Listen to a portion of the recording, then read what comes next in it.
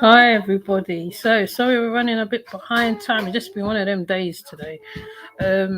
So I'm hoping that Aladdin's seeing my message and he's gonna come forward and just take it from there. Um, Let me see what I can do in the meantime. Hold on, let me see. Okay. Whoops.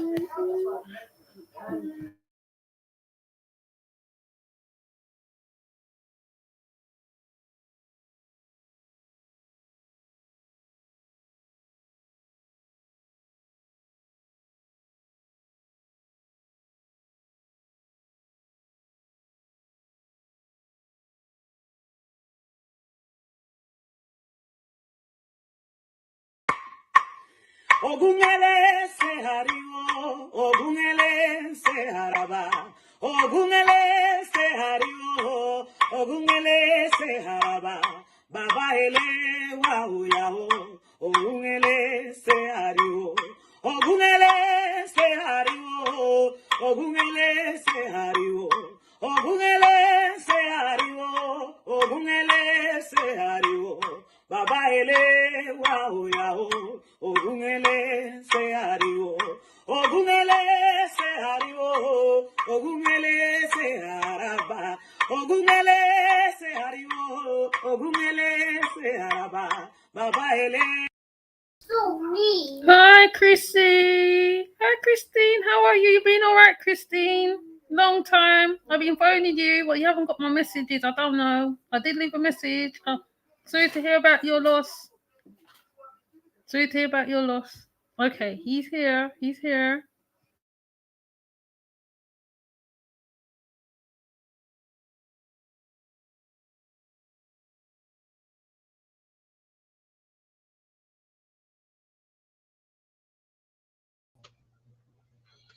Peace and love, Ocean. Much love. Hiya. Hi. How are you doing? Gratitude for allowing me Oh, up here. that's okay. That's okay. That's all right. Just like people see doing their stuff, you know. We can Mm-hmm. hear me because I think my signal's a bit dodgy over here. Can you Yeah, hear I me? can hear. Okay. Okay. Come on. Yeah. My signal's dodgy where I'm sitting. It's not great. It's not as strong as it was before. Okay. So this is King Aladdin for those who don't know who he is. Right, he okay. I think he should introduce himself after that. I think I done. Uh, I am a man that's on his own journey. Um, I am deep into nature. I love cosmology, astrology, studying the sky. I'm a vegan. Been vegan for 4 years, so I'm tapped into a lot of plant-based foods and healing. Um, and I am very intellectual spiritually. I like a lot of things as far as understanding the way the world works and how to tap into your own spiritual self, your higher self. But I like to influence others to become their higher self by watching me do my journey and seeing how they can do it themselves. So that's the simplest way to put it. That's who I am, and I'm here to talk more about all that.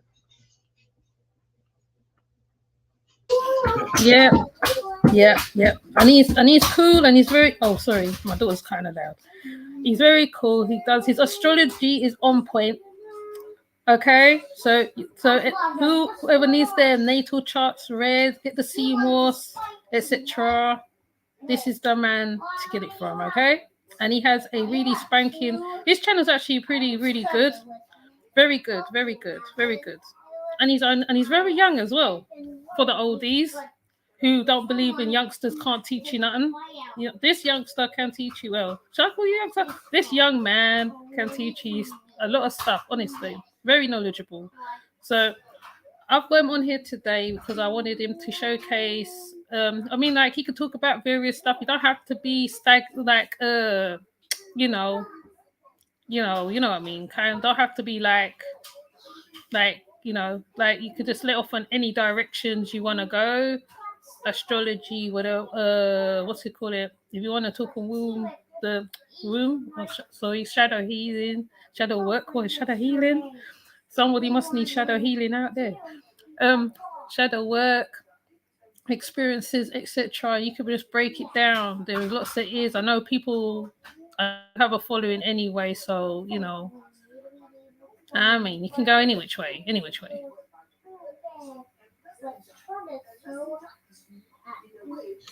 Yep, indeed, indeed. So, If you got any, if you got any questions, if you want to also, share the screen or anything, I can do that as well. yeah, okay, that'll work. Oh, my one's slow down. That'll work if Huh? you want me to. But yeah, Okay. Okay. I'm Cool. here to I'm here to answer any questions you got. Anything you want to ask me, let's get into it. And once again, thank you for You. having me here too. Oh, that's okay. That's okay. That's okay. It's all good. You know me. I'm not a question girl. You know how I stay. I'm more like the talking backwards and forwards. Indeed, indeed, Yeah. Yeah. So I'll be tasking as well. So while you're doing your thing, so I'll be in and out, and then I like what I normally do. I just let the presenters just go. I don't interfere. I don't say no, it's wrong, no, this, that. I just let you guys do your thing, right? You know what I mean? Because you lot are the experts to what you are. You've been doing certain stuff for years, and you know yourself. So you know what I mean? indeed. Um, well, first off, I'm into astrology. Let's go ahead and go to the top info. I used to not believe in astrology, man. I used to be like, it's so funny. I heard someone say astrology chooses you, and that's so true because I used to not believe it. I used to get in arguments about it, like, man, I don't know about all that. But when I really got into nature, what really helped me get into astrology was watching the moon. I was moon gazing a lot, and I was just noticing certain things about the moon that I was like, it don't make sense, And I already understood that NASA's lying about everything, but I was like, it's even deeper than that. Like, there's something sacred about all this that's in the sky. There's a reason why they put in chemtrails in the sky. It's not just to poison us, but they're like hiding something. There's something they don't want us to look to. Then when you like really look at all the cultures, they all talk about the sky. Even Christianity and think the ancient religions to the most modern religions all talk about looking up to the heavens and the sky. So I was moon gazing and just noticing the different phases the moon would go through, the different times the moon will be up with the sun or at nighttime, and then sometimes you can't see the moon. You know what I mean? So I was just really like calculating it, and that really put me in a journey through understanding the constellations or the zodiacs. And then also, growing up, I was religious. I was a Christian, and I was mostly raised as a Jehovah Witness. And as I went back to looking at the Bible after I got out of my indoctrinated mindset, I started realizing that a lot of the Bible was connected to the astrology. What do I mean by that? Is like perfect example is Moses um coming down from the mountain after he has the two tablets, and he's seen that all the Egyptians he freed was worshiping the golden calf. That golden calf represents Taurus. And then when you look at the Jews, that a lot of Jews have Moses as their like savior instead of Jesus Christ, really. But if you look at how the Jews utilize their religion, they blow through the horn, which goes to Aries, the ram. You know what I mean? So they was going from the age of Taurus into the age of the ram. Then when you look at Christianity, which would be the religion after Jesus Christ or after Moses, you see that would be Pisces because Jesus had fed so many people with two fish. When you look at the astrology, the zodiac sign, two fish would be Pisces. And then even like if you're driving and you look at certain symbols, when it says Jesus, it'll have the fish, and it'll say Jesus inside the fish. You know what I mean? And then he had two of his disciples were fishermen. You know what I mean? Peter and Paul, they was the fishermen. So a lot of symbolic things with the zodiacs, even throughout the Bible and all other religions and all other cultures. So I started noticing that, and I was like, you know what? There's something to it. But then when I got into with nature and I started getting into the four seasons, that's when it all started making way more sense. You know what I mean? And I started understanding certain things like the modes that certain signs are in.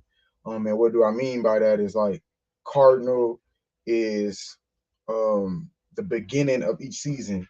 So Aries would be spring equinox, Cancer will be summer solstice, Libra would be fall equinox, and then Capricorn would be winter solstice. You know what I'm saying? Then the mutable signs would be all the signs that are going from one season to the other, because mutable means change. And so when I start looking at it like that, I'm like, yo, this is actually making way more sense. You know what I mean? Sometimes you could get lost into the horoscope. I like to say the horoscope way of it as far as a fortune telling. Now you can utilize it to look at certain things that you may have to deal with in your life, because that's very, very true.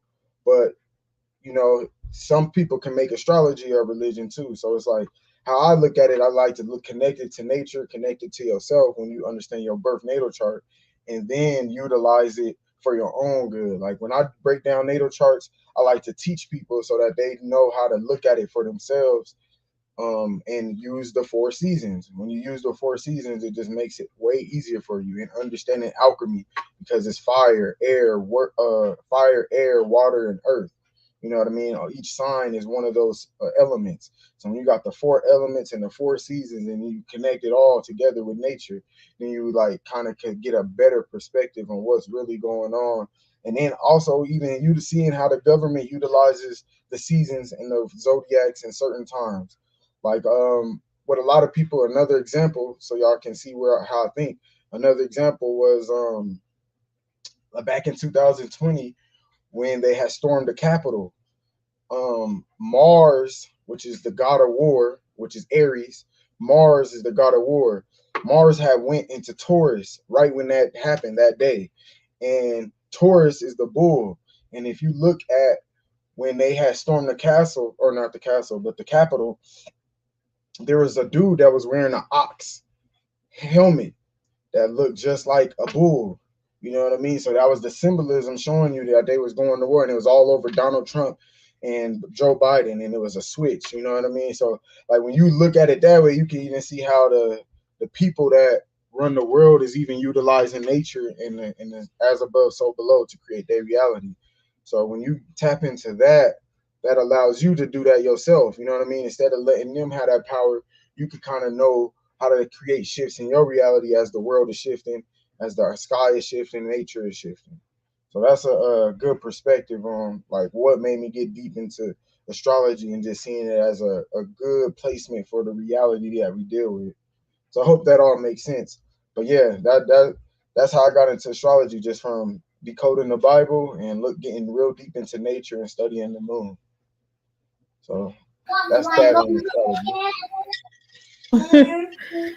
Yeah. Oh, you come from the Jehovah Witness roots. That's interesting.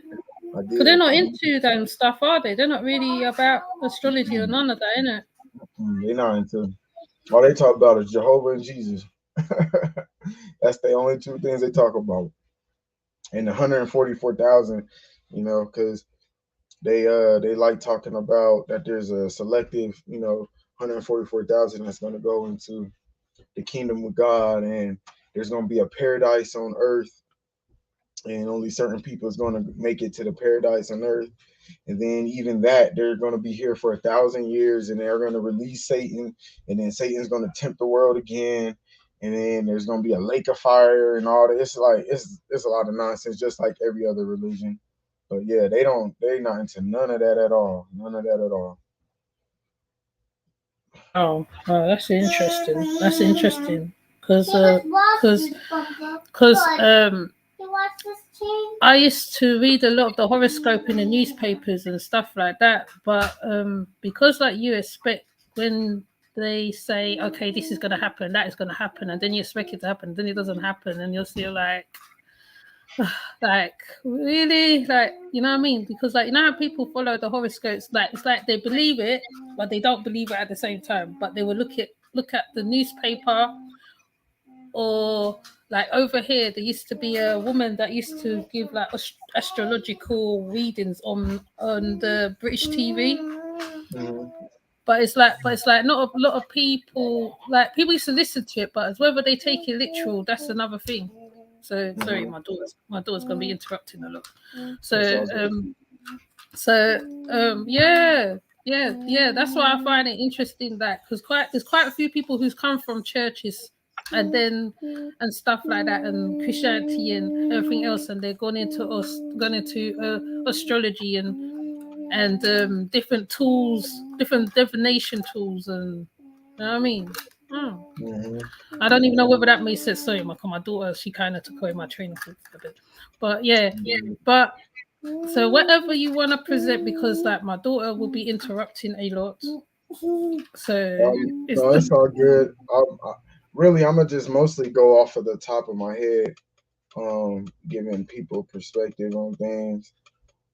First, I want to also say shout out to the chat, man. I didn't address the chat. Shout out to everybody that's watching and tapping in. Much love to all the gods and goddesses in the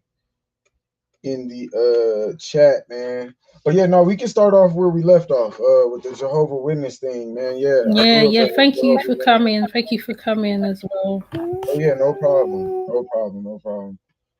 But yeah, the Jehovah Witness thing was an interesting way to grow up.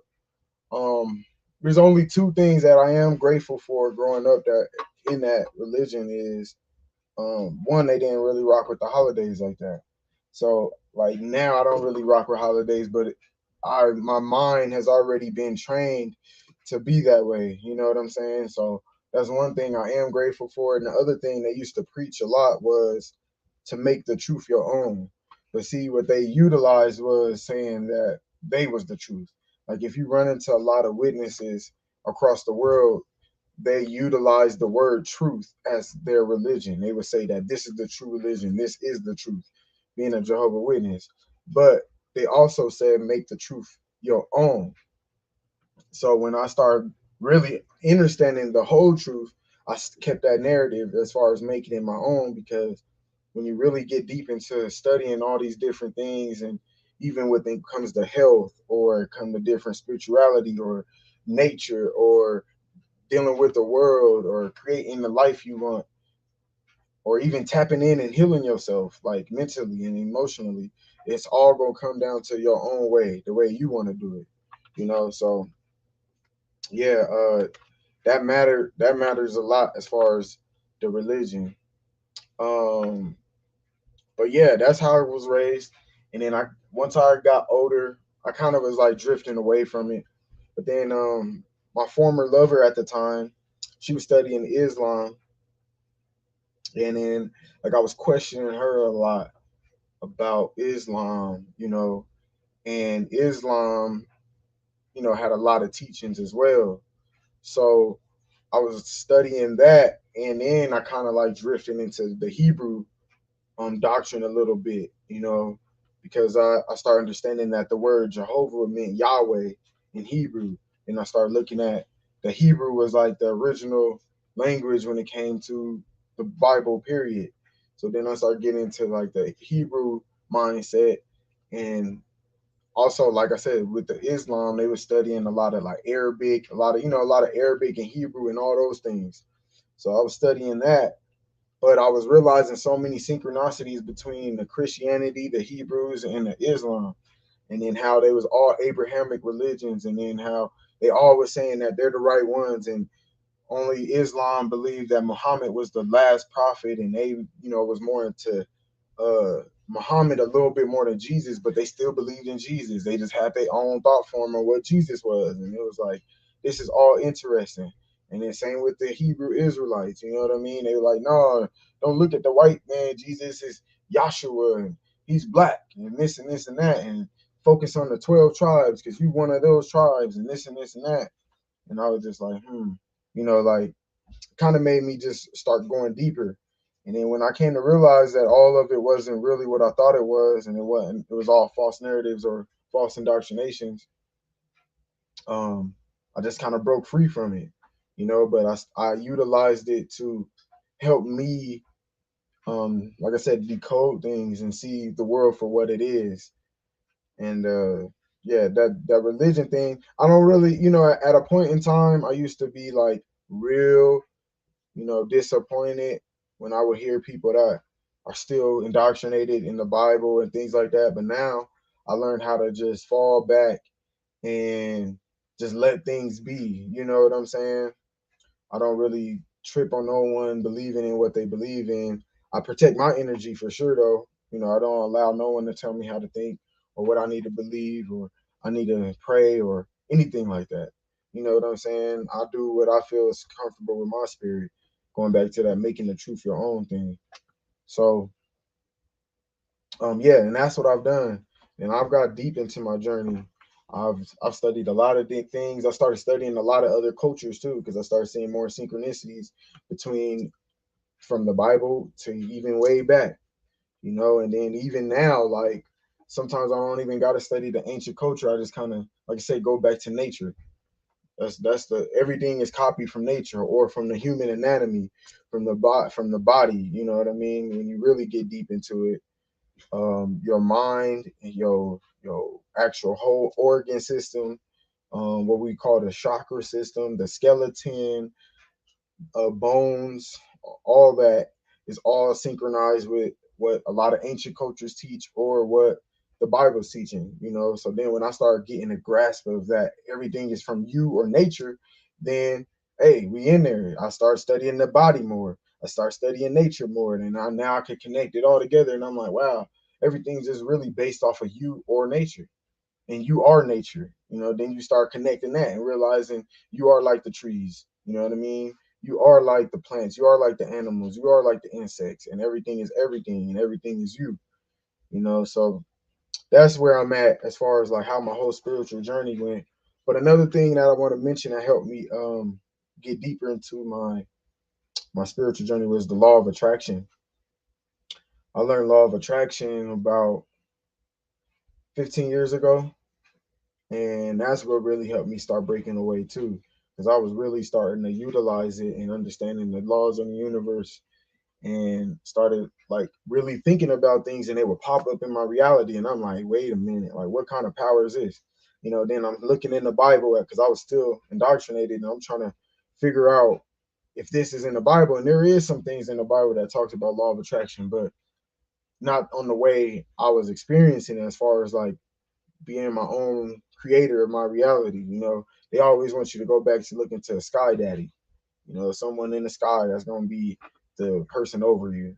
You know what I mean? And that law of attraction thing has stuck with me, and it still does. Like I create my reality a lot just with my mind, keeping my body right, keeping my spirit right, my emotions right, and yeah, using that to be on a great vibration to create my reality. So I do my best. I'm not perfect, but yet again, that word don't even exist, shouldn't even exist, because ain't nothing perfect. Not even the trees. Nothing is perfect. So what is perfect? You know what I mean? So yeah, that's where I'm at. I don't know if you got, I don't, yeah, you say you don't really got no questions, but if anybody got any questions in the chat, they definitely can put some in the chat so I can screen share. I don't really have nothing on my mind that I could think of screen sharing or breaking down, but also, yeah, anybody in chat, if you got any questions about astrology or about healing, because I'm deep into healing. Like I said, I've been plant based for almost 4 years. This August will be 4 years, and I haven't ate no meat, no animals, nothing with eyes, nothing that breathes out oxygen. For the past, yeah, almost 4 years. August will be 4 years, and that's including fish, seafood, all that. And I think, let's see, because like 2 months later, I quit eating cheese. I was still eating cheese for like 2 months, and then yeah, around like October, I stopped eating cheese as well. At the most, sometimes like I'll go to a restaurant or somebody will put cheese or something on my my food. Like maybe like once or twice that's happened to me, and I would still eat it. But besides that, I do my best not to eat nothing that is animal. I still eat. junk food every once in a while, as far as like vegan cookies or some vegan chips. But I do, I'm getting better and better at even junk food for real. I don't even do none of that. I'm deep into all natural products, natural lotion, natural hair stuff, natural deodorant, cleaning supplies, natural medicine. You know what I mean? I'm deep into natural medicines and oils, essential oils, things like that. I've been on all that basically the past 4 years since 2018, late 2018 in August. Um, yeah, I stay away from all that. So yeah, I said a lot. Anything you want? I know you don't. I know you say you don't say a lot. So anything you want to say about anything I said, so I can more thoughts can pop up in my mind. Well, about the natural stuff, the plant based, because a lot of times when I hear you and Greedy talking, you'll be talking about the plant based food. You might be going in about nutrients of sea moss and stuff. Sorry, because I got kicked out earlier of the live. And like also like you did also a coverage on oh yeah, sorry, like my mind, because even I'm thinking now, because there's also the one where you did about the American gods, where you was explaining a few things on the astrological side of that, on the chakra side of that as well, Mhm. and your shadow work, because there's quite a few subjects that I want you to bung out, because like now I've got you here, right? Okay. Because you've been live for a very long time, you haven't. So while we got you here, you can bung out a few. You can just cover as deep as you want to go. You can go as light as you want to go. You can go as deep as you want to go, because yeah. So the plant based will be the first one to start with, because most people are starting to learn to eat plant based food. Hmm. Some people find it hard to transition. I mean, I've done it before and I have transitioned to kind of plant based, but I had to go back kind of thing because of iron deficiencies and all that stuff. Hmm. Um, Amma says, can you talk about the conjunctions that are going on now and up and coming ones? Gosh, I'm stammering. So Okay. you got quite a few things you can do. All right. Yeah. We'll start with the what you say about the plant based and transitioning. We can talk about stick on that, and then we'll get into the deeper the deeper stuff, the spiritual stuff. But as far as transitioning, well, me personally, this is how I started. I quit pork, like I said, when I was dating my old girlfriend at the time, because she was Islam. And I remember, man, so first off, let me let y'all know I do have an ebook I wrote. I just finished it last week. So I'm gonna put an ebook out, and it's talking about the transition. So it's funny that we're even talking about that. And in that book, I talk about how I used to eat. Like, I don't know if people know what Venus sausages is, but I used to eat them, and I used to eat like cold hot dogs. Like, you know, a hot dog package. Me and my dad, like, it was so horrible. Like, now I be thinking about this, like, wow, we used to literally eat the hot dog without even warming it up. Like, it's so nasty.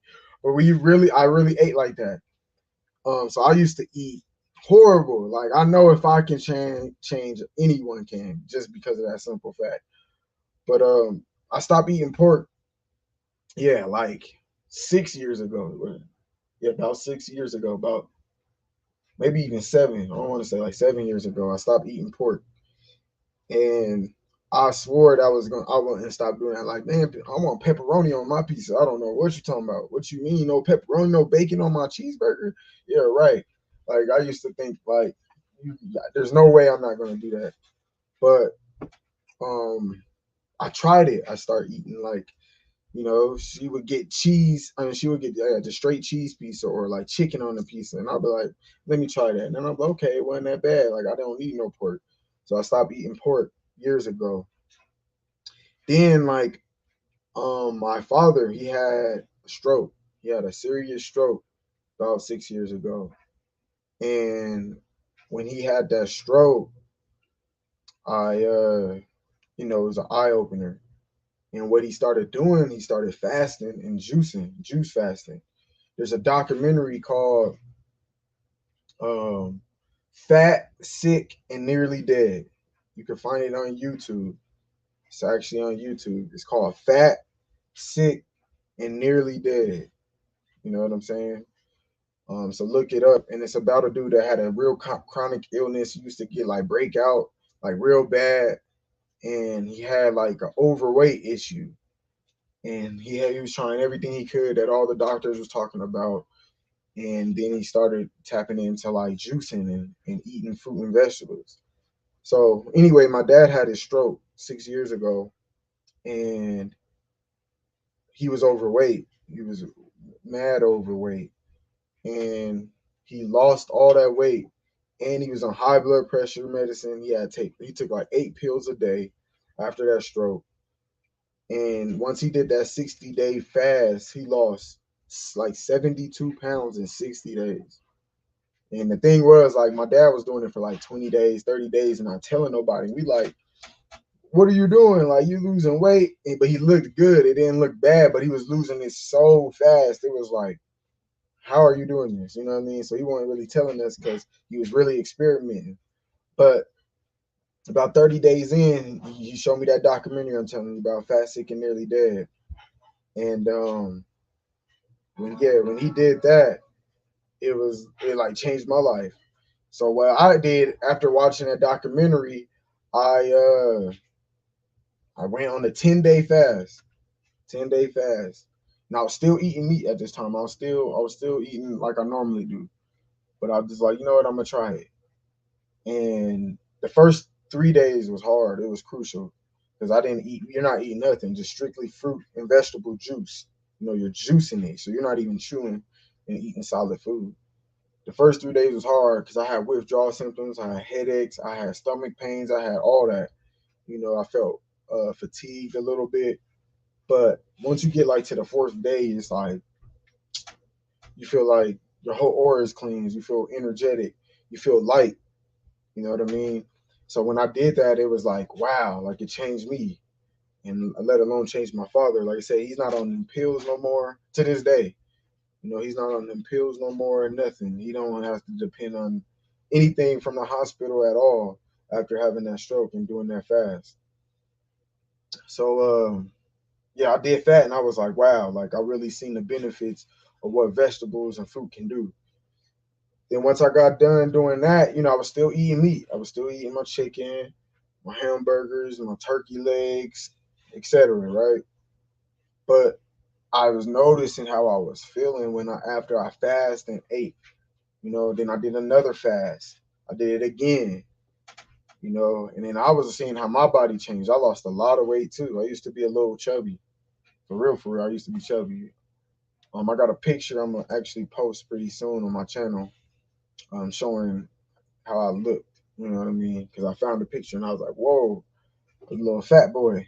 But anyway, so yeah, my dad got me on this juicing, so I juiced again for the second time because I was noticing the differences going back to eating the way I was, and I cleansed again. And when I did it the second time, like my mind was talking to me, my body was talking to me, and it was like my consciousness was like, "Yo, this ain't for you. Like, you know, you should be eating better." You know what I'm saying? And then also the guy that did that documentary on Fat, Sick, and Nearly Dead, he went back to his old ways too. And he ended up gaining a lot of his weight back, all that. And he did a second one called Fat, Sick, and Nearly Dead too. So it even showed how he thought he was okay and could go back to eating the way he was and how it still messed him up. So I watched that one and I was like, okay, I need to really get into this health journey. You know what I mean? I need to really tap in. And so while I was transitioning from um a healthy lifestyle, I mean from an ill lifestyle to healthy lifestyle, I was also changing consciously as far as my indoctrination mindset on what the truth is, as far as what God is and what the creator is and the universe and what life is about spiritually and all that. So I'm shifting from a spiritual shift and a physical and health shift at the same time. You know what I mean? So it was all a journey that was kind of going together. So after I did this second fast, I'm changing the way I think about spirituality, and I ran across Dr. Sebi. You know, when you get into the conscious community, he's like one of the main people that's known as far as when it comes to health and veganism and plant based and healing yourself. So I ran across him and I took off from there. I decided to be like, you know what, let me take this plant based lifestyle serious. You know, I started hearing other conscious people that said they was plant based or vegan. Then I started really looking at all these plants. And the thing was, I was real picky as a child. I grew up, I didn't want to eat a lot of stuff. I hated onions, I hated pickles, I hated a lot of stuff, mushrooms, and I love mushrooms now. It's crazy, but I could not stand mushrooms when I was young. Like you put mushrooms in anything, you just messed it up. Now I look forward to mushrooms. I didn't eat broccoli, cauliflower. I didn't eat a lot of stuff. You know what I mean? But now I do it all the time. That's all I eat. But I realized it was in the mindset because even as my mind was changing, going through my journey, I was like, you know what? I can eat this. And then I realized it's how you cook it, it's how you season it. It's still the same. If people that like meat, if they don't cook the meat right, you ain't gonna eat it, right? It's the same thing with the fruits and vegetables, especially if you're cooking. If they ain't seasoning it right, if they're not prepping it right, marinating it right, you're not gonna eat it. It's that simple. You know what I mean? So I'll start realizing that because I could like to cook. So I was even experimenting, and I'm like, wow, you know. Then I'm looking at certain recipes, and I'm like, yo, you can eat a lot of different things without meat. So I was like, all right, I'm gonna give myself a challenge. So in 2018, that date, January like 20th, somewhere around there, I stopped eating beef. I just cut all the burgers out. I ate a whole bunch of cheeseburgers. I think my last burger was from a restaurant. A beef burger was from a restaurant called Five Guys. If anybody know what that is, um, and I ate it. I smashed it. I made sure I had all the stuff I want on it, and I smashed it. And I made a few homemade burgers, all that. Then I just stopped eating beef for like just stopped. So all I was eating was turkey and chicken and seafood from January till about I want to say like April, somewhere in April. Then I cut turkey out. Did the same thing with turkey. I got me a big old turkey leg. Made me some turkey burgers. Had some turkey bacon. All that. I went hard on the turkey. And I like yeah, around April sometime, I stopped eating turkey. So then I was just eating chicken and seafood and fish. And I was real comfortable with that at that point. I ain't gonna lie. I felt light. I was like, oh, I'm cool. I almost thought I was just gonna stay there, but it was something about the chicken that wasn't hitting the same. And I love chicken. Like most people love chicken. I'm sure that's like the main thing everyone loves to eat is the chicken.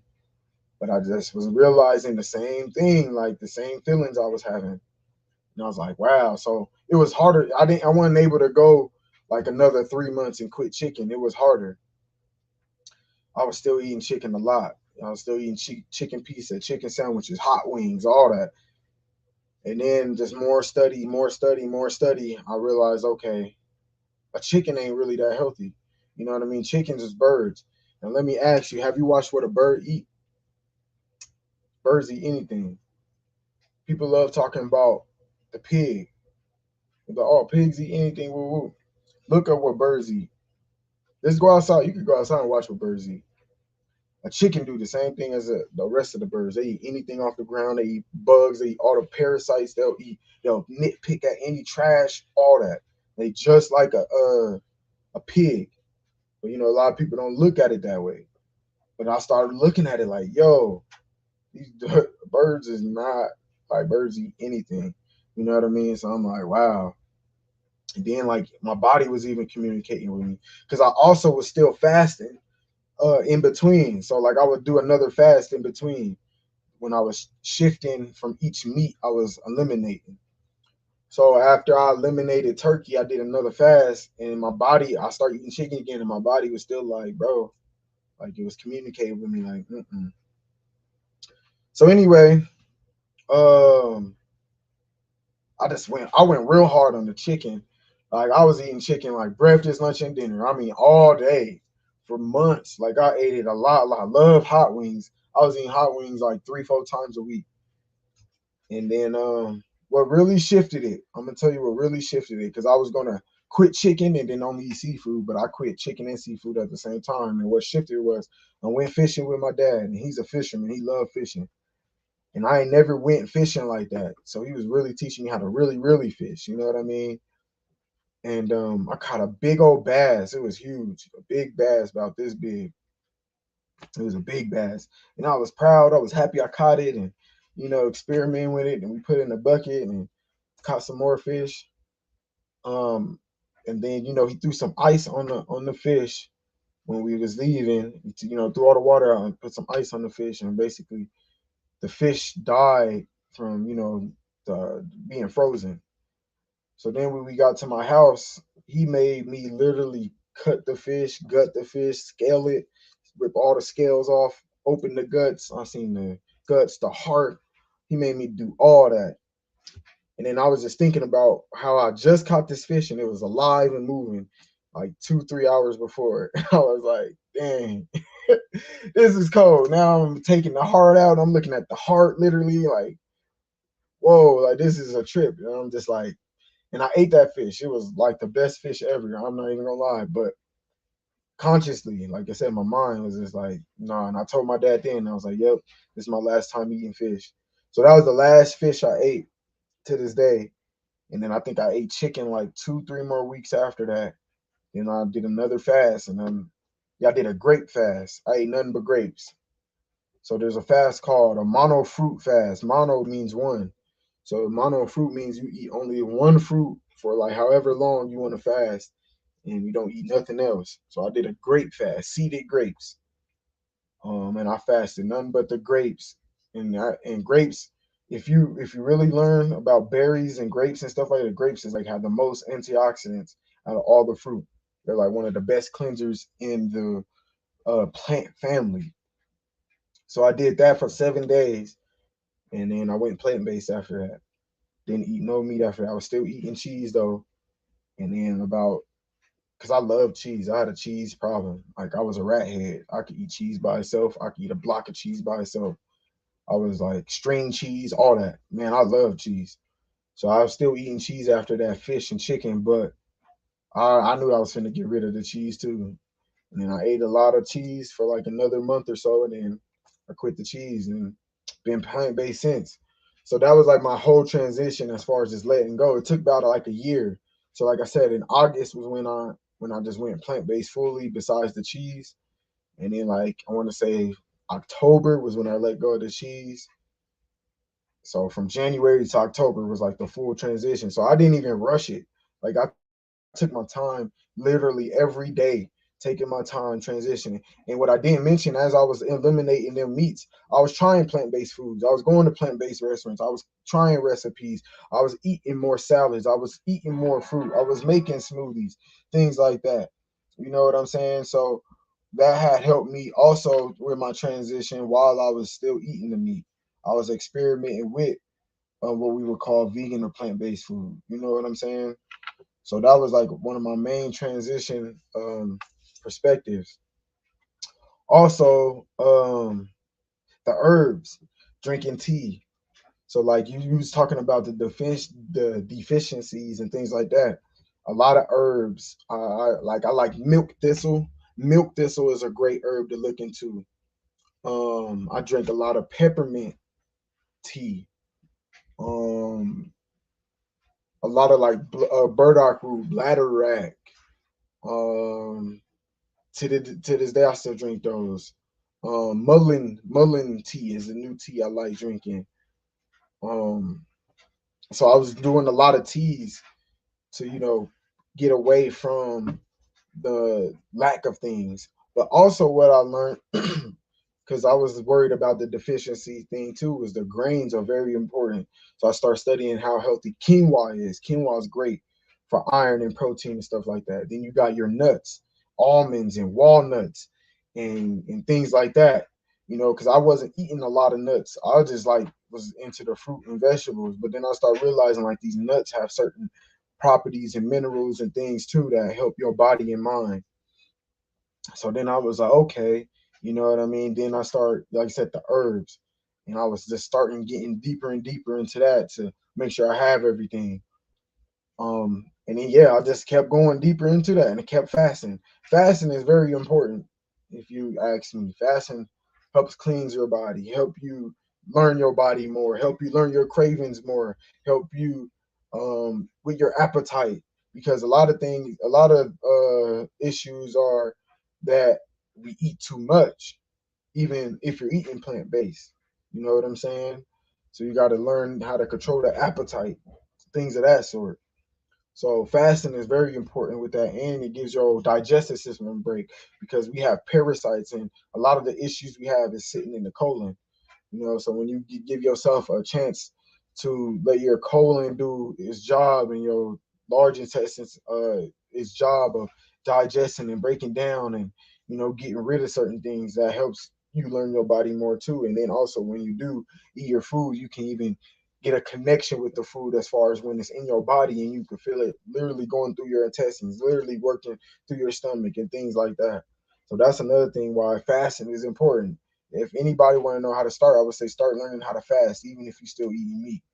That's the best way to get a transition, because if you learn how to not eat anything, not just not eating meat or dairy, but if you learn how to slow down from eating anything, you can do it straight up. So that was how I started. But yeah, then I got on a journey about 3 years ago. I ran into a great brother, man. That him and his family literally go into the ocean in Zanzibar, Africa, the island, and get the sea moss. Sea moss is one of the most powerful herbs on the earth. It's known to have 90% of the minerals your body need. That's what it's known for. Me personally, when I take it, it helps with my energy, my appetite, my mood, and I just feel good. I feel great when I eat it. I feel like I got clarity. Sea moss is amazing. I sell sea moss, so you can get in touch with me too if you want to get into that with the sea moss thing. I sell that as well. But yeah, I got a source where I literally, he has videos where he literally shows him and his family grabbing the sea moss from the ocean and hanging it to dry it, and then he ships it to me. I get it from him, and I have to cleanse it and all that. I got to do a video on that.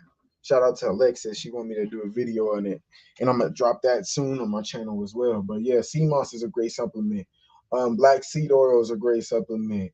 Um, and there's so many things. There's so many fruits I can't even think of. Sour soap is another great supplement.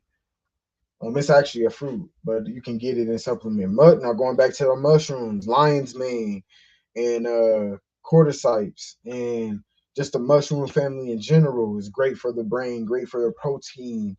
The fungi, they're great plant-based medicine. They're healers, and these things have all the minerals that you need. As far as if you're looking to replace your minerals, even if you eat meat, these is great things to still eat. Because I'm not trying to convince anybody to go plant-based, but I do. If you ever ask me, I would say that plant-based is better than eating meat. That's just where I'm gonna stand on that. I'm not gonna change my mind, but I'm not ever gonna convince somebody to be like me or think like me. You know what I mean? No matter what I do, but I'm just giving my perspective on why I, think that way. So yeah, but those are a lot of things, and there's a whole bunch of herbs, man. There's tons of fruits and vegetables that we don't even have access to, no matter where you at in the world. You know what I mean? There's so much stuff. I'm still learning, even though it's been 4 or 5 years. So yeah, let me take a break. Go ahead and say something. Sour sop is the best thing. You see, when you wrap when I was younger, sour sop was given to me when I was younger. That was the fruit, that one, and jackfruit, and bladderwrack. Fair enough. I mean, you talk about bladderwrack. I was told to use that was I think it was that one for asthma or something like that. There's one that you can take for asthma. It opens up the airways in the chest and stuff. So yeah, you right. You gave a lot right there. Hold on, let me just hold on. Yeah, so you gave a lot right there. So man, honestly, there's also another guy that was also following Dr. Sadie as well. He's called Healing Inspiration as well, and Yeah, I mean, Dr. Sabi did do great works. I mean, that people can't fault it on that. You know what I mean? I know people was trying to debunk whatever, but I've seen his work over here too. There's a young man called Eat for Your Health or Eat for Life or Die Life or something. I can't remember his name. I will forward you his details. He's from over here. No, He I know. I follow him on Instagram. I know who you're talking about. Yeah. Egon.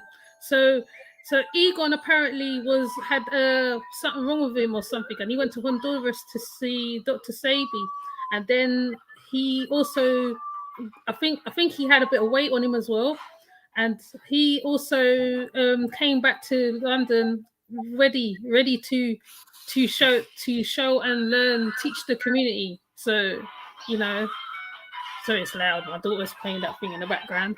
But so yeah, there is quite a lot of you. I'm glad that you're one of them as well. I mean, and especially if those CMOS did look nice. I'm not gonna lie, CMOS did look nice. CMOS also tastes good with the Guinness, but that's a special. That's a side thing. But I'm trying to think what else. Right, there's something else that you also need to cover. Oh yeah, plus the other stuff that you need to cover. You can also put up a scream as well. It's fine. You could do as much as you want, like Missy. There's no boundaries. You know what I mean? Because my daughter's loud. You see, so and I don't want too much noise over your video. I just want you to be doing your stuff. You know what I mean? Yeah, indeed, indeed. Um, but yeah, well, I'm gonna say one more thing as far as the plant-based thing. Where I'm at in my journey specifically is fruit. Fruit is super important. I think I almost want to say I know because I've been paying attention and studying. Even plant-based eaters aren't eating enough fruit. Fruit is honestly stronger than the vegetables.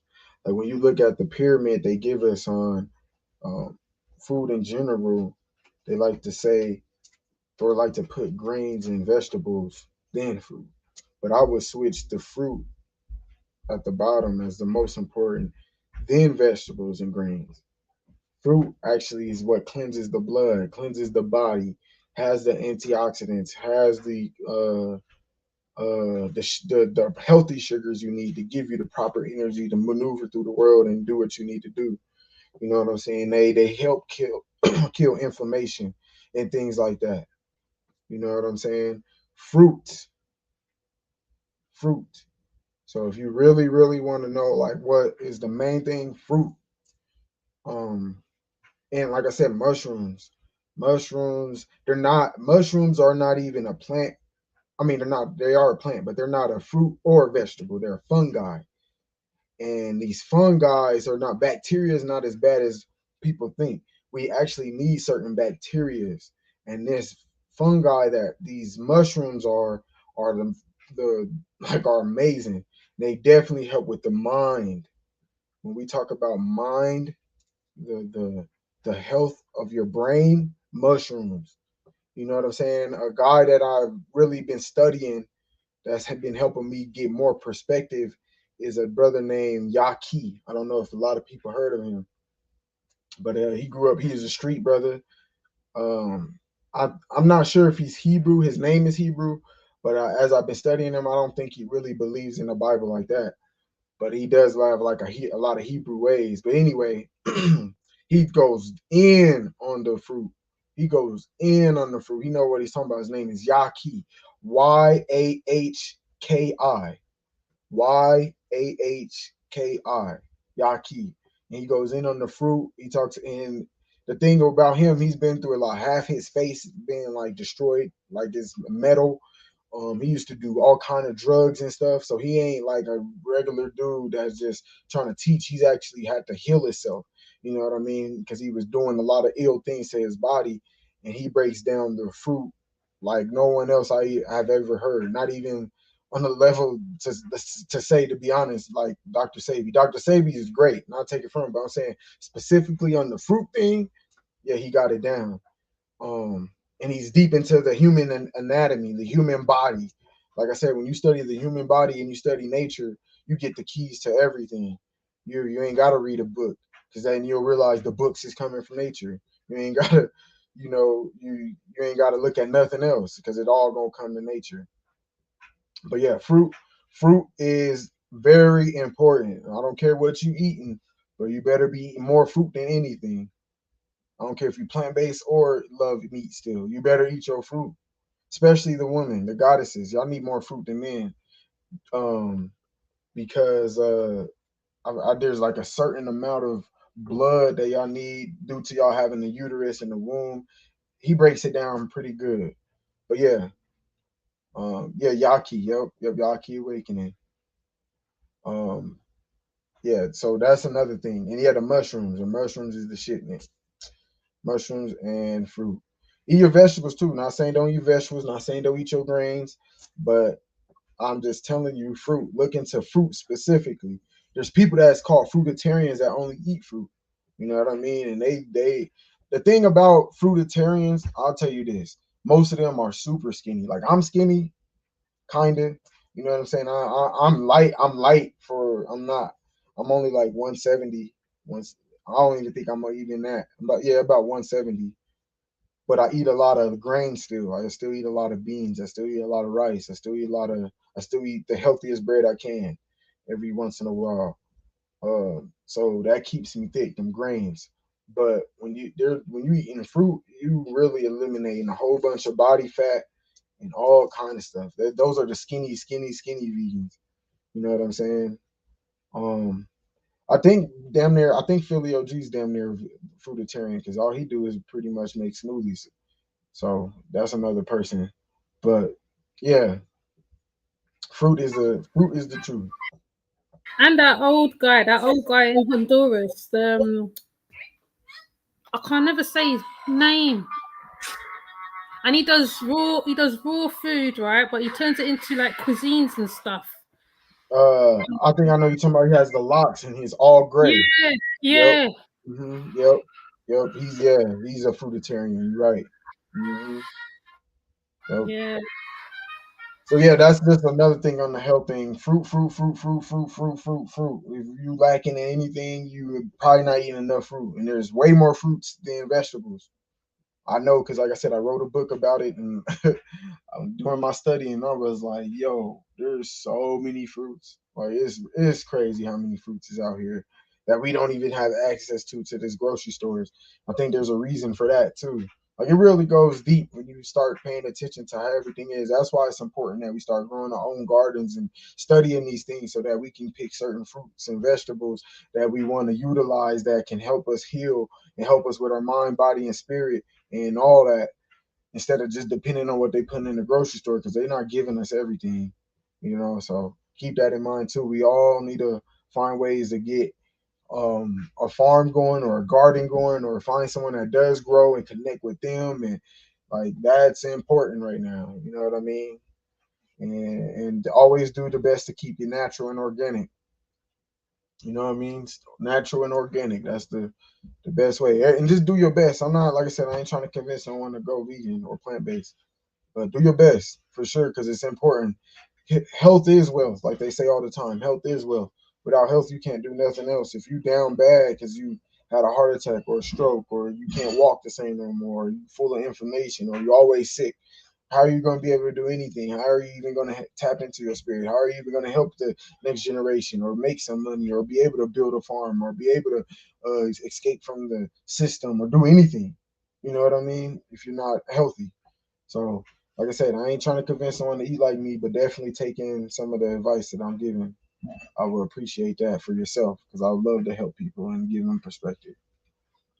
So yeah, So, that's that on the health thing. okay. One more question on the health thing. Somebody asked, if meat is needed for muscle growth. Is meat needed for muscle growth? No, kale has a lot more. Kale and broccoli has more protein than beef. Hemp seeds got more protein than anything in the world. Them little hemp seeds got more protein than anything. Chia seeds got more protein. Them little itty bitty seeds be having way more protein than a cow. And then I always ask people, where do cows get their protein? Where do elephants get their protein? Where do gorillas get their protein? Where do rhinos get their protein? Those are the biggest animals on the earth. Where they get their protein from plants. So no, you do not need meat for protein. Even the nuts have a lot of protein.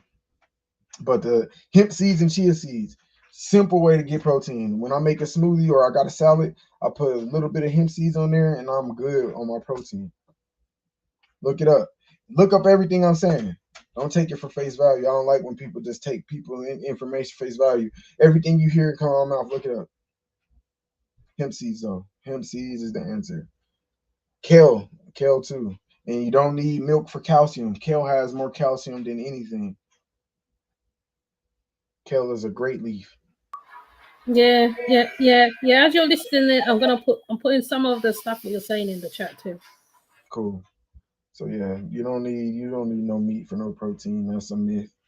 You don't need milk for calcium. Milk actually does the opposite of what it says. They say make your bones stronger, but it actually creates more deficiency on your bones. So yeah, I'm gonna leave it at that with the Yeah. with the milk thing.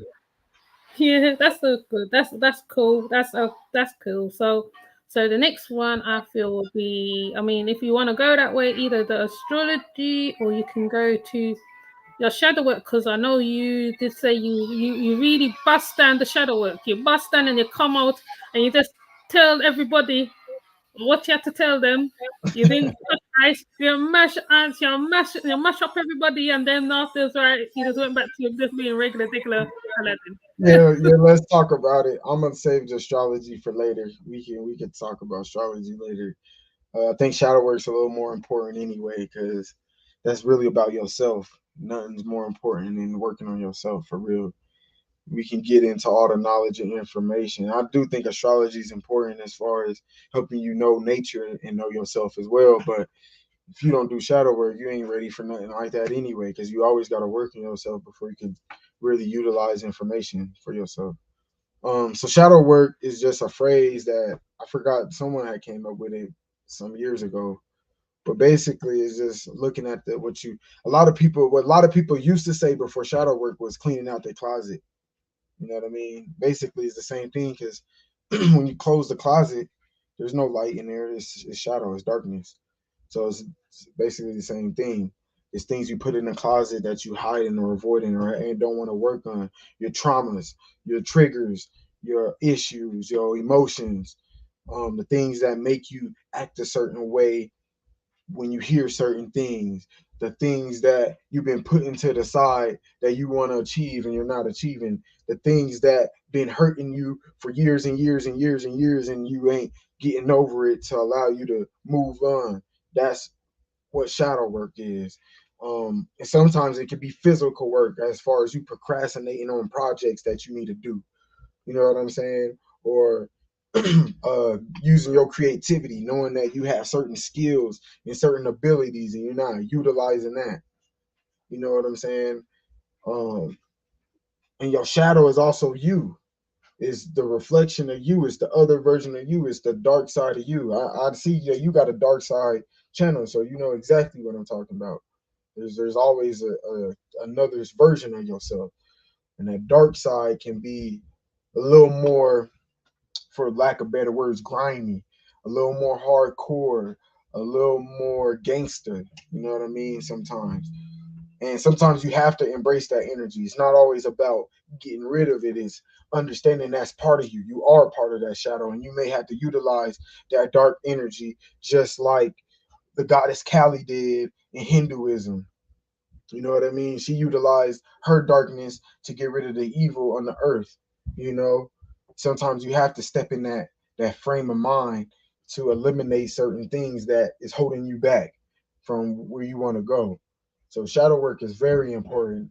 Um, I got into shadow work deep like 2019 because in 2018 when I was transitioning from my lifestyle from religion and well really I got out of religion about 2017, like a little bit before that, but I got deeper away from it around 2018, and I was going through a lot because my mother, she decided to move to another state, and so did my dad. So I didn't have my parents around me no more. I was living with my brother at the time, and we was going through it, trying to learn how to live together. And I had a breakup with my girlfriend at that time, and that was hard for me because she was like my childhood sweetheart. So I had to really figure out, like, why am I acting the way I'm acting? Why am I emotional? It was just so much hard. I was triggered by so many things. I didn't have my parents around that I could just go pull up and talk to. So it was like, man, what do I do? I'm not praying no more and asking God for things. So it was like I was in such a space, like I didn't know what to do. I was like, oh man, like, what do I do? And it's funny I say all men as if you say amen when you pray. But anyway, um I started realizing that I have to work on myself. You know what I mean? And there's things that I've been holding on to that I created in my mind, meaning childhood things, childhood traumas. Even like I said with my love life, I had to realize that I had certain ideologies that I created, or certain belief systems or illusions that I was holding on to because of what I went through as a child. You know what I mean? And when I started working on, okay, you know what? I've been thinking like this since the second grade when this girl did this. Or you know what? I remember when the homeboy said this about me and I thought that was true, and I kept that belief to where now I'm in my mid 20s and I'm still thinking like that. You get what I'm saying? And I have to really do that reflection. Like, so I'm gonna just say, I have to self reflect and really be like, dang, like, hold on, what's going on? And I was you so used to pointing a finger at my former girlfriend at the time. Like, I always wanted to point the finger at her. Like, you the problem, whoop, whoop, or you're the one tripping. But I had to really like sit down and be like, hold on, what did I do? What was I not doing? Why didn't I act a certain way? Why didn't I say certain things? Why did I say certain things? And then they start really helping me learn myself. And I'm like, wow. And then so after accepting that I was lonely, for the lack of better words, um, I started really getting deep into like chakras. And what made me get into that was understanding like they're all energy fields, they're feelings. So I started with the root chakra, of course. And this is something that just came to me. Like, I didn't have no spiritual guru or no teacher or someone on YouTube or no one tell me do a chakra cleanse. I didn't that this all came to me naturally. So I was like, all right, I'm gonna experiment with this and see what it's really about. Plus, I like to experiment with things just to see if it's really works or if it's real. You know, I like to say that the experiment is the experience, or the experience is the experiment. You won't really know anything until you experience things and experiment to experience. So I started experimenting with this, what we call chakras, these vibrations that's within the body. So I started wearing red a lot. You know what I mean? I wore red a lot because it represented the root chakra. So I'm just messing around, start eating red cherries, red strawberries, beets.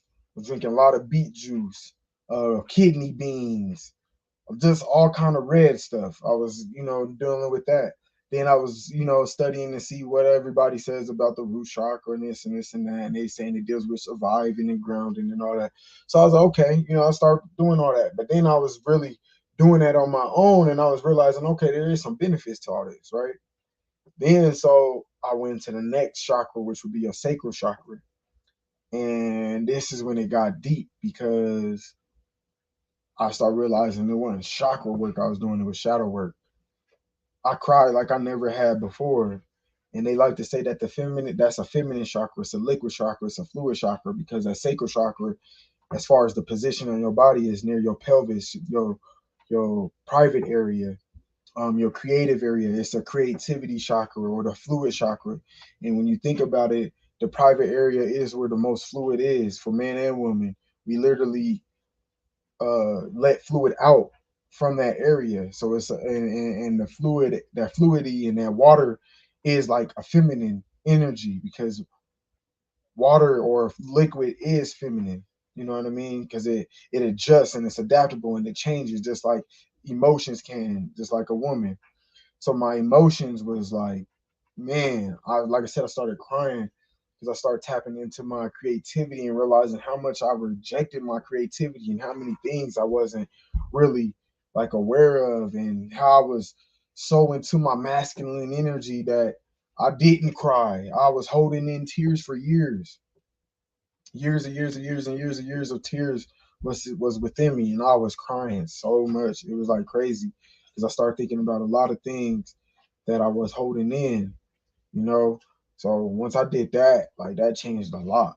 Like I was like, wow, this is deeper than some chakra stuff. This is like real shadow work. So another thing I did while I was going through the chakra journey, I had wrote forgiveness letters to my mom, to my girlfriend's mom, to my girlfriend, to other few women, um, and my brother, my little brother, because I was living with him. So, and the thing was, me and my brother would get into it so much. Like, I was getting frustrated. You know what I mean? I was hella frustrated. Like, why can't me and my brother get along? I love him so much, and I'm the oldest. But it was like we was fighting. Like, we literally had a fight. Like, literally a fight. And I was mad. I fought him. Like, dude, what, why are we fighting? You know what I mean? So I wrote a letter to him, my mom, I didn't write a letter to my dad because I manned up to my dad and talked to him. I literally did the forgiveness to him physically with my words. And I told him there's a lot of things he did, a lot of things that my mom did, a lot of things that my girl at the time did, a lot of things that her mom did and my brother did, that I had to forgive them for, just for me to move forward. And then last but not least, I wrote a forgiveness letter to myself. You know what I mean? And that was like when I was like, wow, like it's deep. And I forgave them for all the things they did, not asking them to say sorry, not asking for no apology, but I was letting all them people know, like, I forgive y'all for me so I can move forward, because I can't be stuck on thinking about all this stuff, all this childhood trauma, and all these experiences that wasn't in the favor of what I thought, or being mad because you acted a certain way and I wanted you to act a certain way and it didn't go in my favor. Like, that was holding me back. And when I wrote them letters, my whole life changed to this day. Like, I will always go back to that. Just like I was saying, fasting was the key for me to shift from eating unhealthy to healthy plant based. Them forgiveness letters, including the one to myself, was the one that changed my reality in the shadow work. You know what I mean? And I was like, wow. And I seen how they even like noticed I changed. Like, they was like even intimidated to approach me because they could tell my aura was like getting stronger, because it took so much energy. There was so many tears I shed just writing them letters, because I was really going back in my mind and replaying things. And I'm like, dang, I forgot how that really affected me. You know what I mean? Like, I was really holding on to that, something that you did, from the little and the big things.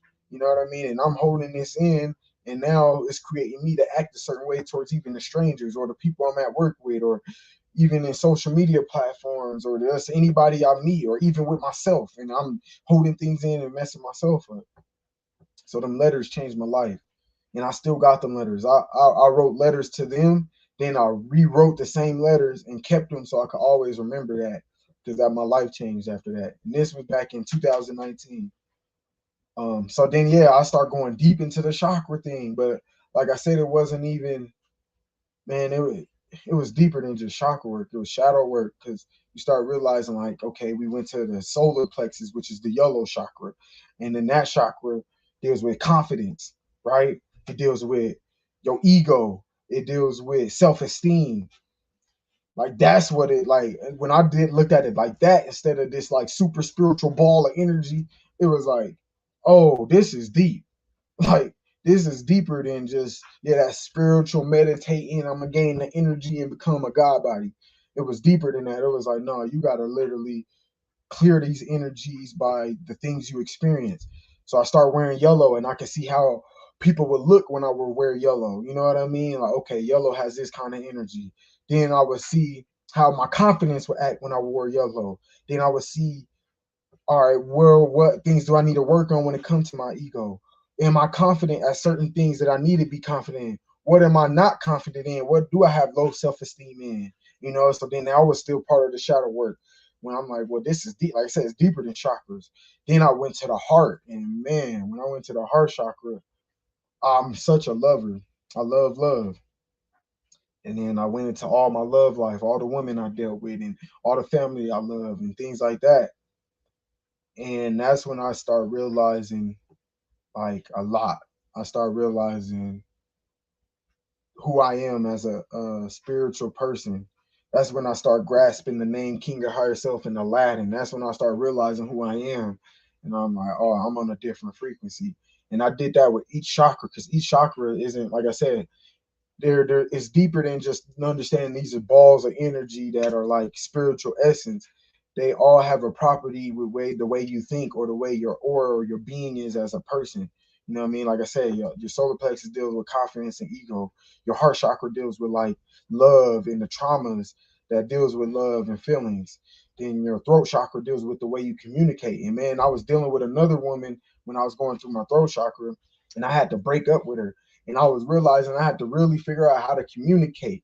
And it was like, wow, like this shit is so deeper than just, like I said, the ball of energy. You got to learn how to communicate, learn how to listen. You know what I'm saying? Learn how to use the right words with the right tones and say it the right way with the right timing.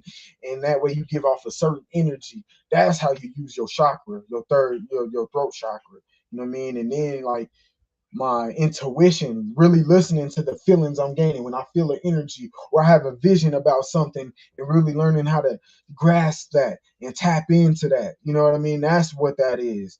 Like learning the intuitive that you have inside, or you have an idea and not letting the idea just go away, or you have a vision or a feeling about something that's going to happen and you don't react to it, and now you're in a position you're like, man, I knew it. That's your third eye. You know what I'm saying? Or you see past the bullshit. A lot of us see a lot of things, and that's our third eye. We can see the illusions that TV show us and stuff like that. But it's also in your reality. You can hear someone talking and they have a certain character, and you can see past it. Like they ain't really about like that life. You know what I mean? That's just understanding how to. That's what we call your third eye. Is just seeing past what your two eyes see. Basically, your mind connecting with the two eyes to connect to see past all that. And then the crown chakra is just how I look at it, is just a whole completion when you're at that what we would call God status. But at that point, like I said, I already was calling myself Aladdin, the king of herself. But I was realizing, like, I need to be confident. I need to. That's when I start rapping and writing poetry. I need to be confident with my words and know how to use my words and learn how to communicate with women and friends. Um, Learning how to be in my feelings and tap into my creativity and be in tune with my feminine energy, even though I'm a man. Not be afraid to be in my emotions, and learn how to show love to everybody, and things like that, and learn how to stay grounded and not be too spiritual, because that's what the root chakra taught me. Like, don't be too into everything. Just be human. Be on the earth. Enjoy just being on earth. You know what I mean? And I put it all together and was realizing how to do that my way, not because a book told me, not because someone spiritual guru told me, not none of that. Just really tapping in and getting messages myself. And so that's when shadow work came. But as far as recently, um I learned how to, when I need to do shadow work, because once I did that chakra work or that chakra journey, I learned how to just tap in. It ain't even about finding a chakra to work on no more. It's more like, all right, I know I'm not communicating. I ain't got to call it a chakra. I need to work on that. Or I'm not listening to my intuition. All right, I need to work on that. Or, oh, dang, man, I'm over here showing too much love, or I'm not giving the right amount of love, or they're not showing me the right amount of love. So I need to utilize my discernment more. You know what I'm saying? Or I need a ground. I need to get back into nature. I need to just be a human and not worry about all the fuck shit, and worry about money, and worry about, oh, who's doing this and all the drama. You know what I'm saying? Like, we can call it all chakras and stuff, but at the end of the day, it's just understanding how to be, and how to tap into your own aura, your own self. So when I do shadow work now, I don't have to say any chakras or anything like that. It's just knowing that there's work that I need to do on myself, because something's not right. I'm seeing things that's not manifesting the way I want, or I'm dealing with people and things ain't resonating, or something's off with my whole energy or the way things is going. I'm getting bad reviews from people, or I'm getting irritated, things like that, or I see that I'm procrastinating on things. That is the real work. You know what I mean? That is shadow work. And in doing the reflecting, introspect. You know what I'm saying? Introspection is important. Basically, when you journal what you're doing or pay attention to the way you think, when you introspect, that changes a lot. A lot of people is afraid to look in the mirror, look at their two eyes, and look at theyself and tell theyself they love theyself, or tell theyself I need to do better, or tell theyself I'm better than this, or give themselves some affirmations to theyself. You know what I mean? That's shadow work. And then also realizing when you are in what we would call wrong, I don't want to use that word, but for the lack of better words, when we are on a lower vibration, I should say, when we're not in that high frequency we want to be, or at peace, or have joy, or at happiness, and accepting that, okay, there's something that I need to do. Or if there's something that someone's telling me that I'm getting certain energy from certain people, I need to slow my brakes and pay attention and realize I need to look at myself before I point the finger. You know, that's that real shadow work. And the shadow work don't stop. It goes, but sometimes I think there's levels to that. You know what I mean? Just like sometimes I need a fast. Like the health journey never stops. But there's pinpoints when I'm like, I gotta go hard right here, because I'm not being moving as hard, being going too moderate, being in moderation too much to where I need to speed it up a little bit. Just like when you in traffic driving. You know what I mean? Sometimes you could drive and be cruising, but there'll be times you might have to speed up a little bit just to get past a bunch of traffic. Then you can slow back down and cruise a little bit. Same with the fasting, same with the shadow work. You know what I mean? There's times and places for that, because you don't want to get left behind or be too stuck or too stagnant or too modern either. You know, but shadow works is very important. It's very important as far as introspecting, looking in the mirror and seeing the things that you need to work on from your childhood, or even things that you may have experienced the past month. Because there's things that happen every day to us, and we can create a belief system or have an illusion or get lost in our own mindset based on what we're experiencing. And when you like take time to meditate, and meditating on isn't always sitting crisscross applesauce. You know, that's great to like really tap into higher frequencies and higher dimensions and with your mindset and your imagination. But meditating is also literally sitting down. If you have to sit down and smoke, or sit down and listen to music, or just go outside and walk, that's a form of meditation, because it's giving your mind time to think and reflect. When you sit there and meditate, it gives you that introspect. You know what I mean? It gives you that chance to really figure yourself out and learn who you are and see what emotions you're dealing with. And that's that shadow work. And if you don't do shadow work, you can't love nobody else. You can't love. Once you learn to love yourself, you can love your children better. You can love your parents better. You can love your spouse better. You can love your family and friends better. You know, so take another break. I was going in. Blah, blah, blah, blah, blah, blah, blah, blah, blah, blah, blah, blah, blah, blah. That was cool. I know. I mean, I can actually resonate with that one. You know what I mean? Because back in the day, it was called working on self. So yeah, yeah, all that and a bag of chips. Because basically, I wrote letters and I burnt letters, but not how you did it. Because I know there's people do it all different ways. There's not a wrong or right way in it, really. But yeah, it's quite scary when you face yourself, because like even you yourself, when you really know yourself and you know what clears you up, what makes you kick up. I mean, I'm a Saggy, so I know what makes me kick up my hooves. I don't even like kicking up my hooves. I like to just be calm and, you know, be in paradise in my head, and also being alone. Some people don't like to be alone. They don't like it. They like Right. company. They like company, and that's where they get it wrong. Because when you work on yourself, like I did Queen of Afua, which is kind of similar to that, I suppose. I did the Sacred Woman. Even when you're going through Sacred Woman, she brings out those stuff, and it really scares you. There was even one for the men as well. So if you as a woman and you haven't dealt with your traumas and all that stuff, you're just in big trouble. You're just like, just at that pinnacle. Like it's like you're near the cliff. like, you know, I know, right? Because people don't like to talk about suicide either. Even when you're going through certain Mm. stuff with the shadow work, and you're going through and you feel suicidal when you get to that spot, and something pulls you back because like you are by yourself. It's you, it's me, myself, and I. But people don't like to do. They don't like to follow them. They don't like to be with them. So they don't like to do the work. They just see it feels it's just automatic. It just comes automatic. Oh yeah, I do it in a couple of days and it's done. No, it takes years. Right. So yeah. Indeed, indeed. Yeah, Shout out man. to the chat too. I see y'all, man. Much love to everybody in the chat too.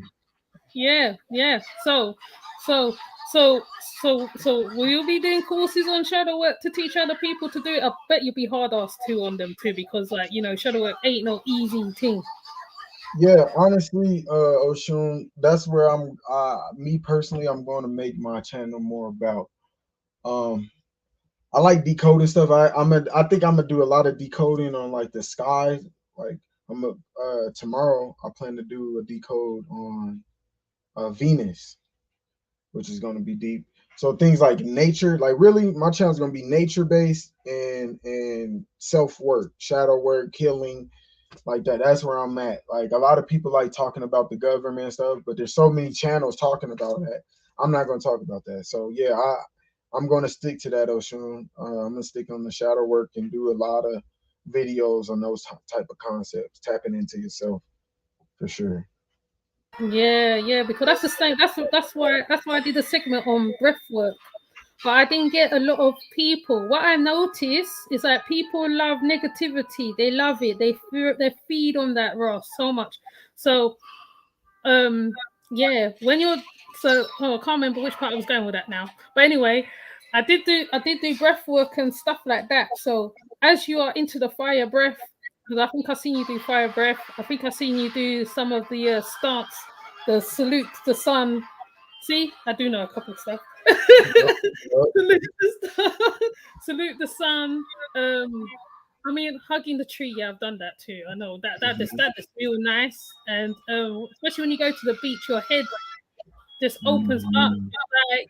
It's like when you go to the beach, and then when you're in the city, something happens. I don't know. It's like there's a different vibe. I'll say energy, something. I don't know, but it's just that, especially when you go to the beach and you feel your head. It's like your whole body does something when you're near the water or something. So yeah, yeah, I can resonate with that. I've even walked on fire. Well, almost walked on fire. Wow, Almost. really? Yeah, yeah, What? I ain't did that yet. That's an experience right there. That's what's yeah, up.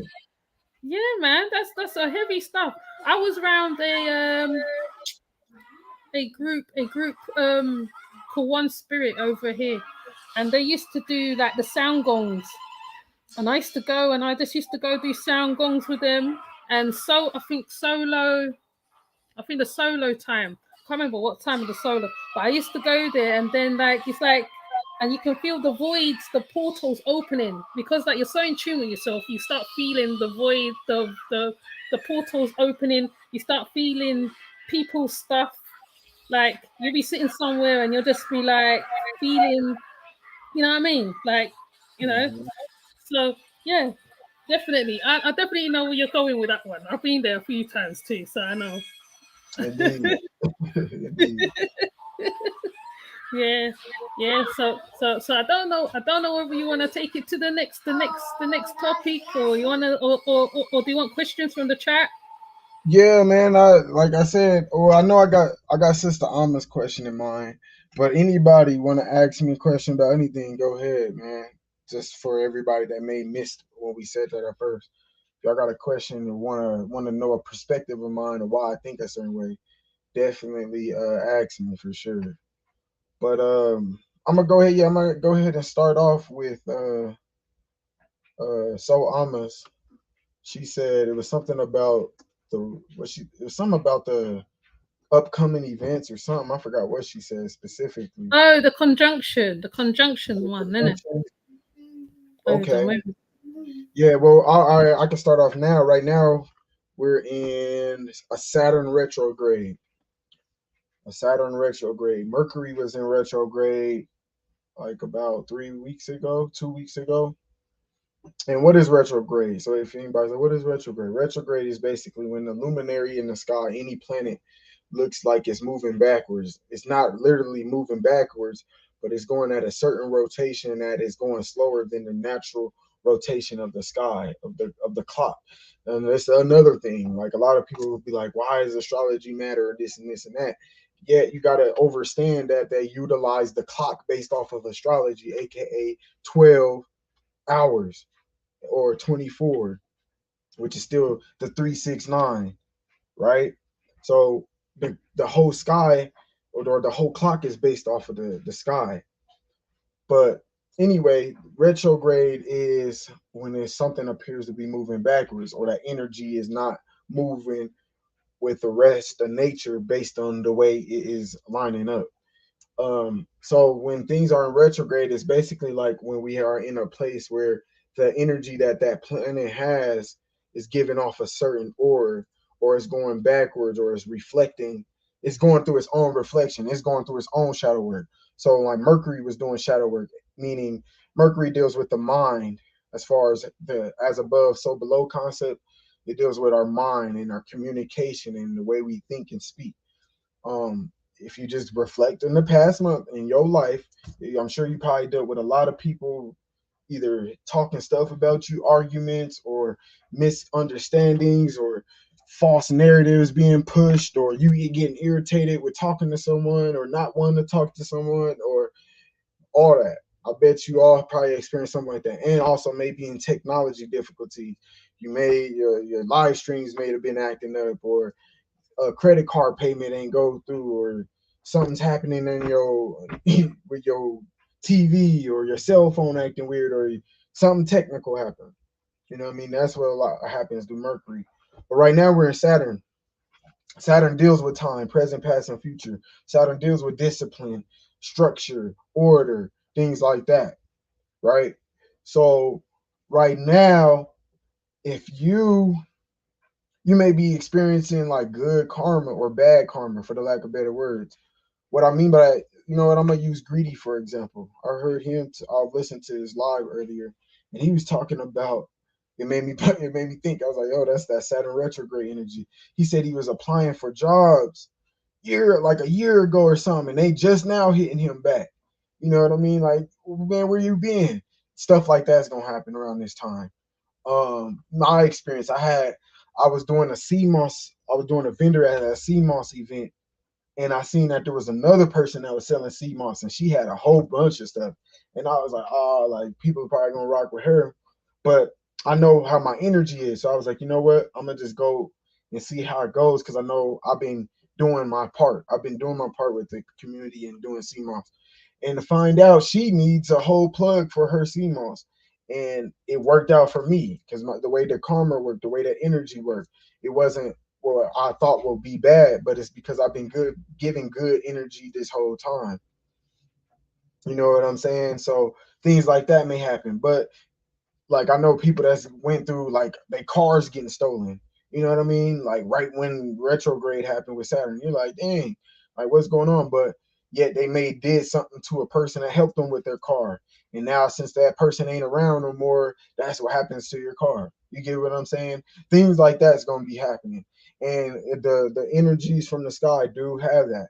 Like that's another thing that helped me get into astrology, because I like to look at the reality we dealing with, and then I realize even though it can seem very spiritual with the sky sometimes, it still is very realistic when you like understand the concepts that they're giving or the energies that they're describing about these luminaries. Then you go through your day and you be like, dang, okay, I see how that did happen today.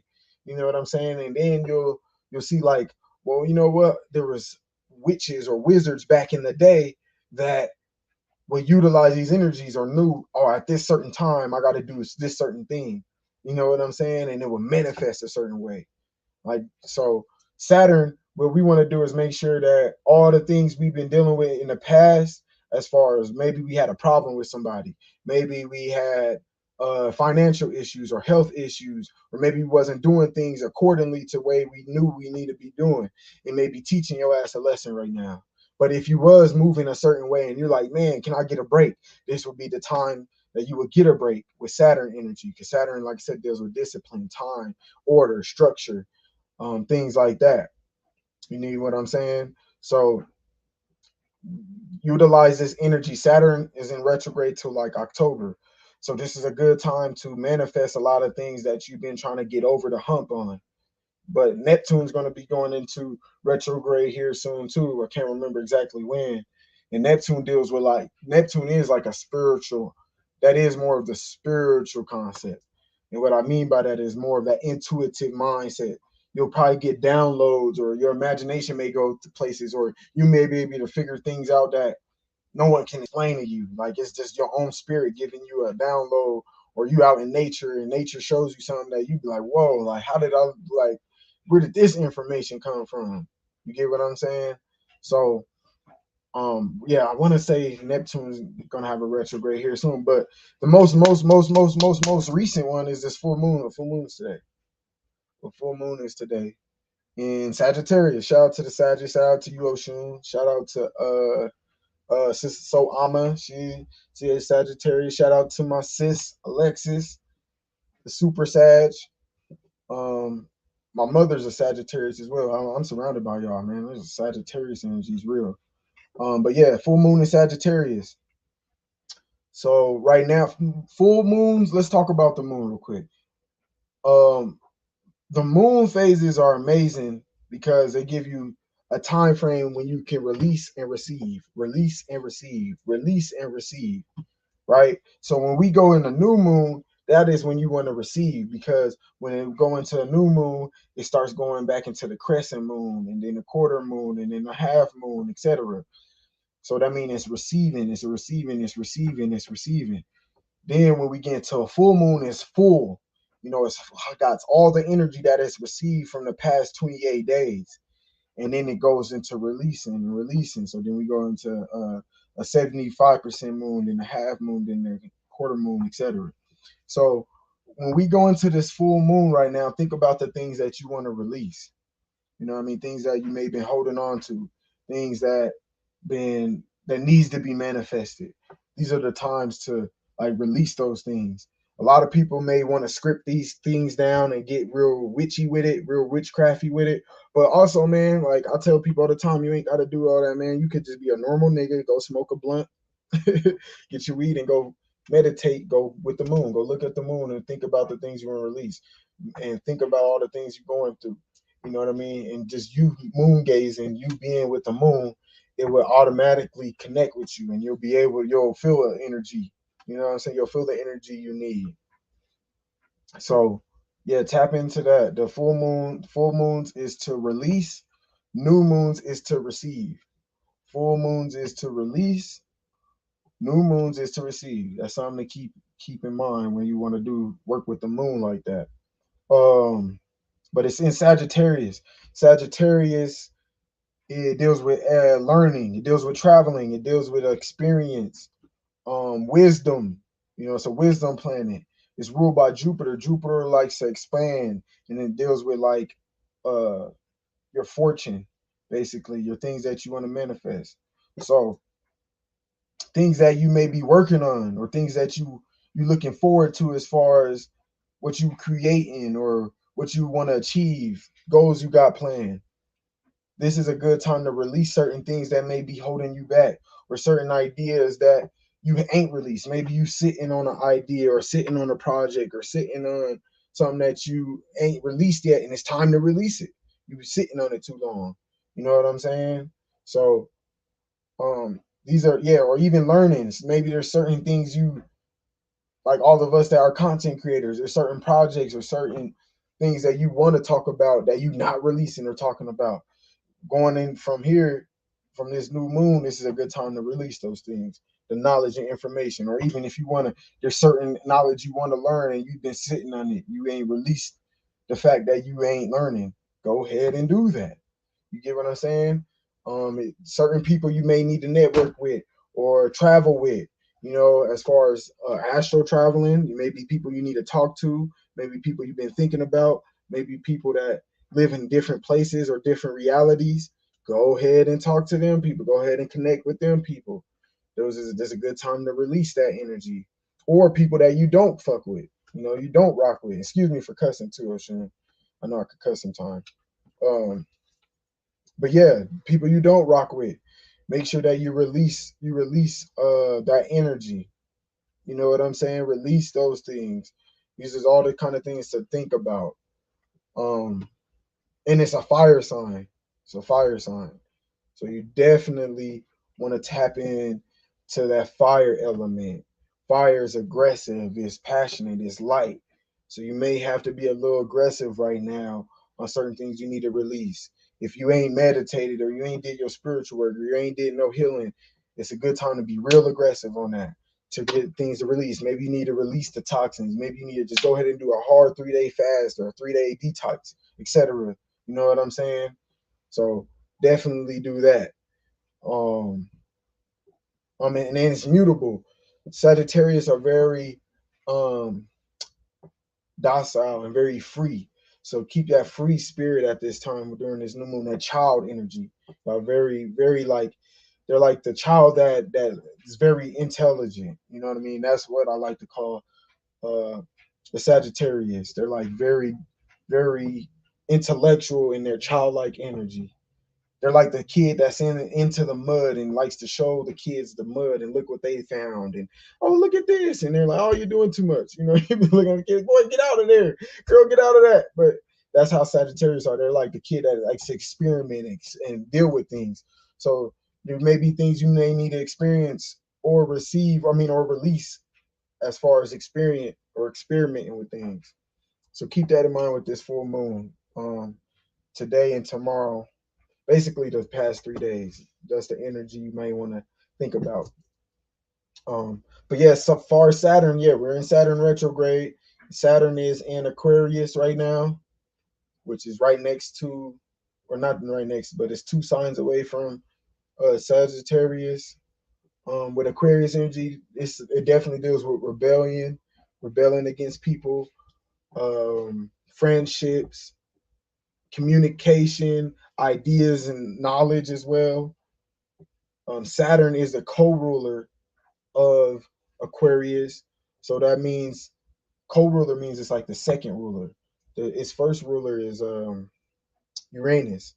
Yeah, it's Uranus, but yeah, Saturn is its co-ruler, so it likes being in, it likes being there, it likes being in that constellation. That's where it's used to being, as far as how astrology works. So yeah, pay attention to your friendships. Pay attention to the things you rebel or need to rebel against, because there's going to be a lot of karma coming on with that. You know what I mean? Or things you may be going through with a friendship or a relationship right now, and there's a lot of karma going on between y'all, good and bad karma for both of y'all, for lack of better words. You know what I mean? So pay attention to those things while you're dealing with your reality. You know what I mean? And that could come in any shape or form. Everybody's life different. Everybody's natal chart's different. Your Sagittarius might be in a different place than mine. And then more than likely it is. Everybody's placements are different. So you may be experiencing these energies different than the way I'm describing it, but use the word. So when I say relationships, that can be inner relationships. That could be your work relationships, your friendships, your spouses, your exes, your children, your family, yourself, YouTube, social media. You get what I'm saying? So when I say relationships, look at it like in a broad perspective, because you are dealing with your own things in your own life. And this is a time where all of us as a collective are dealing with it, but we all have different energies within ourselves and that we're connected to as far as our natal chart, our birth chart. So pay attention to these things from now to October when you're going through nature and going through your daily life.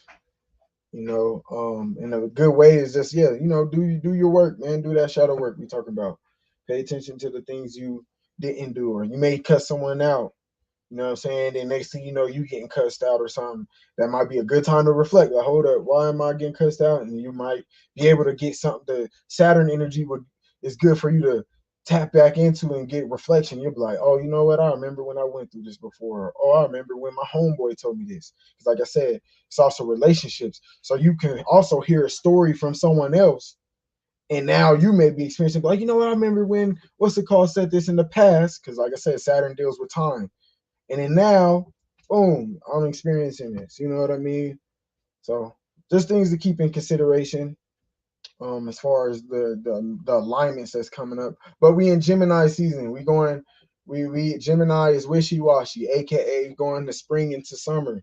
So we got a lot of wind, a lot of heat. It get hot, then it may get rainy, then it may get hot again, then it get windy again. And you're like, man, what's going on? Why is it so hot, but yet it's raining, and now it's humid, and then now the wind blowing. And yeah, that's Gemini for you.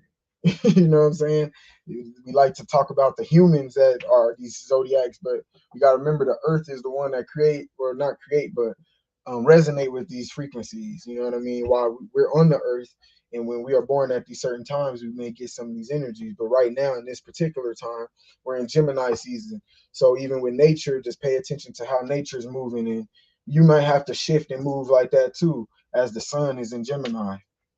And Gemini and the moon are in opposition, because the opposite of Gemini is Sagittarius. So we would call it, it would be almost like a lunar eclipse, but it ain't quite a lunar eclipse because it's not all the way full opposition while we're on the full moon.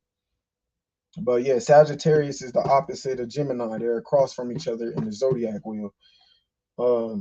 So opposition doesn't always mean a bad thing. Like when you hear opposition, you think of like you know, like the opposing team or something like that. But it also just means a balance, right? Because now we got this side, the moon on this side, and the sun on this side.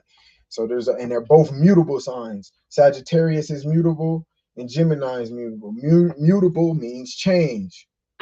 Okay, so there's things that you may be dealing with as far as changing as well right now with the sun in Gemini and the moon in Sagittarius with these two mutable signs. So pay attention to the things that you may have to change as you're releasing. There may be changes that you need to release with your friendships or with your connections, or maybe you're rebelling against something, or you need to rebel on something, or maybe you did rebel against something and now you have certain things coming back to your past and present that may affect your future. So I hope all that makes sense. Put some questions in Yeah, the chat. yeah, yeah. That makes sense to me. I hear that. I hear that. I got it. But anybody got questions for King Higherself? And it don't Please. gotta be just about astrology. We can talk about whatever. Yeah, talk about whatever. We'll talk about, right? You hear what the man says? You talk about whatever. Okay? So you can put in some questions in the chat. Anybody? Professor X said my out the womb day was yesterday. Oh, it was your birthday. You a Gemini? Much love. If I'm getting that right, you're saying your birthday was yesterday. Peace and love. Happy belated. Much love to Professor X, Cosmo Kid, my cosmic friend. We love the sky. That's my cosmic sister, man. Much love to you as always. Yes, Happy, yeah, Gemini. Okay, uh, yeah, just like my mom. okay. Happy Earth Day. So well, Happy Earth Day. They say over here. Professor X. So yeah. So Sister Ty, wherever. So any questions, or would I have to put a link in the chat and people can talk it out, or would you want a panel? Yeah, we could do a panel for a little bit. Because I know people. Yeah, It'd be easier for people when they talking to me. You know, yeah, you don't yeah, have any questions before any more questions before you drop the link though. You personally, Oshun, because I know you be watching me on Instagram too. A lot of people don't get that access. You know what I mean? You got a different kind of access than most people on YouTube. So anything you want to ask that you be seeing on my Instagram or anything like that? no, right. The thing is that right. You see how you are going on and how you are now. That's how I used to be, right? That's exactly how I used to be with long locks. So Okay. it's like watching yourself. It's like watching yourself at play, basically. It's really Okay. interesting. All right, Like, that's cool. yeah, like going to all the spoken words, going to all the being around different places, Asara sets, all them peoples there. Hmm. Yeah, so that's what it feels like for me personally. So when I see people like you and others doing stuff like that, it just reminds me of what I used to do back in the day. Basically, it's just like returning, and then and what you say is true, right? Yeah, Sagittarius. Yeah, it is like a bit of a like we are big children. We are big children. Like, I mean, the best way I can explain it using my daughter as a good example because she did something really disgusting the other day. We are one of those who will probably smear the poo on the walls and just laugh and just say, "Come look at this," and just be smiling in your face as you're cleaning the madness. So yeah, man, yeah, that's how it feels for me. I feel, and because I'm still kind of part of that community in a kind of way. I don't know if you noticed that on my side as well. I'm still kind of part of it, but I'm not part of it. Like, so yeah, so it just reminds me of myself, basically. Yeah, yeah. I mean, yeah, it's a whole different community on Instagram. I'm sure we both know that. It's a whole nother um sector, like they say. They like to say sector of the conscious community. So yeah. But what I like about you, Oshun, is you stay in your lane though. I like people that stay in their lane, no matter what. They don't let no one really convince them to shift how they think. You know what I mean? So I definitely see that we both got that in common, and I respect that about you for sure. Yeah, yeah, yeah. Because at one time the community rejected. Right, right. So I'm kind of a rebel, rejected on the outskirts. So, but when they see me, I do get mad respect. Right, I ain't gonna lie. I'm not gonna like. That's why I don't. I try not to talk against the conscious community in one sense because there's good and bad side to them. You know what I mean? Exactly. So if they see you doing stuff, like because they know me for doing stuff in the past, right, wherever I am at, right, it's like a neutral thing, neutral respect. So, but I don't have to prove nothing, and that's why. And it took me a long time to get to this point. So that's why I'm kind of strict with certain things. I don't know whether you noticed that on here. I'm kind of a bit a certain way sometimes, and I try to deliver as much as I can because like when I was self-employed, you had to learn to deliver to give the client what they need. You have to learn to do certain things. You can't just do it halfway or half-ass it or whatever. Because if the feedback don't come back good, then you're not happy. So that's how I look at it like that. You know. So Indeed. yeah. Yeah, I know this sector talk is ridiculous. I just think it's a website. That's what it is. It's a website. YouTube is a website, just like any other website. You just have to deal Mhm. with it like a website. Like it is a place of business to a certain point. Yes, you can make it in a familiar, yeah, in a familiar boy. Right. I think I just spoke a bit of Spanish just then. You can make it familiar, or you can make it informal. That's it, informal. That's what I'm looking for. You can make it more informal, less informal, or you can do it however. But this, I know these sectors is a bit crazy because I never known YouTube to be like that in the past. But yeah, Right. but even on the Facebook, there is it's a different, like you said, there's that is different. It's way different because you can get to real big deep discussions. No one's going into one, and you get the odd disagreeable and just think, okay, whatever, I just pass it, whatever, I just get on with life. You know what I mean? That's how yeah, yeah. But yeah, you know what I mean? But you know me, I don't know what to ask. I don't even know what to ask you. It's all good. It's all good. Yeah, you can drop the link if anybody want to hop in and build and ask me anything. Like I said, I'm grateful for the fact that you wanted me to come bless the channel. It's a you know what, I don't know what's going on. YouTube do it to certain channels. I've been subscribed to your channel, but it'd be like I don't get the notification. It'd been irritating me because people put Oshun video and I'm like, what? I'm like, how did I miss it? And I go back and I'm still subscribed, but I'll be missing some of the stuff. But I just like redid it again. I resubscribed, re-hit the bell and all that. So hopefully I get to come more, because I don't want to miss what you be talking about. At least comment, even if I miss it. At least I can replay and watch it sometime. So, but thanks for Yeah. having me again. No, that's okay. That's okay. Oh my gosh, my daughter started being loud again. That's okay.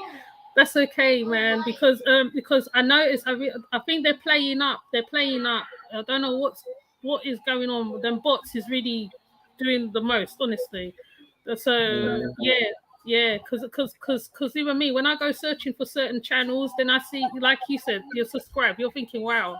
So some of them, I think they unsubscribe me from people. They have to resubscribe to people. It's just mad. I don't know what's going on this platform, as they call it. So, man, it's all good anyway. It's all good. Yeah, it's good to have you on here anyway. Yeah, Yes, yes. Thank you. Gratitude to you, Oshun. Much love. so that's all right. That's okay. So I put the link out. I think I put the link out. Let me see how it looks on the other side. Okay, because it didn't looks funny on this side. I put the link out for anybody who wants to jump up and have a convo. And you know what I'm gonna say, right, people? Okay, because this is what I did for when Cosmo was on here too. Okay, no disrespect in the chat. No going on like a Burke on the panel because I will just drop you. Any shouting going on, not even listening, and one can listen, and then the other one can dialogue, and then the other one dialogue. So the next one you be quiet and you let the next one dialogue. We don't want no disruptions on the channel at all. Okay, so any disruptions, right? You just get dropped, and then you can stay in the chat. You will not be allowed back up. Okay. All right. So grandma has spoken. Okay. All right. So anybody, don't be Uh, scared. Huh? I actually have a few questions for you. Now I'm Okay. thinking about it. Are you into crystals at all?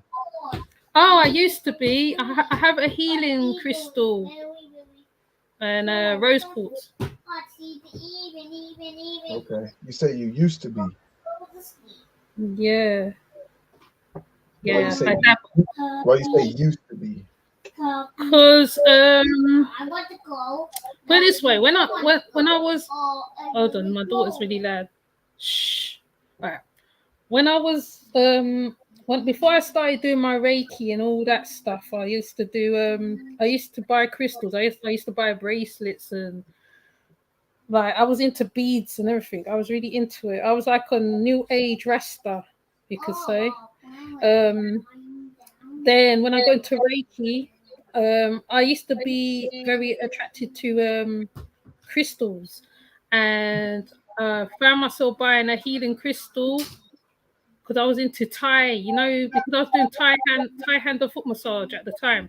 So when you got to fix up the space for the client as well, the crystals come into play because like you kind of in direct connection with the crystals and stuff. So I used to have a lot of them. I used to have quite a few of them now, and I bought a pyramid. I bought them pyramids, the pretty pyramids with the and it's pretty inside with the resin and all that. I Yeah, bought a few of those. Yeah, I forget what yeah, they're called. The organite or something like yeah, that. yeah. The organites. I used to have loads of organites and loads of crystals, loads of jets because I was brought up around a Baptist person, a spiritual Baptist from the West Indies. I don't call myself an Islander, okay? From the West Indies. Hmm. So she also used to do jets. She used to buy a lot of stuff. I was kind of, like I said, I kind of grew up in certain things. And certain things what I picked up was just natural. So crystals was just a natural thing to me, basically. Okay.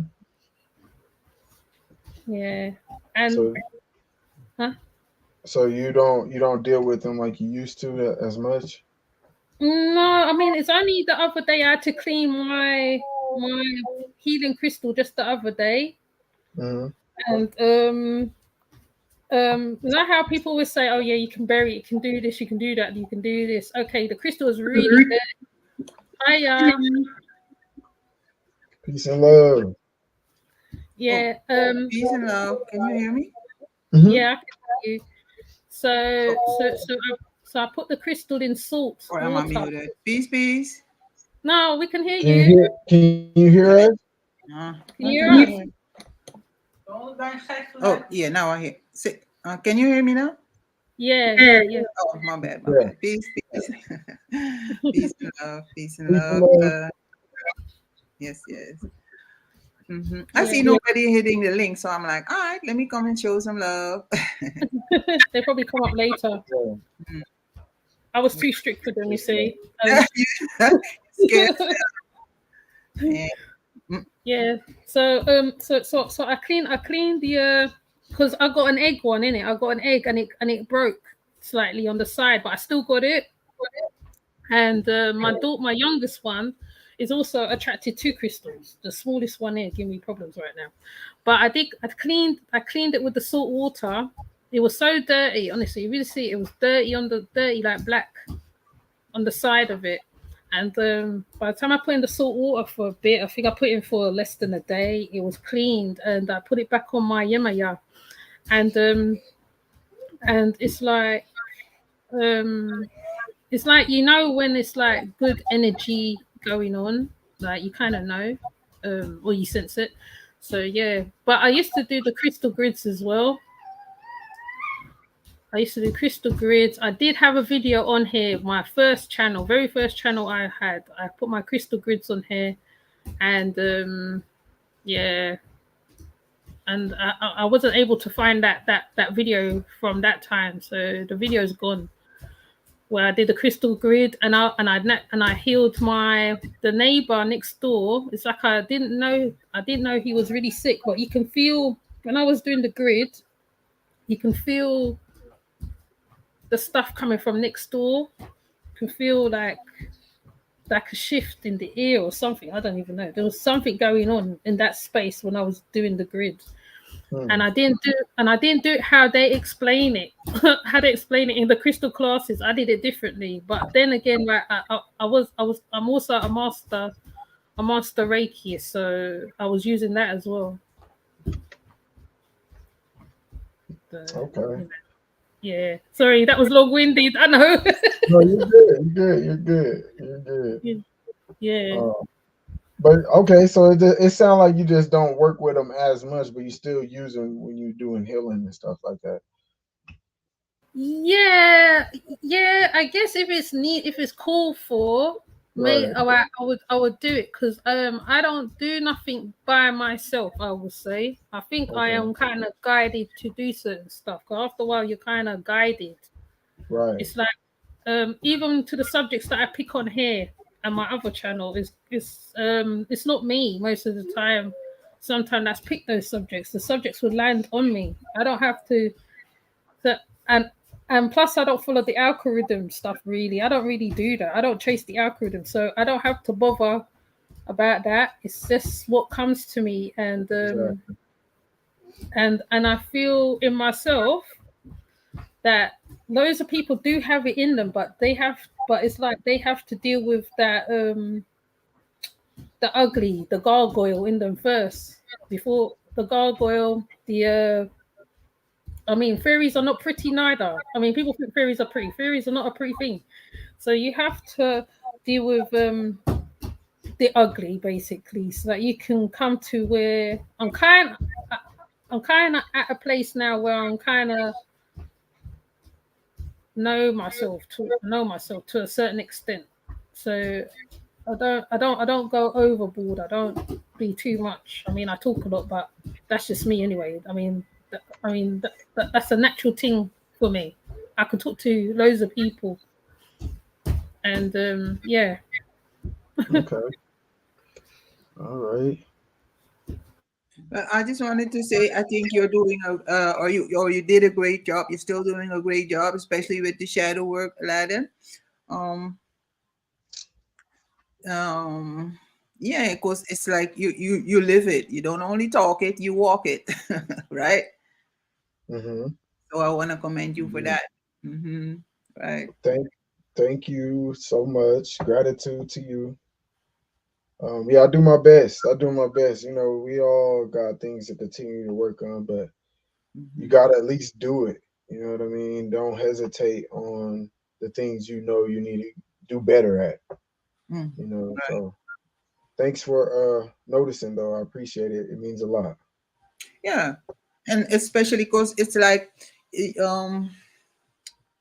like you do it, but you're humble with it. You don't try to push it on, or just like do this, or you have to eat this, or So Hmm. that's what makes it attractive. Like, okay, let me, because I've been doing that for years. I didn't give it a name, but because I always say I point the finger at me first, right? And that's shadow work too. Listening to your intuition, going with it. Hmm. Yeah.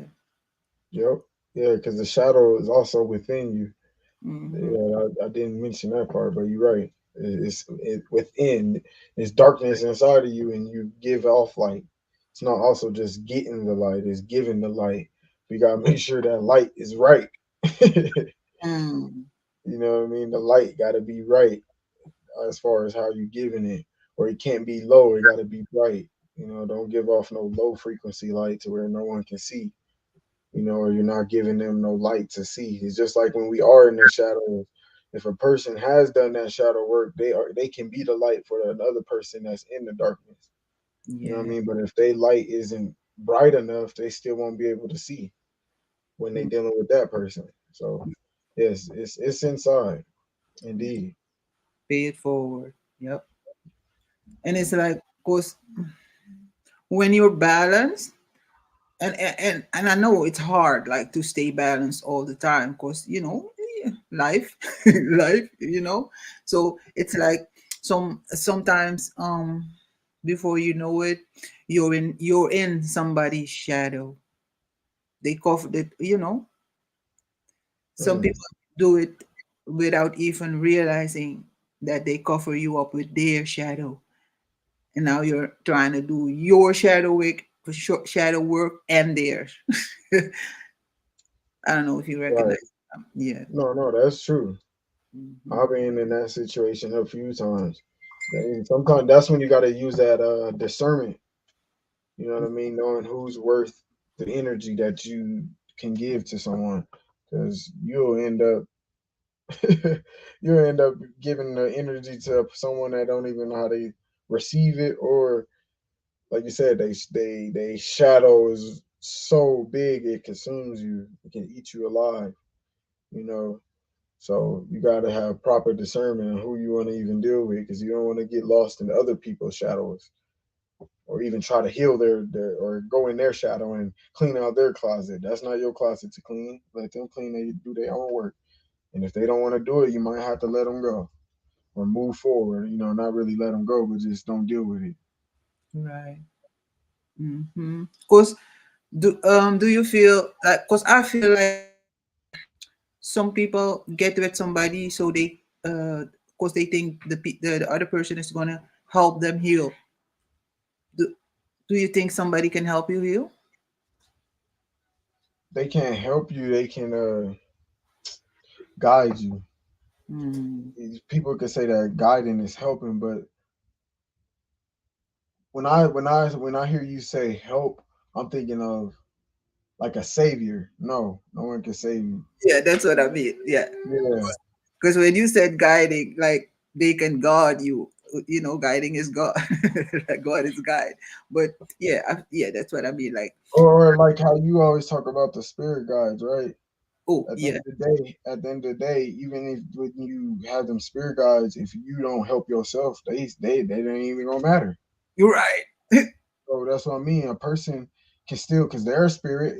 Each of us are still spirit. So that individual that you may get with can just be another spirit guide, just in the physical form. But that don't mean they can help you, aka save you. Mm. You get what I'm saying? If that makes sense. Mm. So you always got to help yourself. It always come back to self.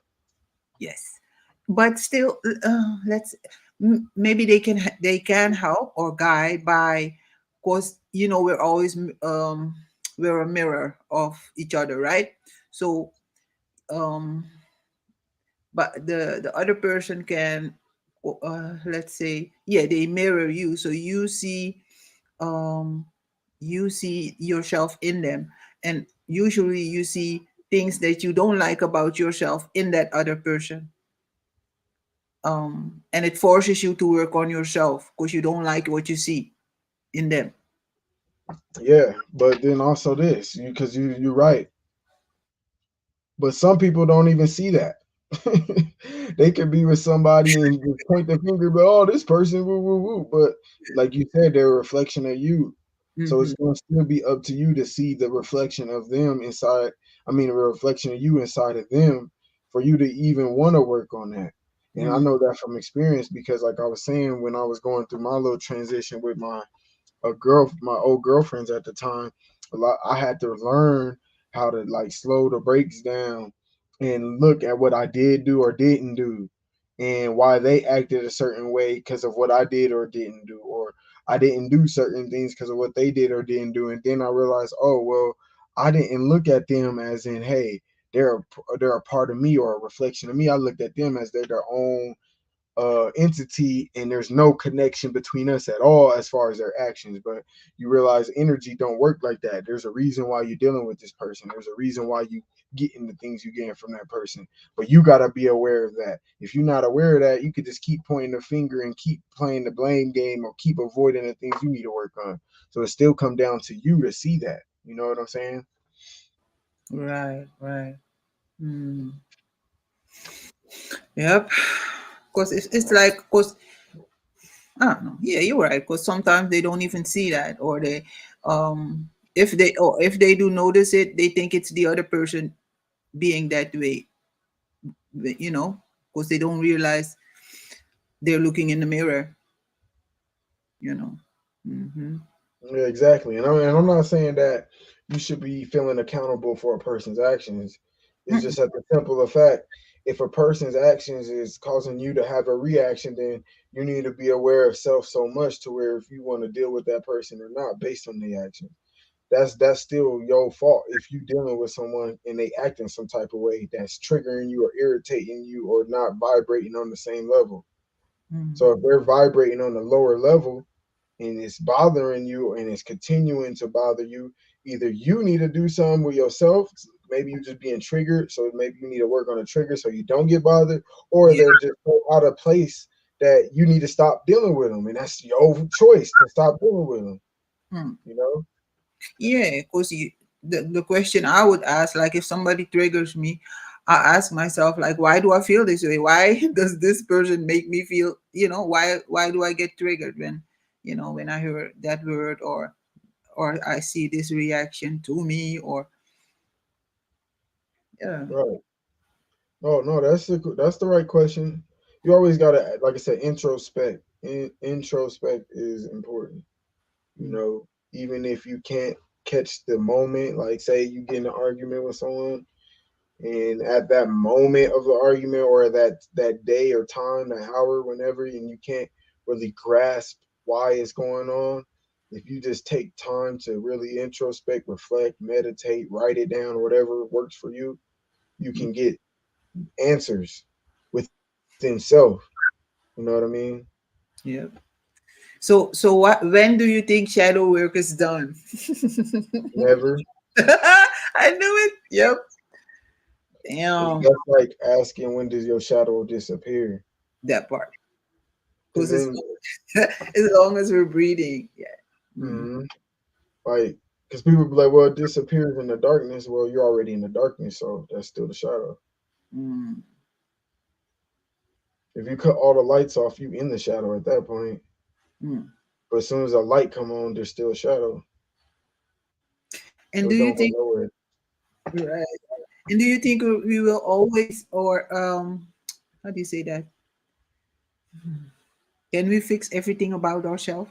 Because just when you think you got everything under control, your balance, here comes a new person, or somebody brings out the beast in you, or somebody, and then makes you react a certain way that you've never reacted before, but you thought you knew yourself, and now you're all vulnerable and hurt and like, what the, you know jeez.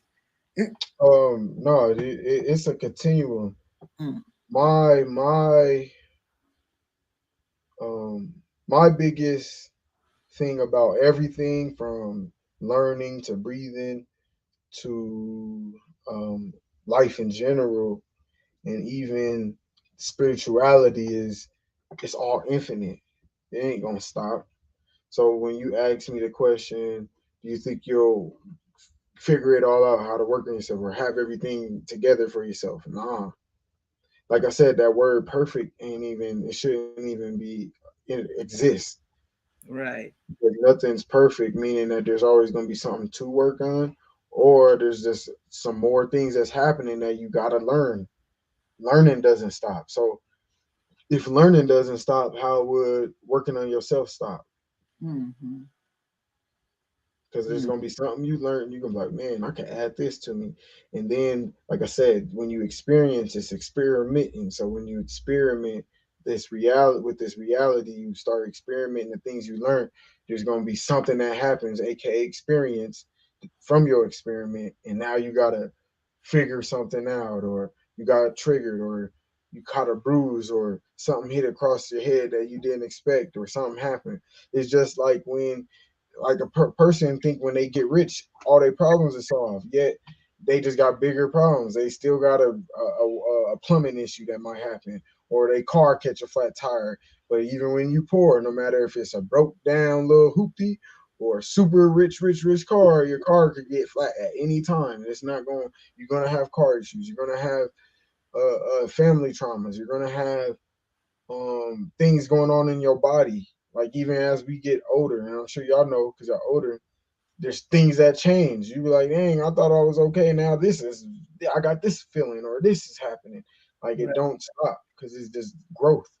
You know Mm. what I'm saying? Just like a tree, when a tree grows, new branches appear, and then that branch has a new experience or a new bug that lives on that it wasn't there before, etc. Like everything is infinite and it's a continuum. That's how I see it. Mm-hmm. But yeah, you'll never. I don't think no one. I had this conversation with Rossette Nagajini a long time ago. I remember we was talking about this. We was talking about like Kundalini energy and becoming Christ consciousness. And he was telling me he reached Christ consciousness, and I told him I didn't believe him. He asked why. I said, bro, because I think you would transcend. Like you, if you do what we would call figured it all out, that means you not here no more. You Right. in another place. Mm. So yeah, if you when you haven't figured it all out or there's an ending to it, that means you end it. It's over. It's end. There's no you're not here. You're not in this plane no more. At least your energy isn't or your being isn't. Mm. Yeah, because it's like when you reach that um or that height, or how do you say that? Mentally, it's like nothing will not the ego is will be gone. So you won't be bothered with nothing, you won't get angry, no emotions, because the ego is gone. That's being in your higher self. Nothing can upset you, money won't bother you, like nothing about life, this reality. So and to be able to do that, you got to be dead, I think, because as long as Mm-hmm. you're in the body, you will have emotions. You will still care, even if you say, "I don't care." Yes, I do. Mm-hmm. Yeah. Yeah, there's always gonna be work to be done. Mhm. That's true. It's always it's, always work. I don't see like even say you got a house, you don't gotta build a house no more, you got a garden, you got all the stuff you will want to be self-sustained, right? You either gonna have children that you still gotta tend to physically, emotionally, or spiritually, or even just communicating with them. You have a spouse you may have to communicate with, a family member, yeah, like I said, if you have a garden, you need to still tend to the garden, even though it's growing. You're still gonna have to pay attention to the water intake, the soil, make sure the bugs aren't eating certain things, protect it.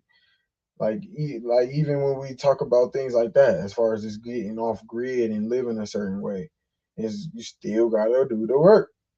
It don't stop at all times, and that's spiritually as well.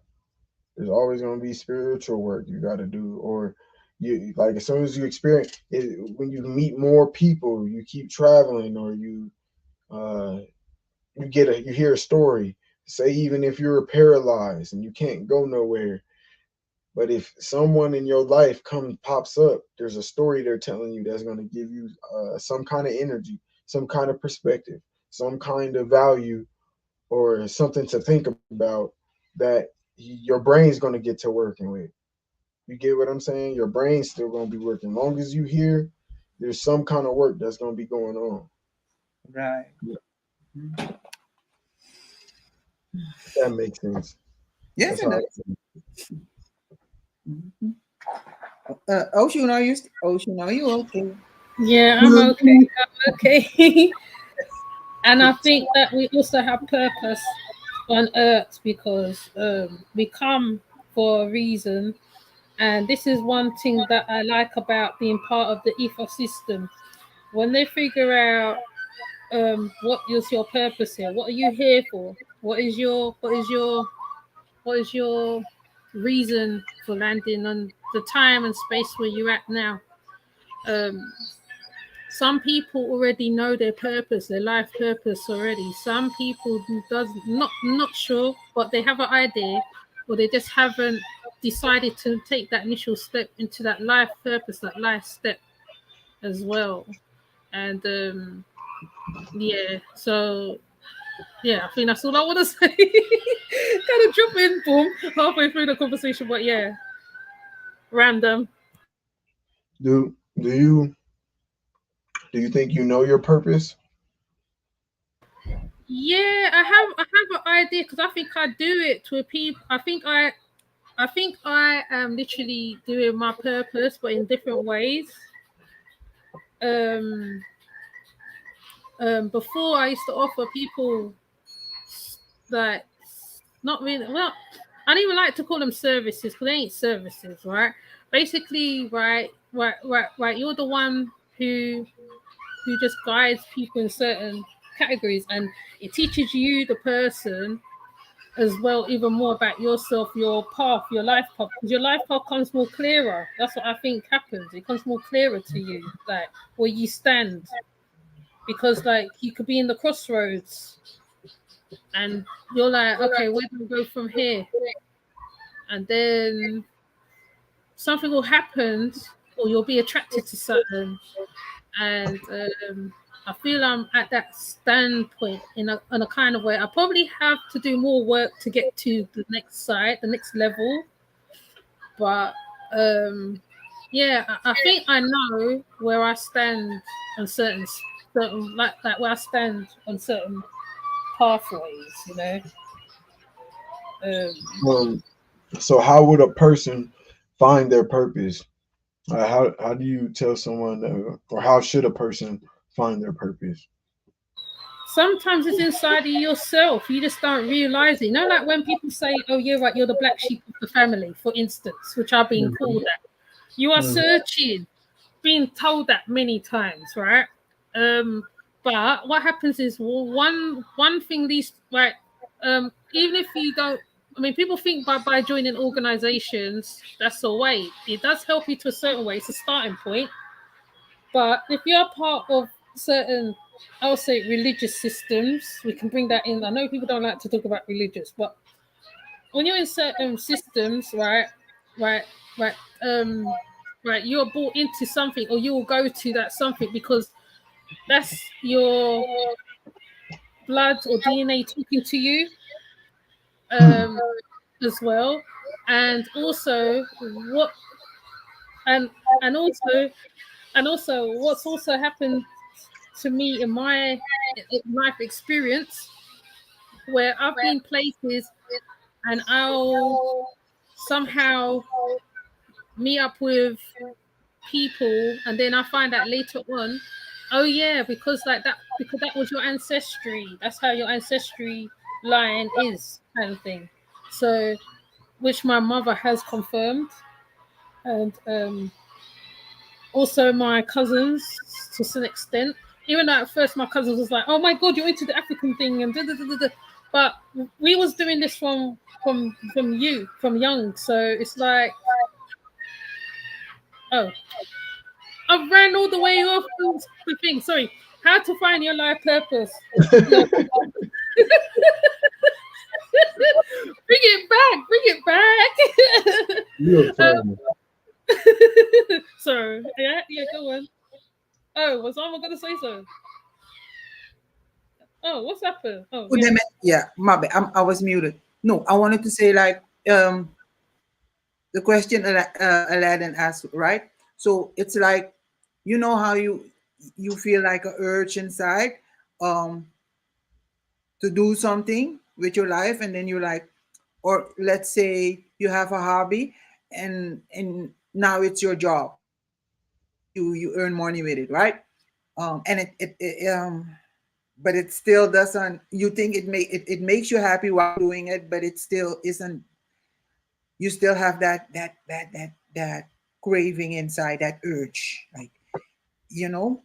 So as long as you feel that, it, it's kind of like a void, but not really. It's like a urge, like I need to do something, but I don't know what it is.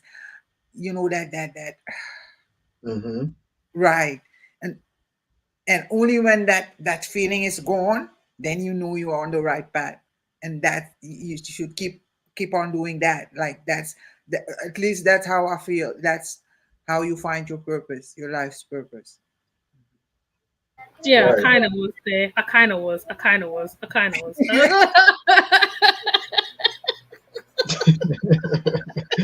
Y'all funny. No, I totally agree. What you just said. It goes down to that inner, or what we would call intuition. Like Yeah. it's Oh yeah. something inside of you that is letting you know there's more to this, or there's Right. more you can do, or you're not all the way where you need to be yet. There's more work you can do, or there's something that resonates with your spirit more.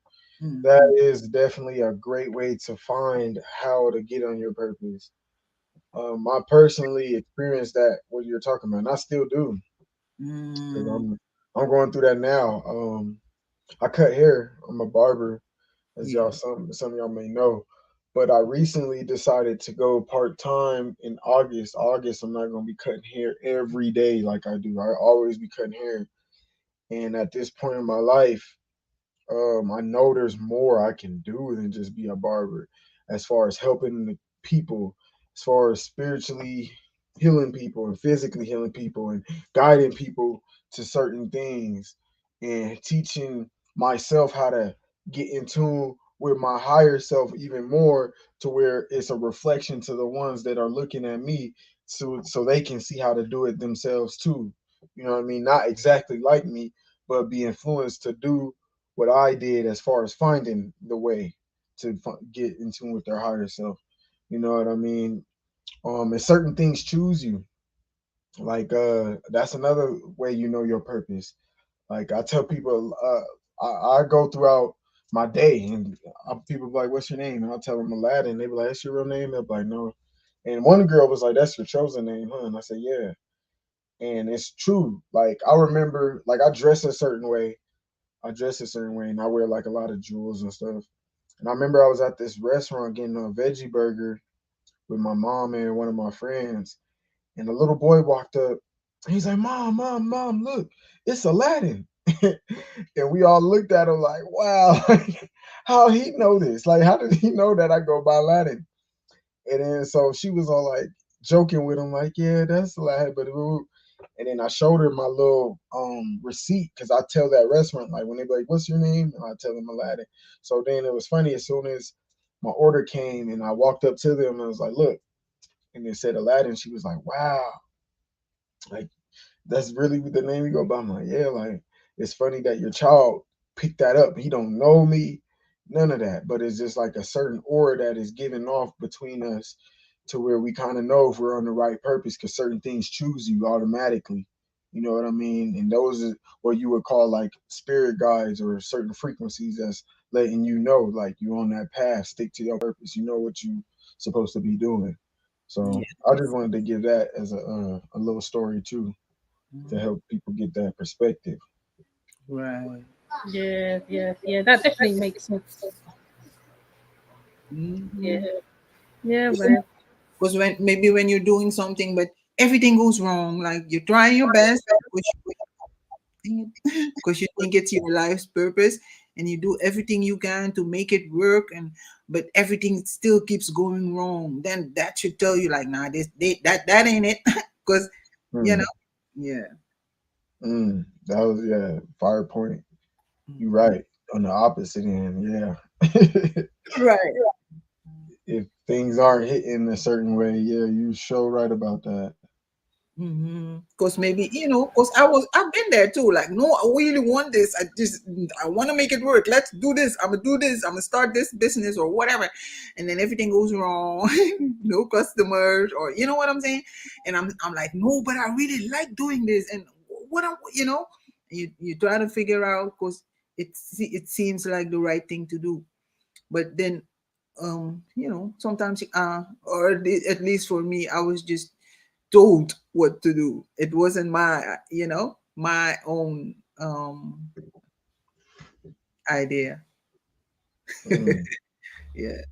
great point. Hmm. Great point. Yeah, it's true because even with me, like I said, I can only use myself as an example. I was doing introduction to beauty. Then I ended up doing the massage like massage facials, all that stuff.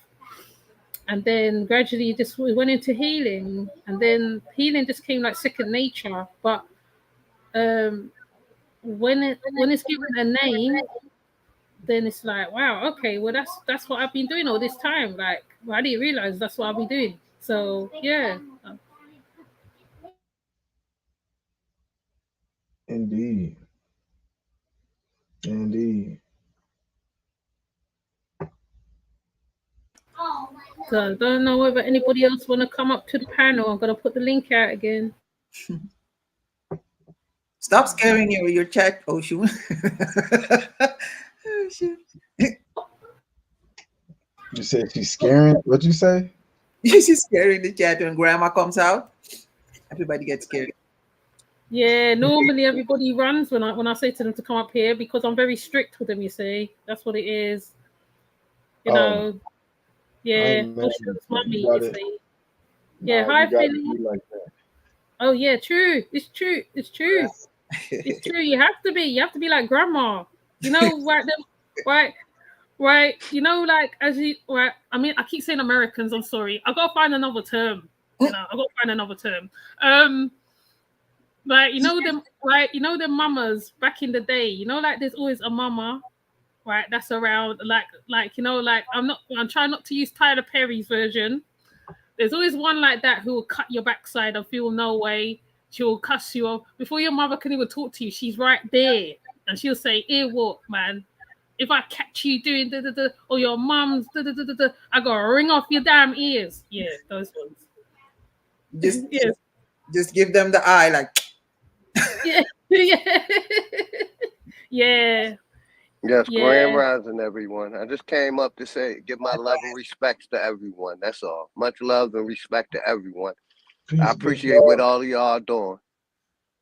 Oh, Indeed, thank man. you, Good thank Yeah, you. much hearing you. love and much respect, man, Yeah, to much love everyone. to you, big dog Yeah, I'm Philly. going back in the chat, man. Keep doing what y'all doing, man. I'm listening. Appreciate y'all. Oh, Indeed, thank you. Gratitude to you. okay, yeah, thank you. Yeah, or like in the Caribbean. You know, when the mothers, right, they don't even talk to you, right? They just give you a look. Before they even get that stick or that belt or that whatever they're gonna hit you with, they give you that look. That right, that's the first warning, the second warning, and the third warning, and then afterwards, right, you have to duck after that. Yeah. Mhm. Mm, Big mama. mm, Mhm. that's funny. Mhm. True But story, man. yeah, but have you or I don't know if you want to talk about it, but with Aladdin about the dark side. The What dark about it? side. Because yeah, you know your other channel, because it's like people Ah, when uh, they hear the dark side, they think of voodoo and magic and like dark, dark, dark. But it's not, right? yeah, they get totally twisted. Right. I don't know whether you know this or not. Yeah, I have another channel. Yeah, it's called Yep. the Dark Side of Ocean Yemi Media. Yeah, I So noticed it. yeah, oh, yeah. So I'm kind of a little bit obsessed with graveyards, right? That's one of my obsessions. Right, one of You my say obsessions. graveyards? Graveyards. Interesting. Oh shit! Let me Okay. Right, that's one of my obsessions. And because I know a little bit of this and a little bit of that, I can say sprinkle is sort of some stuff. But um it just so happened that the name for it, one time I think me, Cosmo and Amma was on there. I think we was chatting. And it just came. And I said, you know what, that's what I'm gonna call it. Because at first it was just like, oh, second channel, da da da da. And then it came, but people think, okay, right, it's because I've got Oshun Yemi being a goddess. If anybody don't know who she is, the primal mother. She's one of the primal mothers, one of the primordial mothers. Get the word right. And they always think of the nice side of Oshun. They never think of the other side of her. Like like when people disrespect her, she goes cray cray basically. Um, she dries up waters. She turns the place into famine. She makes women barren. So that's how the dark side is kind of a little bit. I'm a little bit kind of dark in my ways, I suppose, in real life, I suppose. But oh look, now the baby calls me on. Yes, leave the cat. You can't play outside. Yeah, so basically the dark side is just an additional to this side. So one time I think I popped up on somebody, and I think it was Amma, and Amma goes, "Oh my gosh!" And she goes, what? What did you say? I wasn't sure. I wasn't sure or something. Like I'm thinking, but it's me. Like, well, people get a little bit like, who's this? Yeah, you was in the chat. I'm like, who's that? God, wait a minute. I didn't recognize you because you had a whole nother avatar too, like, with a lot of darkness. I'm like, oh, Yeah, it's very dark. So over the other side, I'll be talking about corpses, like corpse brides and different stuff. So yeah, it's another. Oh yes, he does know. He does know about the dark side. Yes, he does know. He does know. He knew from Chris chat. Yeah, you do know. So basically, some people when they see it, they're not sure. I feel, but everybody have a dark and a light side to them. Some people bring it out more than others, and some people kind of keep it under control as Mhm. well. Because women also have the Jezebel spirit, but when you Mhm. explain it to them, right, they get offended by the Jezebel spirit, or especially if they don't understand the different goddesses, like you said, like the Kali, the Lilith, the this one, the that one, the Mhm. different demons in particularly, and you're playing with them. I mean, she can consume you. I mean, with drop of a hat, she can consume you. Like so, many people needs to have an understanding of that side of them. That side. I mean, on YouTube it's different. I suppose you can bring it out in different ways. I suppose, but in real life, I feel that you have to know yourself, like as know thyself Mhm. to know thyself. I'm not going to say a proof of God, make a proof of God, but to know thyself, you have to know both sides of the coin as well. Which I think you said earlier. You have to know what makes you flare up. Like me, I know what triggers me. I know I get triggered a lot. I just don't bring it onto YouTube. a lot of trigger me, but I just don't bring it. I just don't bring it like that. I mean, I'm very selective what triggers to put on here, because it can be used against you, and yeah, it ain't cool. So yeah, so I don't know whether like you can expand on the darker side of things. I don't know whether, because being that the how you done well, still doing shadow work, the ongoing shadow work, always work in progress. Isn't so? Yeah, I was gonna say something else then, but I had to hold back. Bite my tongue. Yeah. Okay. I'll You bite are my tongue. silly. I always love your energy. Um, no, I embrace my dark side. Um, Sometimes you might catch it in my music. Like I got a lot of new music I'm about to do. I kind of let it out a little bit, but it's in a light way. It's very balanced. But I tell people all the time, I'm the type of person. This is just me. I'll get a taste of it. I'm the type of person that'll go take my shoes off, my socks off, go in nature, meditate, have some fruit and all that, right in the middle of the sun and be nice park. But at the end of the day, I have a gun on me. Like I'm very balanced. Like I'm ready for war at any time. And even going with what you said about um, the goddess energy, how women are. My favorite goddess is Kali. I mentioned her because, like I said, she had to tap into that dark energy to get rid of the worst demonic force that was taking over the world at the time. And only her feminine dark side was able to withstand his. You know what I'm saying? And it was fire. It was dope for her to do that. It saved the world basically in that mythological story. Yet, um, you got to balance it, right? That's what it comes down to. Um, Venus, like I said, I'm gonna do a decode on Venus tomorrow. The goddess of love, all the goddesses of love, from Aphrodite to all the other ones in other mythologies. When you really break down into what she was also a goddess of war. You get what I'm saying? So it isn't like with love comes that war. I tell people so much I would kill for love. I love people so much. I have love in my heart so much that I will kill if I have to for the things I love. You know what I mean? So there's that super dark, heavy, like oh my goodness side, and there's that love and great light side. You know what I'm saying? But you got to know thyself, like you just stating.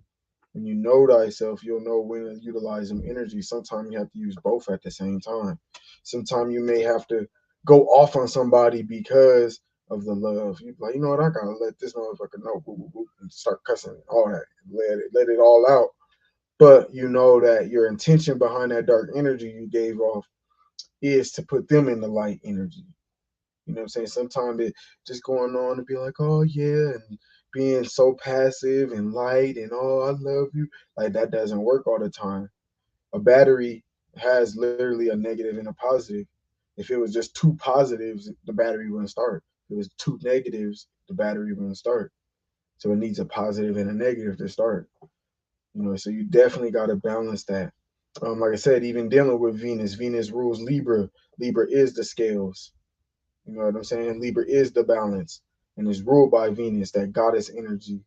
So that's another thing to keep in consideration when we talk about this dark and light energy. You definitely got to have a dark side. And if you don't know how to deal with your dark side, how can you do shadow work? Because that is the dark side. You know what I That mean? part. How would you know? How would you know what to deal with when you gotta go in and do that work and you afraid of being dark, like literally, because sometimes you gotta be dark. Sometimes you gotta be an asshole when you're doing shadow work.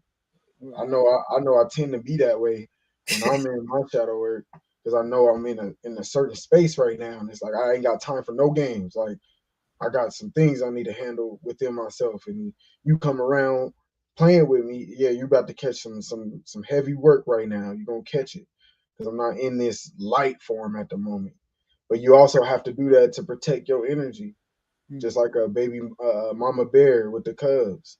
You know what I'm Right. saying? They say that's like the most vicious time to mess with a bear is when her cubs is around because she want to protect her cubs. And you think she's not going to destroy anything in her path? She's not thinking about being all cuddly and grabbing her bears and taking them somewhere else. No, she's not on that type of energy. You know what I mean? When she feels threatened or feels like she needs to protect her children, she's going all the way in.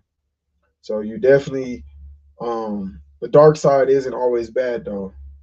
You know what I mean? Like you said, we all have a dark and light side, but Mhm. you got to know how dark you want to get, Right. how light you want to get. You So got it's it. up to you. Oh, Go ahead, you good. oh no, I thought you were good. No, yeah, I was saying you got to know yourself because if once you know what you're capable of, then you can control it. But if you don't know yourself and don't know what you're capable of, you know, you don't, it's like you get triggered and then you just, who's that? Is this shit on? Yeah, Peace, everybody. oh, it's my. What's Hi, going on? hi. I just saw four. Yeah, we just saw your forehead. I'm like, Yeah, I had to, you know what I'm saying? What is this you shit was literally on? showing me from my side. Much Blinking. love, fam. Damn. It's a love to you, man. Y'all just make a nigga hit that link, don't you? Hey, we just speaking from the spirit. Much Yeah. love, old son. Oh, hi, hi, y'all, hi, y'all. No. Y'all made me hit that like and that share button, man.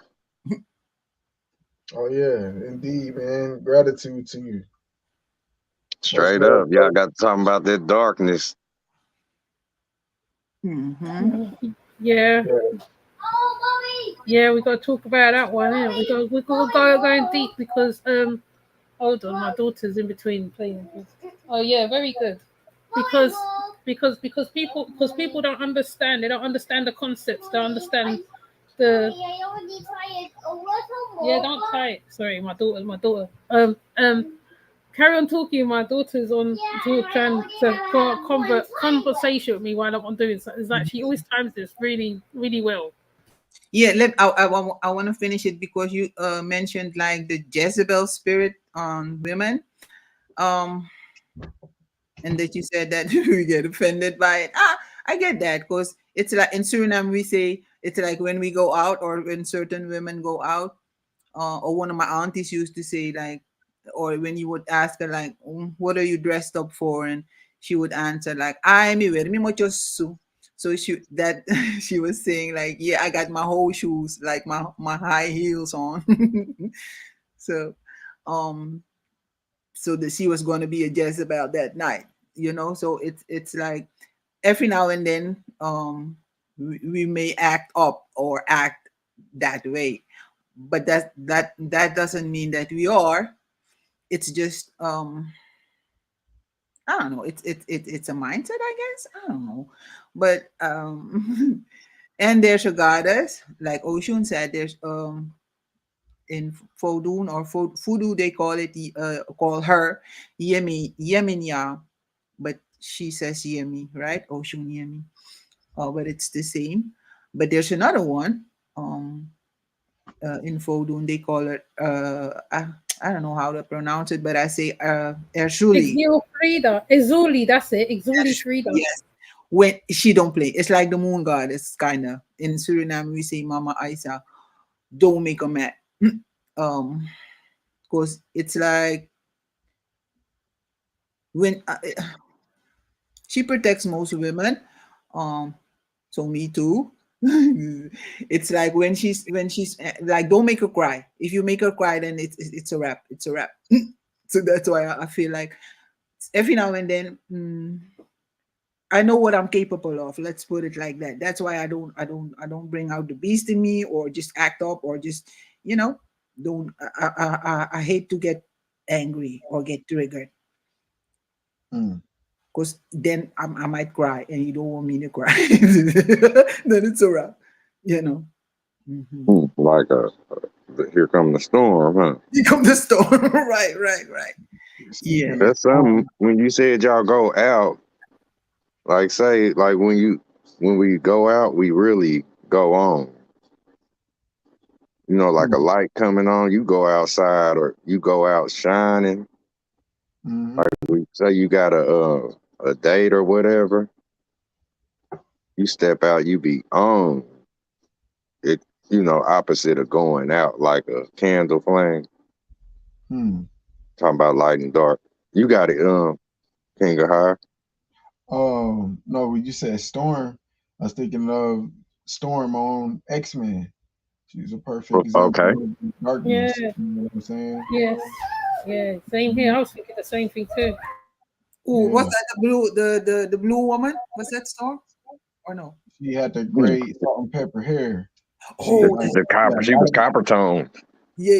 Yeah, and she controlled the weather.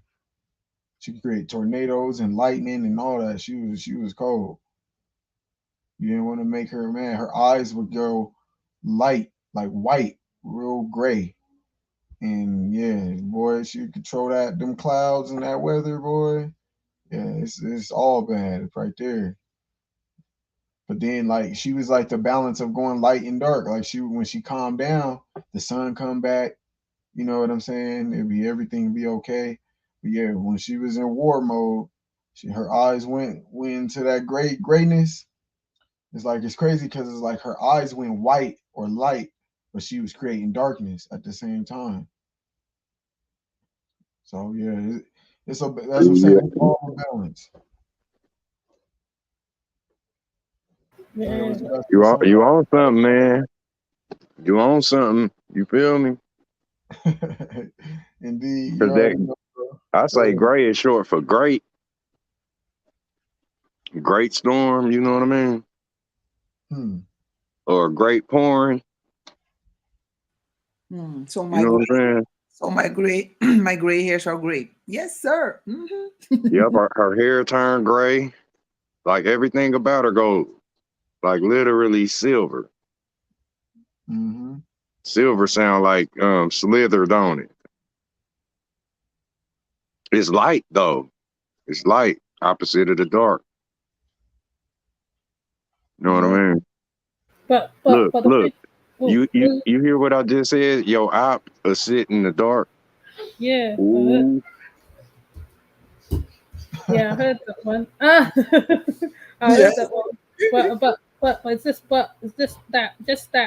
just that when people refer to themselves, I mean, okay, I'm gonna use the stupid nature fool as an example. His followers always refer themselves as light workers, but really they're quite chaotic and quite disruptional and have no idea of anything. They don't do the work. They don't know themselves, and there's chaotic spirits. They're very chaotic, but when they speak of certain words, because certain words, which I feel,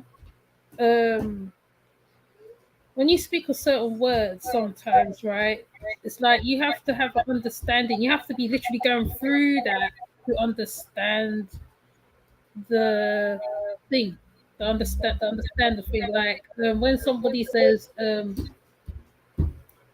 getting to know," what's it? Get to know thyself. You know that, right? You know, right? They're opening up Pandora boxes because there's people who's actually working through this stuff and actually dealing with the light and dark self. Will come up to you and start asking you certain questions. They will put certain questions to you, and that's how people know whether you are working with yourself or not working with. Because what comes out of your mouth that formulates your mindset at the end of the day, and where you're at that time, at that journey. Because some people want to be healed and some don't. Some people put on a persona, whatever, and it look good and what it sound good, but really it's not what it is. So like it's like you got to know your know I mean like you gotta listen Yeah, intensely. I Am I see what you're getting to the saying. point? Am I getting there? I know I kind of Yeah, driven yeah. somewhere. You like say like where you said, say how the people do, like where they are stopping, where you said some don't want to be healed, and say that heal is like, hey, like say where we ahead of people, say the early bird get the worm. So we was walking, we was out our house, we just skipped off the porch. So you come down that street and we on the corner handing you something. We in front of you. You know what I'm saying? So it's like if you don't want to be healed, you gonna keep on going like the wind that's blowing. Those who feel like they can spare a second, for healing, where they stop and listen to you. This is where y'all all heal together, but they gotta have the like this is what I'm getting from what you just said. They gotta have the, you know, say the interest or the curiosity to say calm they whole tornado down, and settle everything that they hold and have a seat and listen to you like we listening to each other now. Kind of like that, oh sir. Yeah, yeah, yes. That's yeah. That's what. That's yeah. That's actually you. You actually on point because Respect. because like the thing I like about Aladdin, I will definitely say yes, he is definitely doing the work. You see him literally doing the work on IG. You see. Well, IG. Hopefully, he'll bring it to YouTube so you can see it in realness. Hopefully, in it, Aladdin, hint, hint. All right. So, like you see the realness. You see the, you know, like I'm doing this. I'm literally doing it. Like, you know what I mean? Um, That's right. and a lot of us people, even I can talk about the. I'm trying not to say black. Copper people, or just say copper. Jesus Christ, say copper. Copper people. A lot of us, right? We trauma bond on a day-to-day basis, and then we don't go through the phrases to do it, to go through whatever, because it's like something scary to us. It's like going through rehab when you're getting withdrawal symptoms and you're going through hot and cold sweats, and like, and just the right, you want that drug, but you're going through the hot and cold sweats, and like you're in a room, a padded room, or whatever the case may be. I don't know how it goes. I don't know. I've never been to rehab. I'm just saying, right?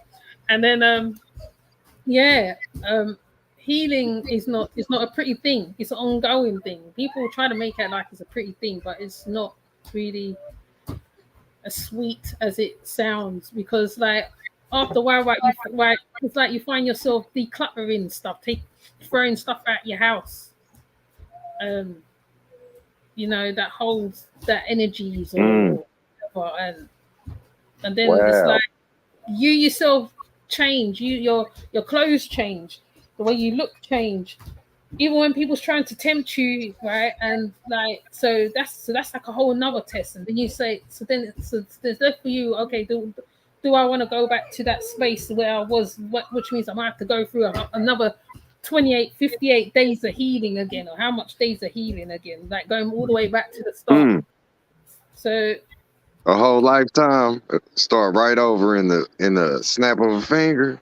yeah, Is that possible? sure. Just click your heels and you're healed. Wow. Oh my goodness. I They think I did think have her click her heels and she went all the way back to Kansas. I think you have to do that though, like go through the cycles or the recycles that we talking about. Cause like even think of like Super Mario. When you go through that first stage, you have to do the same thing you did in that first stage on the next level. You ain't doing nothing. You got to still push the same buttons, still go down the same thing, you avoid the same little mushroom things and all that. You still got to do the same techniques. It's just at another level.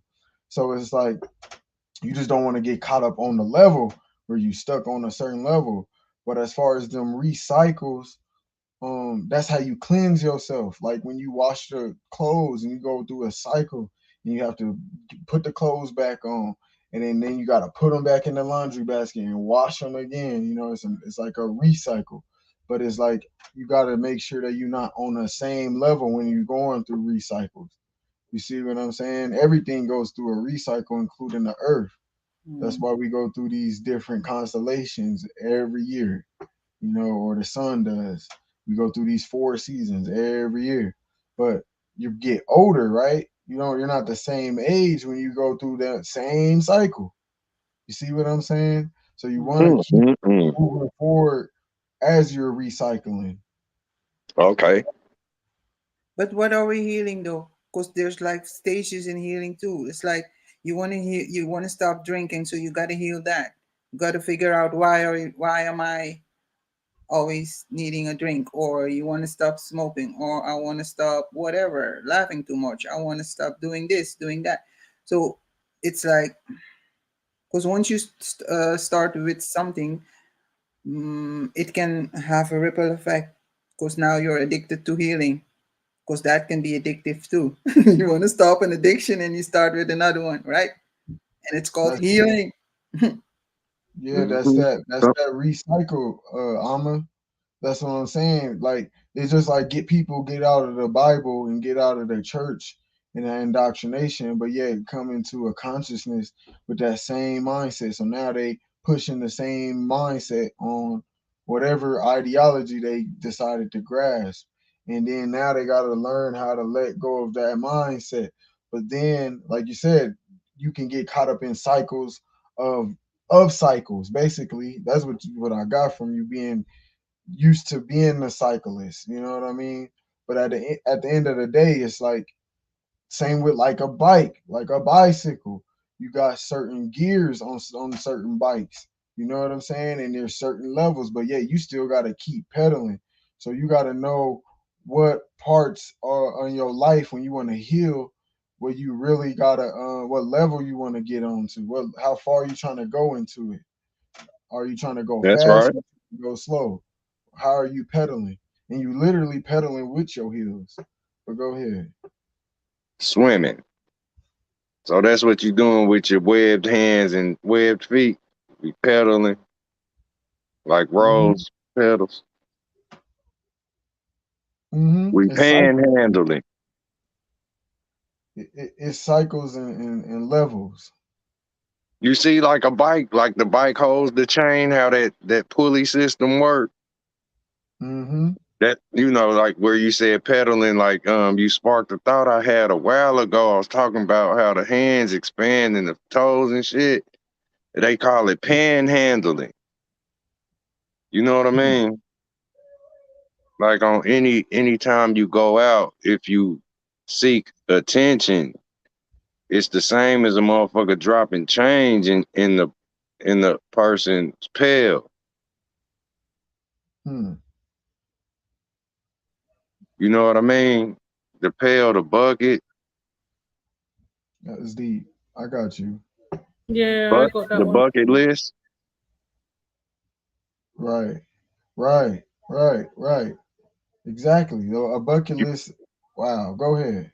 It's like look like where Amma said it. It's like being, where you can't help but help people. Man, we get to that point where it's like you know what I'm saying. You know, I'm about to go all out. Like let's race to that dollar. You know how everybody like say you and such see a dollar at the same time. This is like who gonna help, or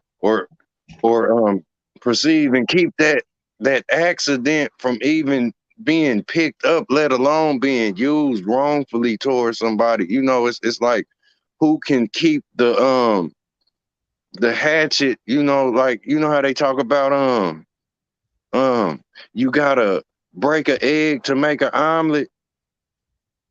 Mm-hmm. You know what I'm saying? It's like keeping that thought far away from us, like, cause to eat an egg is to eat the mother's baby. And like shit, I don't know if it's just, that keen to nature where, you know, they eat each other's babies, you know what I'm saying? But I don't know if it's cause we fail mentally. You know, I don't know how long it's taking for the animals to probably get where they at. You know what I'm saying? Cause this falling we fall hard. Even the animals, man. Mm-hmm. We don't know who the animal now. That part. Motherfucker get mad, you call him a monkey. Vice versa, the monkey will say, "You got me fucked up. We ain't stupid like the humans. Like if you could, you know what I mean?" Mm. But try not to cuss so much. Yes, yeah. Excuse me, excuse me, man. Use my French. Mm. But yeah. Mm. Oh, but what was yesterday? Yesterday I was out, right? And to talk about the dark side. I don't know if it has something to do with that, but I was walking, right? And then somebody was walking their dog, right? I was walking home. Somebody, a dude was walking his dog, and then the dog. It was a little Chihuahua, and but it was on a leash, but it still barked at me. So I decided to, you know, to to React. no. I just how do you say that? I made across the street, and I did it. Let me see. Yeah, I did. I walked across the street because the dog was still barking at me. And then I walked further, and then a black. So at first a dog barked at me across the street. I walked further, and a black cat just walked. It just crossed in front of me, and then I took another step, and there lay a 50-year-old on the ground. Mm. I picked it up. I'm like, what the? But it was so spooky. Like at first the dog, then of course, if I didn't, if I hadn't crossed the street, I wouldn't find that money. But That's right. just before I found the money, a black cat crossed me. I'm like, what? First the dog, then a cat, and then the money. I'm like, I was almost scared to pick it up. Oh So man, that was one of them scenarios. Right. so so check it out. Aladdin, he went to a cave. And you got to remember in that story, it was not a good. It didn't look good for him. He was supposed to be stuck in that cave forever. Remember? It was all bad. Once that little lion thing swallowed you, that little sphinx, Mm, like the Egyptian sphinx cave he went in. They were right. saying once it closed, it's like you in there forever. Mm, Yep, just So like it's the like dude Benny it was supposed on to the be all mommy. bad. But look how much magic he found within that though. mm, You see what I'm saying? So sometime going through that darkness, you find that real magic, that real fortune, aka what you went through yesterday. You get what I'm mm, That's saying? wow. You can't be afraid of that magic, or I mean, not the magic, that darkness, because that's how you find that magic. right. Hey, Mm, that's deep because, like, where you just said that made me think of the dude Vinny on that mummy. Remember, he's trying to get all that treasure and the door closed on him. Yup. Like it was just like how they said it was when Aladdin went into that lion's mouth, you know. But he was trying to gather all that gold. Y'all remember Mm-hmm. on the film The Mummy, and he looked up and all them scarab beetles they surrounded his ass. Yup. Excuse my language. Yet it's like where you say you find the treasures, like because where he perished or was eaten alive, he went into another realm. You know, like say whenever that door opened back up, they would see his bones or his clothes, or you know what I mean. Mm-hmm. He'd be holding on to the gold or whatever, but he found something more than what that gold was, where he got trapped, you know, alive for. mm, Yeah, you can't be afraid of the darkness. That's you find a lot of the treasures you looking for. That's what that symbology is basically meaning, mind y'all. With these mm. caves we talking about, Right. the treasures is within the darkness. Yes, because that's where all the answers lie when you ask questions and go in the dark within. Because when you close your eyes, it's dark. And that's where you go and ask questions.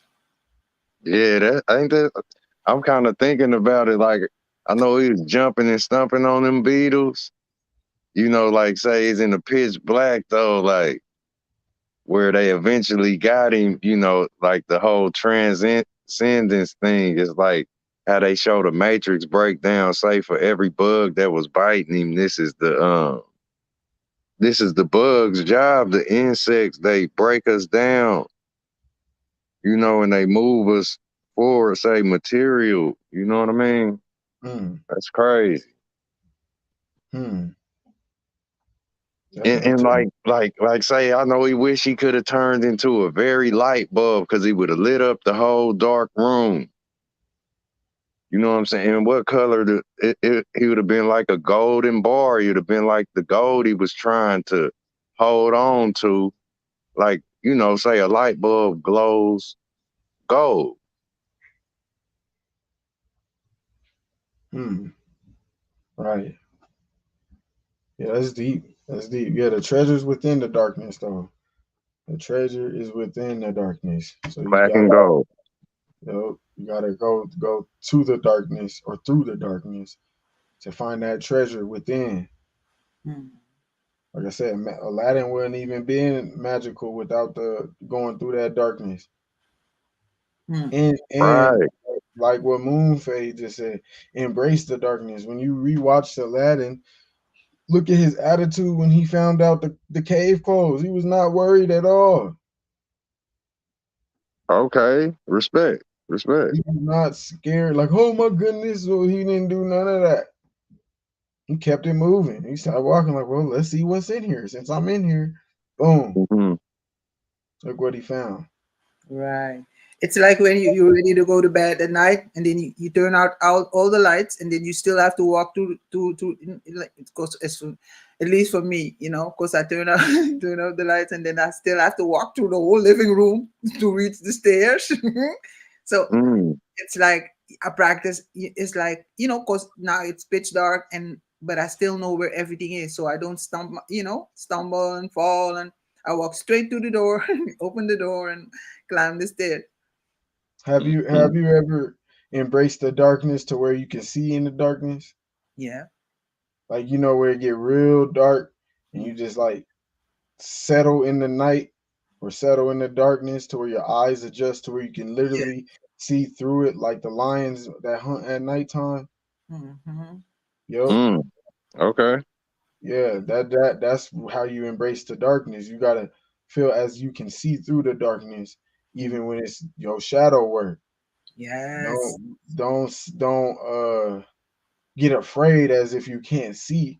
But if you embrace that darkness as Moonfade just typed in, you will be able to see through it without even the light being there because you become the darkness. So there doesn't need to be light when you Mm. know Hmm. you are the darkness, when you become one with it.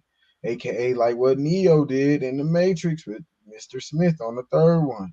You know Mm. what I'm saying? He let the agent become him. He became the Matrix. You know what Yes. I'm saying? He embraced it. And when you embraced it, that's when you realize you can overcome it. Literally. Put some braces on it. Braces. Look, y'all see what I'm seeing with the braces? Mhm. It's just like they said, Forrest Gump with his braces where he was dancing. Yep.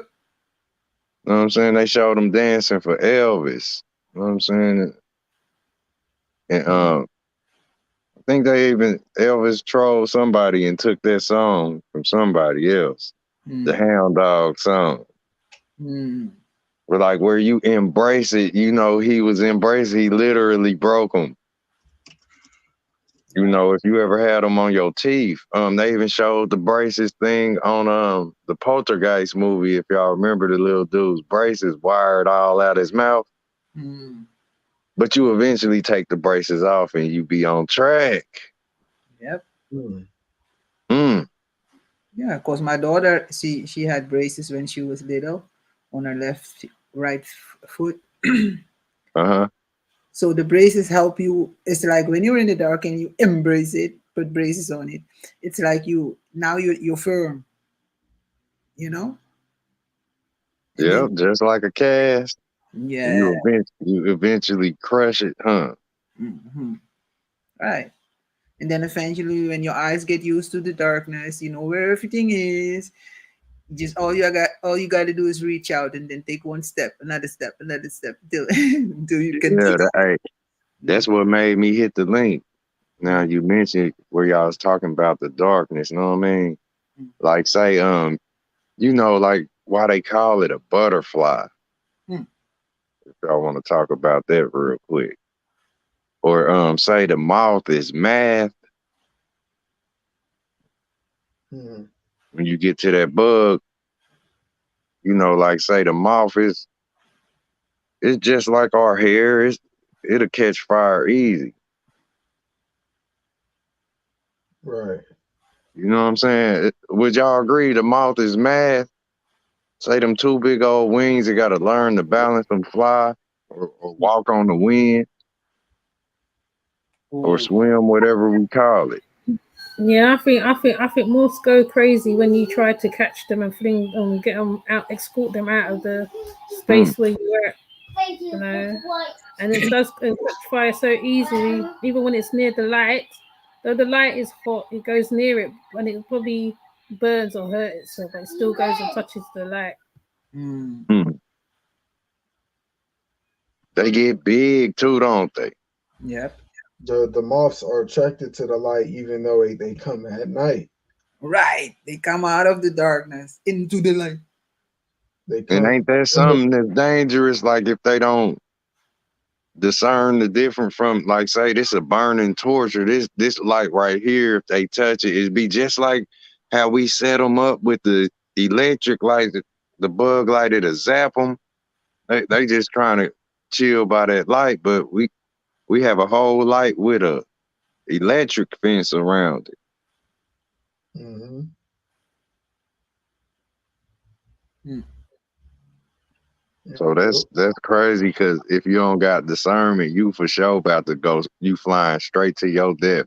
Like being a moth, every time you move, you better know where you gonna land. mm.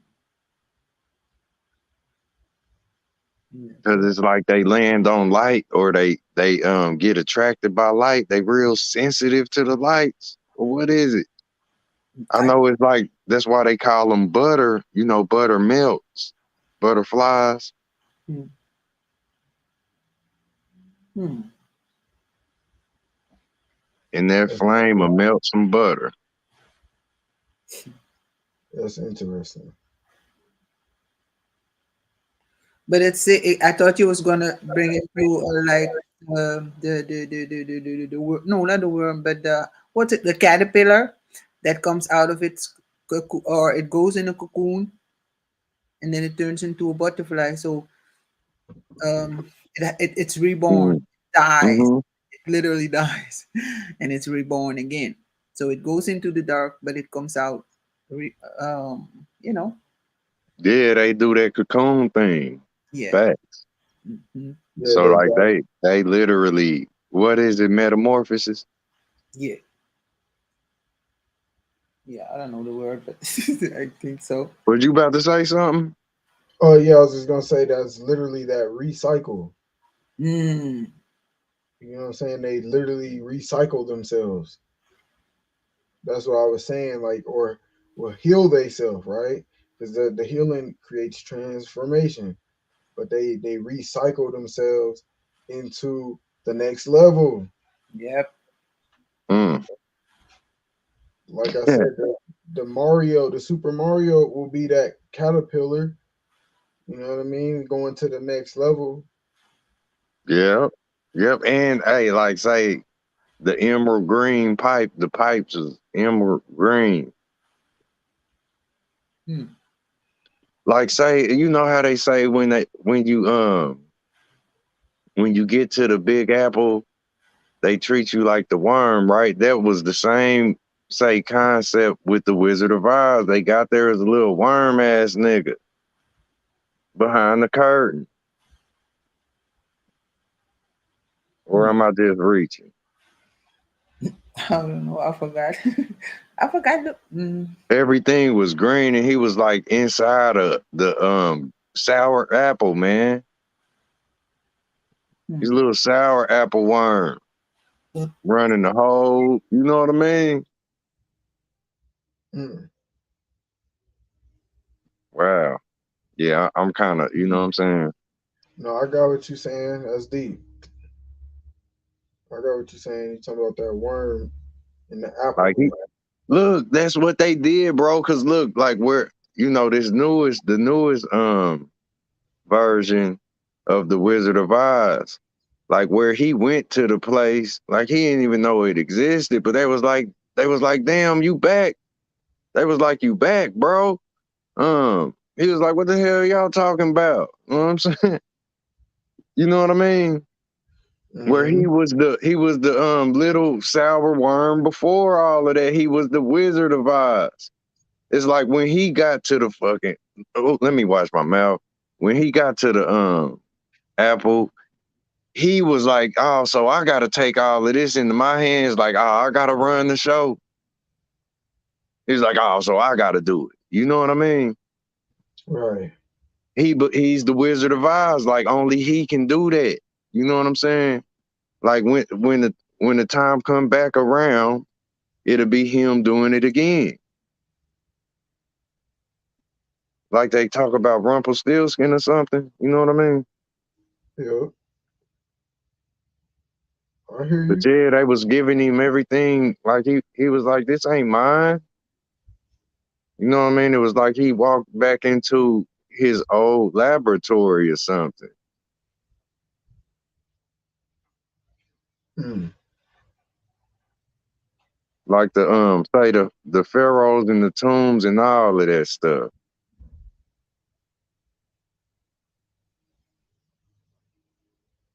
Could it Mm. be? You know what I mean? Like the butterfly does that molting of skins, and that's kind of like what death is, right? We shed skins, Yep. Yep. Like like a the snake. whole body. Like a snake. That's what I'm saying. The cycle, bro. Don't how many times does a snake shed its skin, but it goes to the next level. Like Mm-hmm. literally, we shed our skin just like that snake, but we just don't see it as far as the leftovers. You know what I mean? We don't get to see that leftover layer, but like it happens while we sleep. It happens while we shower. You know, things like that. In Like these layers. byproduct, You said what? like a byproduct. We don't even see it. It just, you know what I mean? I Go think on by. I can't remember who said it one time. You might have been on the panel before, mine's are, but I heard someone say you didn't never watch yourself grow. Like you just got big all of a sudden. You can't pinpoint the outer layer of your little self when you was a little baby, only 3 feet long, to where you Mm, at now. mm. But you went through cycles and you leveled up, literally. You know what I'm saying? To where you at now. So it's like that's the same when we speak spiritually about the healing. Because your body is continuing to heal. That's why we grow and shed them layers. You know what I'm saying? Heal like a bump. Yup. So like up under that bump, that's where, say, bloom, you break the surface and you come through the door or whatever the hatch was. You peel that opening back like the Ninja Turtles push the manhole to the side Hmm. and jump. You know what I mean? Hmm. Because to heal is like it's like be still. You know, and like old son said earlier, like where she got me to see it, like if we in front of y'all, like say how they be having Jehovah on the corner and all that. If we in front of you to hand you anything, I know, you know what I mean? Like ain't nobody asked me, you know what I'm saying? But I got this here to you. Where the hell I come from in this place? You know what I mean? So it's Hmm. like we hand off what we know, like football. like a, you know, we hand that off, and if you got time to pay attention, it just might hit a switch that wasn't flipped inside your thought process, and you be changed for the better, or who knows, for the worse. Because some of the stuff that people take, they intent it be, you know, it be the opposite, the ops that sit in the dark. Hmm. With great power comes great responsibility, and your response it'll be more reflection than reactionary. You know what I'm saying? Like where y'all see whatever y'all see in me, y'all see it in you. And that's the image that'll stop in the mirror, and we'll look at each other. We even move at the same time. Like, you know what I'm saying? But we gotta be one and open up our mind and our heart and be, you know, more true. Like we gotta give up the ghost and admit that we don't know it all, and we where we at, and we accept the, you know, the righteous handout if your intent is true. You know what I'm saying? Because one day we all gonna be gone, and it'd be like where I handed that off. It's like, remember how they showed Bone in the Crossroads? Everybody was disappearing, or in the movie Life, everybody was disappearing, Like a fade. like a fadeaway three on the court basketball. Yo. No look past, like we all on the same level. You know what I'm saying? The crab in the bucket is like it turned into a fight where you was stepping in my hand and I was lifting you up like a staircase would, but you stepped down so hard, damn, you know what I mean? That disrespect part, or damn, you heavy, you eat too much. With the Yeah, fat I like caterpillar. what you said though. That you, well, I don't know how you just worded it, but that was cool. How you said like a crab in a bucket, and I was literally, the person was literally trying to pull him down, but it became a hand for like a stairway. So it's like lifting them up, Yeah, trying to pull them down.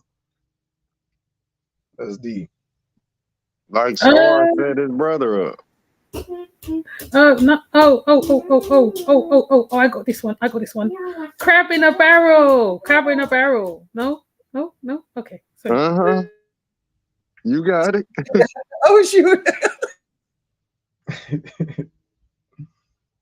That's it. You know, like it's like we're, you know, like say we all on the in the sandbox, right? And but you got your sand, but like you grab it and that motherfucker don't budge. It's heavy as hell. I give you a hand. You know what I'm saying? Because you just grabbing the bucket. You just grabbing the bucket, but you Mm, didn't look at the weight on it. Like, you know, weight is weight. Motherfucker trying to grab that, you be mm. like, boy, you stop and scratch his head, like look around, somebody help me with this. Cause it's so heavy, I'm gonna have to wait here to move this motherfucking load. That's crazy. Weight is weight. Obesity, the city of the beast. Nutty professor trying to get rid of the beast. But Mm. he found love. He found buddy love. But he loved one and was the beast though. Yeah, like say damned if you do, damned if you don't. Hmm. You know, people live, we be living too far in the future, or we be too stuck in the past, and we don't realize we standing in the street daydreaming. Stagnant. And it's like whoever woke, like earlier, like like we'll die for that $50 bill. Um, we'll jump in the street and fight to get that. Oh, man, look. And I But can't believe that nobody saw it but me. right, let it be somebody's baby. It's Mm. like Ricky, the only one keep on bringing this baby up. Ain't nobody else in the movie. they ain't show nobody else bringing that baby up to the house where Ricky, got that in the background. It was always just Ricky bringing that one baby up to that house till he snapped, and he had to literally tell her from his mouth because the action of him bringing the baby from the street to the porch every time wasn't seeming to get across. So where you have to verbally say it, they might get it, It's deep, man. Mm-hmm. So Life is deep. Sorry. go ahead, sis. I was just gonna say, because life is deep. Life is like the deepest. It's like a social experiment with yourself and life and nature and everything else with it and people's around you and all that.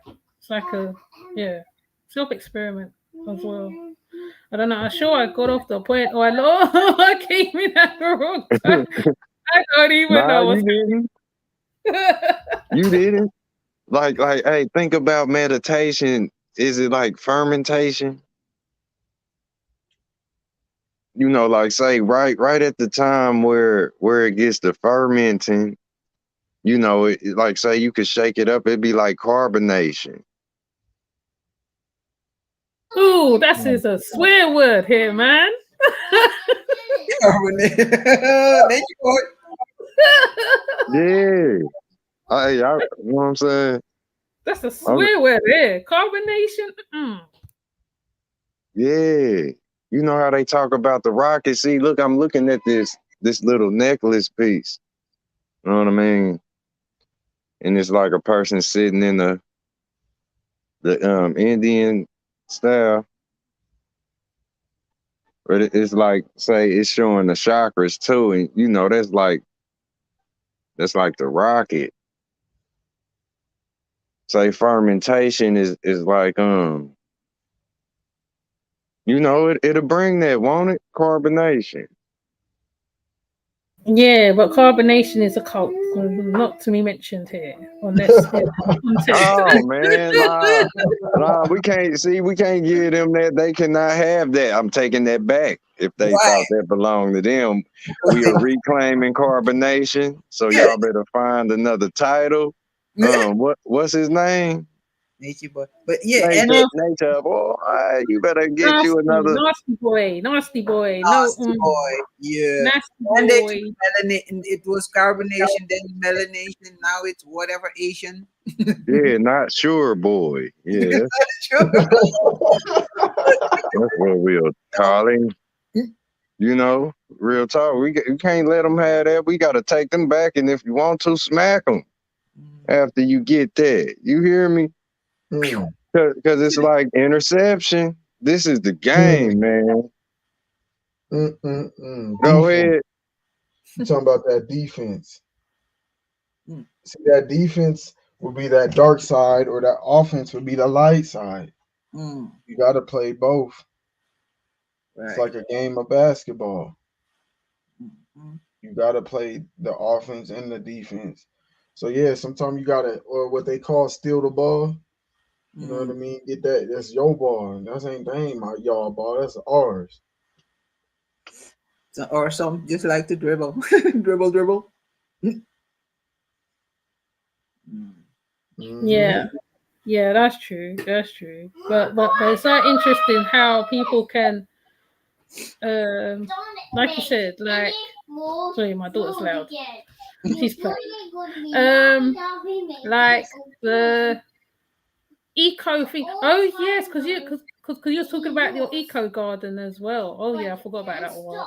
The eco gardens and stuff like that. How people create gardens and people like it's just and even the meditation. Yeah, I mean they try to bastardize that one too, but mm. I think meditation maybe it's for formation for I'm gonna say fermentation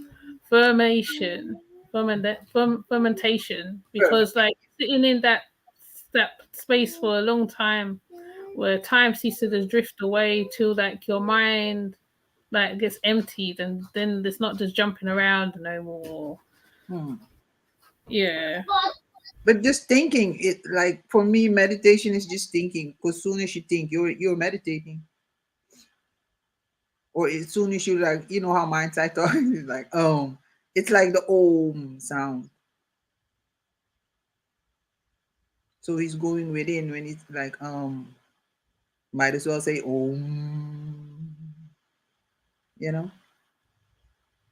Hmm. See? That or or is a frequency released, but Yeah. it's all from going within. I got you. Hmm. Because even when a person is communicating and they say it's Hmm. because that thought that they have is within, and they are releasing to find that thought by going within at that moment by saying So I Right. got with that, man. That's fire. And sometimes it's like when you were just, talking before, you was like, and I have that sometimes when I'm live, right? But it's because I smoke, whatever. Anywho, but sometimes it's like it can be a blockage too in your throat chakra, because I have that strongly when I talk to people, and then all of a sudden I'll be like, and sometimes it's not even me. I feel it within somebody, because I'm a magnet, right? So I attract that, and then and I'm like, whose throat chakra is blocked right now, or I get like a lump in my throat, but it's not me; it's somebody else. I can feel that sometimes too. Oh, she been listening to Om sound, Om chants. Yeah. Mm. Yeah. So man. So yeah, it's deep. I mean, being there's so much to the new age. I call it new age. The live the lifestyle that be, you know what I mean? You have to really be very disciplined in every single way, man. You can't be like playing. I mean, even sometimes I miss it to a certain extent, you know, being around like you said, doing the meditation, doing the oms, um doing African dance, all that. I miss all that. I mean, you Mm. know, I was doing a lot. So um even I wasn't the fruitarian, mind you, but I was the idol. I was idol, maybe not. I tell Yeah, idol. Yeah, I was idol. Almost. I used to eat raw okras, just season it, just eat the raw okras. Soak the, I forgot what it is. I used to soak uh what's it, the I think Aladdin said it earlier with the Q. Corn, that one. Anyway, I used to like, you soak it, and then like and then you kind of eat it like a porridge, but it's soaked and stuff like that. So Hmm. it's, yeah, there was a lot. There's a lot involved. It's definitely a discipline to it. And yeah, Right. I see your discipline. I see Aladdin's very disciplined with it. Very disciplined. I actually had raw spinach the other day, and it was so good. I didn't expect it to be so tasty. I'm like, wait a minute, I'm never gonna, prepare it again in a pot. No, I'm gonna just eat it like that. Spinach. I don't know if you Like the ever heard. kale. Yeah, like the raw kale. Like the raw kale. If you um when you blend it, oh my gosh, it's so nice when you blend it with them. Oh yeah. Okay. Yeah, Popeye was a spinach man. Mm. You're right. I was like, oh my god, this is so tasty. I'm like, what? Yeah. From now on, I'm eating only raw spinach. But what you were saying about the Aladdin, he is like, I think, yeah, you need to stick with that, because when you did that shadow work on that long ass tree, it was so fire, because people came like how you drew them in like moths to a lamp, your lamp, Aladdin. They couldn't resist the light. They came flying in. Shoo, shoo, shoo, shoo, shoo, shoo. That's so fire. So you need to keep doing that because you bring out their demons. Hmm. Mhm. Hmm. Without you even knowing it. It's like your light irritates their demons. Not everybody. You talking about the after effect? Was it the after? No, during the life. Oh, okay. You know the long one that you did. Yeah, my last one about No, shadow not work. no, not the last one. Oh, you talking about that super long one? Yes. Yeah. Okay. Mm, Mm-hmm. I think that's you have a gift for that. Because maybe you wasn't really trying to do that, but because you said it started out calmly, right? And then it turned into that, and then you went with the flow. So Right. it's yeah, hmm you have a feel for that. Hmm Yeah, Yeah, yeah. I'm Mm. comfortable with the darkness. That's all it is. So hmm even when I see other people's darkness, I don't get afraid. Yeah. Yeah, and also I think you're one of those who's here to guide others into that life, the lifestyle that you have, um like your knowledge, you're so knowledge up, even you can get a student at this point. So yeah.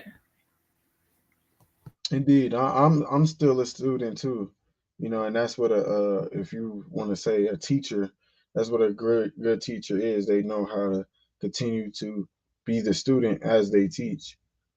So I like learning from everyone and everything and applying it to self to show that light to others to apply to themselves and how it can help them be their best version of themselves. So yeah, I think speaking of purpose, I feel that is my purpose. Like I said, the names that was chosen from Aladdin and even King herself, like I said, I found that name and utilized that name during my shadow work, um because I knew that I was tapping into learning who my higher self is when I was doing the chakra cleansing and stuff like that you know so just tapping into that king of higher self energy and expanding that upon you guys and others that's on the same frequency of finding themselves and becoming the best version of themselves. My purpose is to be here to be my version, the highest version of myself, and connect with that person or that entity and that spirit and the spirit guides and the frequencies and energies in the universe that guide me that in that path and allow it to connect with others to do the same thing in their own way with their own spirit guides energies and how the universe works with them. So I know that's definitely part of my purpose is connected with my higher self and showing others that they can do the same thing in their own way. Yeah. Man, For sure, for sure. my back. I had my fault. I'm back. I had to. I got puppies, man. No. I had to tend to the dogs real quick. Yet I was listening. Indeed. So what y'all think about graveyards? Back to the dark side. There she goes again. Yeah,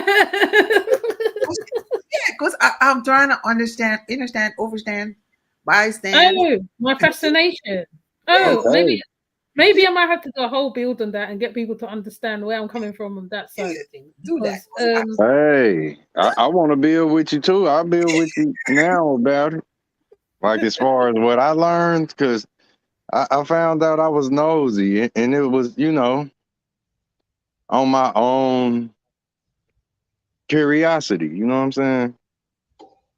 Yet but, I but I stuck my curiosity nose in some shit, huh? Curiosity kills the cat, right? Or it woke his ass up. You hear me? In my case, you know what I'm saying? It woke me up. Like say what where I knows things like it was real. What I smelled was real potent, and it might not wear off of me till I die. You know what I'm saying? What I didn't, where my curiosity take and took me. You know what I mean? Hmm. Do tell, do tell. Okay, Though okay. it's not your build, though it's not your build, but I'll allow you. I will give you this time. Really, it's not. Mine's eye is always a part of my builds. It wouldn't be a build without Okay, mine's eye. okay, Okay. respect. All Go right. ahead. Cool. All right. Okay. Okay. Got you. Got you. Hey, and I'm gonna tie this, to what y'all just said. The topic was the, say the dark side of the graveyard or whatever. You know what I mean? Because I literally that day I came across a YouTube video, right? And like I might put that on my channel because the only way you could see what I seen, you would have to see it yourself. I can't show you, I can't take a picture of it. I can tell you, you know, yet I can't show you. You feel me? You would have to see it for yourself. And this is exactly what I'm talking about, like the dark side or whatever. I came across a YouTube video on my feed, right? And it was um a boy put a GoPro camera down a mystery hole. You know what I mean? He didn't know it was just a hole, a small hole about the size of a CD. And he put a string on the camera and he lowered the camera down with a light. But like where I'm looking at the video, you know, the camera's going down. It's all concentrated. The lights on the walls of the hole. The light is concentrated where it's lowering down, but where it got to the cavity and it opened up, right? The light expanded, and where the light expanded, like everything, the light it lit up. It looked just like an eyeball, right? Where I was looking at it and my vision was kind of focused where it wasn't really the balanced vision. You know how your vision doubles with your two eyes until you focus them, you will have a one steady picture seemingly. So like where my vision was kind of off, I saw my reflection in the telephone, right? This is all I found at the bottom of this hole where I was curious, what it was gonna be down there. You know, like yeah, what I did see was a broken drill bit that made the hole. Yet wasn't nothing down there but rocks and rubble where I seen myself in the reflection of the telephone, like in the black screen of the phone, and like where the single hole I was looking at on the screen, it was like doubled in my vision, with my left and right eye. So I'm seeing myself in the telephone screen where my eyes was lit up like the flashlight. It was two lights right where my eyes was. You know what I mean? And it was like that spooked me. You hear me? Like I did everything but drop the phone. You hear me? Like where I'm looking at it and I can twist my vision on purpose. I'm literally looking at myself in the phone's reflection with two lit up eyes, y'all. And I was like where I'm thinking with y'all, I'm like, damn, so that's the person I'm gonna have to face. Where I just said it, the op sit in the dark. It was me literally sitting in this black phone that I'm holding. And like say the phone is the head of the Android. Like we just playing with the head right now. And that's exactly what I saw, my head in the screen, you know what I mean? And it was like, damn, that's the dark side of me. That's all I found in that hole, y'all. And it's like where as long as that rope was that was holding the camera, this how long my fucking neck was trying to go down there with the camera and see what was down there. Looked like a fucking worm, like a worm, man. Mm. You know, like where we would put our head around the corner into the doorway, like what y'all doing in here? That's why I made the Beetlejuice video because it's like where we say NEXT, we saying neck, we saying next. Mm. Next is neck. You know what I mean? That's how nosy I was. That's where I found out I was nosy. That's wow. Wow, bro. Respect too, That y'all, for neck, letting me that say that. neck. Yeah, for sure. That neck, you said the neck is next. That Yep, would well, like yep. when you tell someone to look next to you and you have to use your neck to literally do that, or like as you're scanning the room to see what's next, because you have to see what's next. You can use your neck to scan the room. That's All deep, right. bro. Yep, I found out I was nosy. That's the day I found because like it spooked me too. It's like all I could see was that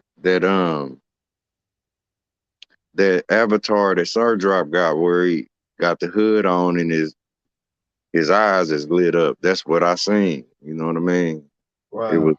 that was me and I had my hat on like right now. You know what I mean? Like that's like say Shang Tsung on Mortal Kombat, how he just sitting in the throne and say and Mm-hmm. back in the dark room, Mm-hmm. or how they had the dude on Aquaman. You know, he was just sitting there holding that trident, Mm-hmm. and he was seated, and it was like what they said. It was he was talking to like a big leviathan type of creature that was in the sea, wasn't he? And he was saying he was mixed. He was like why? It was like why you think you can do some? You ain't even pure blood. You know what I mean? That's what they was telling Aquaman. You know what I'm saying? They was telling he Oh, was only half and half. yes, yes, yes, yes. I remember that part, Aquaman. Hmm. It was dark down there too. Talk about the dark side.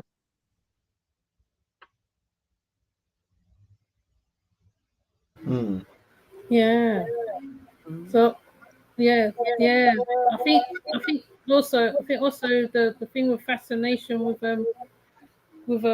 the graveyards is because when you seen a dead person, as you say, um, I think because I seen my grandmother when she died, and I was trying to close her mouth.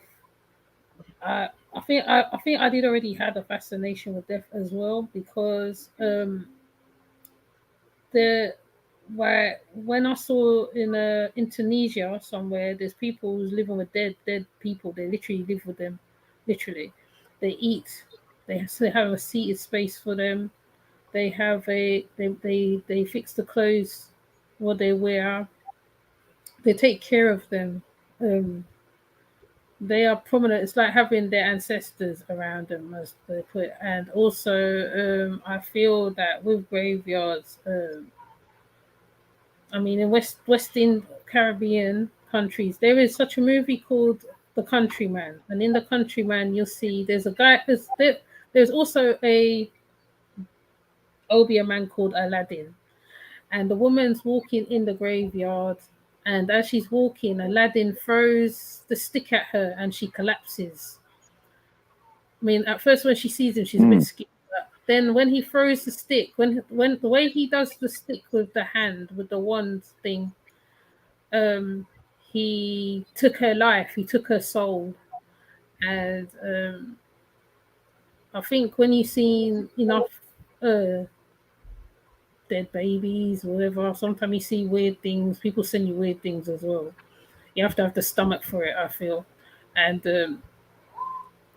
death. That's I think right. because I've had a near death experience myself, I've been in the tunnel myself between here and there. That's why I call it here and there. Yep. Um, I've been there too.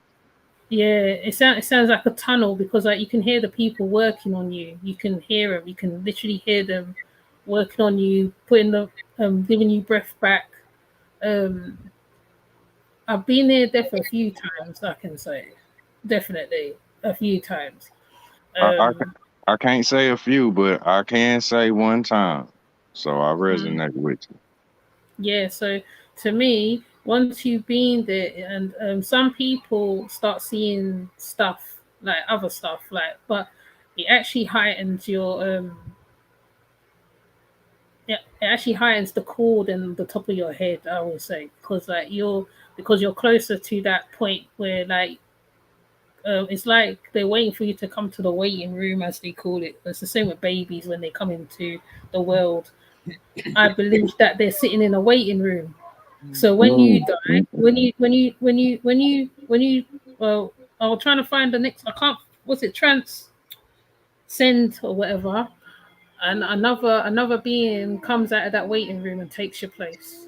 So um graveyards are very deep. I mean, even when my stepson died, I remember I was standing in the graveyard and I wanted to pick up the dirt. I even wanted to pick up the dirt and take the dirt home with me at one point. But because of the people I was around, I didn't do it. It was a whole different atmosphere inside of the graveyard, and I recognize it. You do probably see specters if you look hard enough. You can see them because they'll be standing right there as you're burying them in the ground. So there is a whole nother, a whole nother side. Like so, mm-hmm. you know, even when you're Totally. yeah, even when you're hooked up to the when they do the what's it? I believe that people can really hear. When they're giving you the electric shocks Hmm. before Right. you transcend, they literally hear it. And I believe people do actually see themselves being worked on and well, like when they're shot, particularly, I mean, even the Tupac video where Tupac is standing over that guy where he says, I ain't mad at you.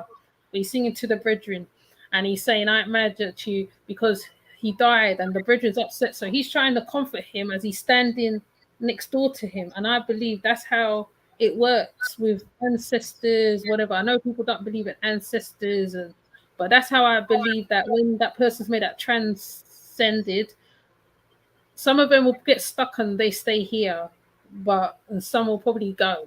But I don't think there's a whole light and a whole whatever like ghost and yeah, you walk into the light or whatever. I do believe, but they do go somehow. But there's also the ones who come as a child to trick the ones living as well. So there's a whole Yeah.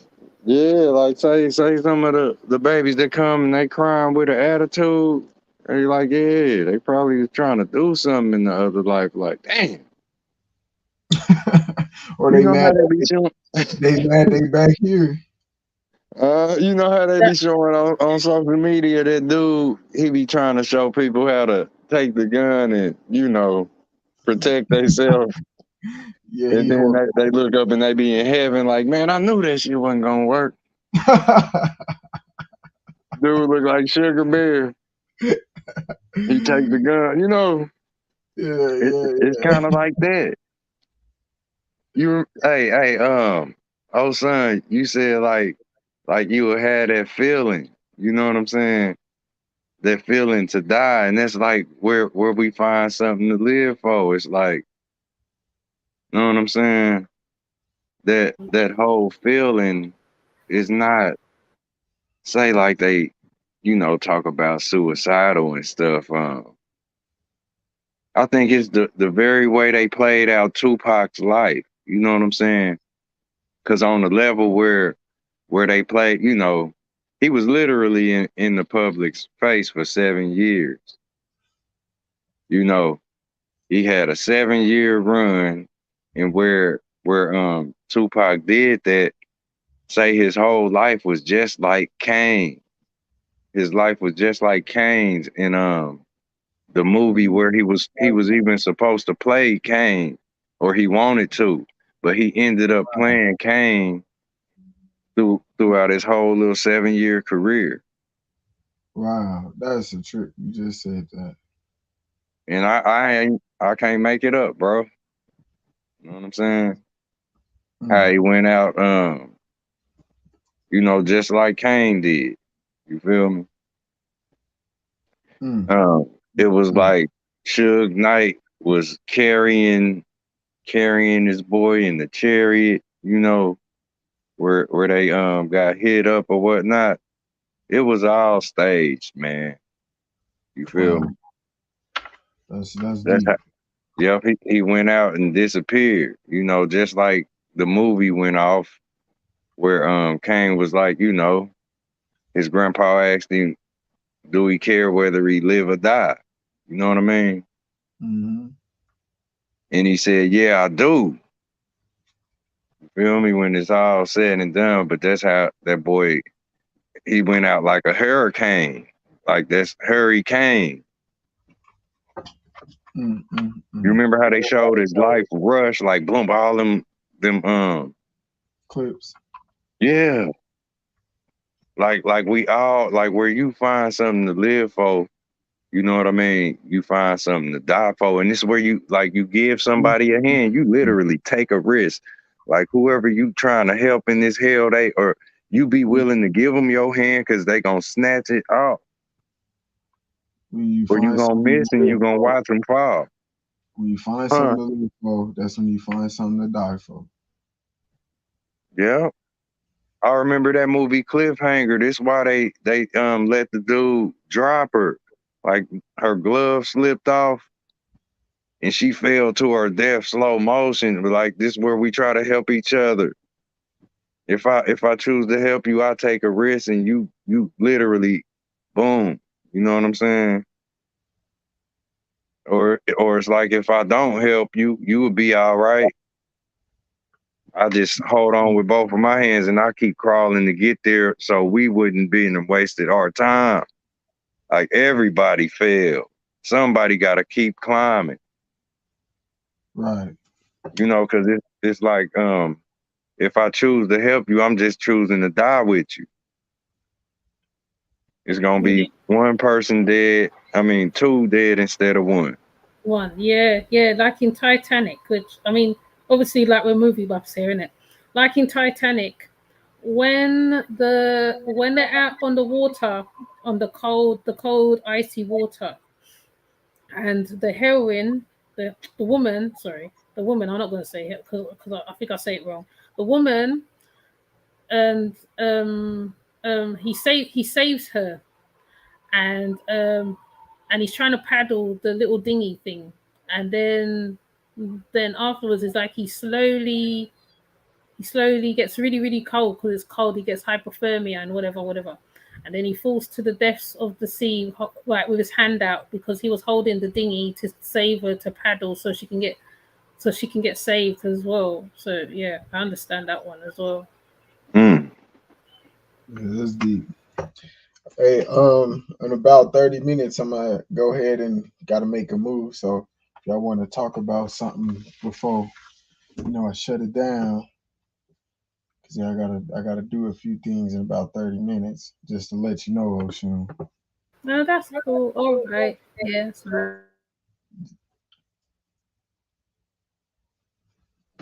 Yeah, Okay, but much love. Shit, I'm about to jump up off of here. Shit, I got to make a move too. I wanted to come up though and build with y'all. indeed, man, gratitude, bro. Hey, don't forget y'all. The mouth is mad. Feel me? Like, do y'all think that was real? Or, like where they just take the insects and they put the camera up on them and make them look like giants? I always thought about that. How did they make a camera that small? Crazy, huh?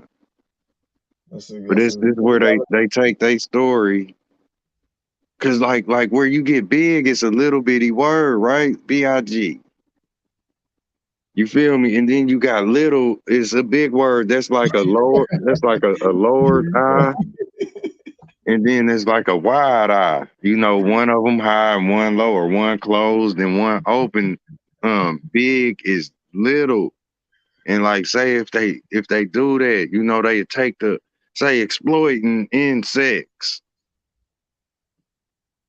That is deep, man. Here we go. You boy, you always leaving something to think about, man. Because it's the micro and the macro. Like, man, you got a pinky finger to up to the index, thumbs up.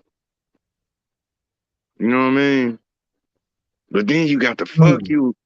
Oh, excuse my language. That finger, the biggest finger. mm, You know what I'm saying? So it's levels to it. You know what I mean?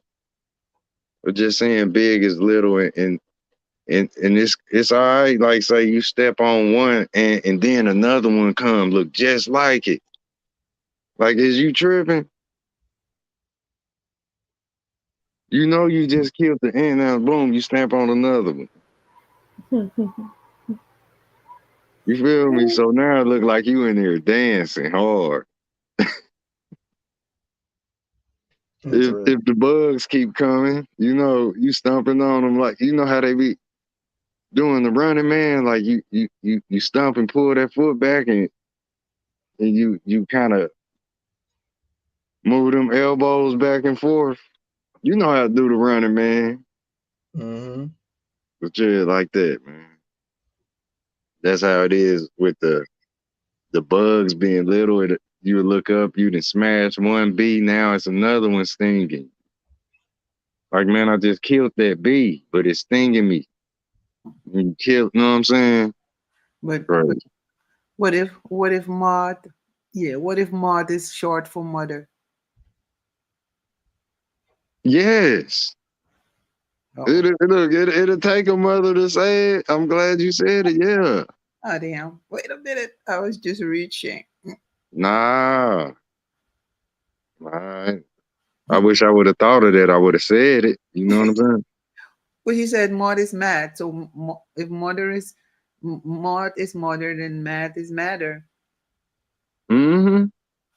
Math is a scale. You know, it's the left and the right.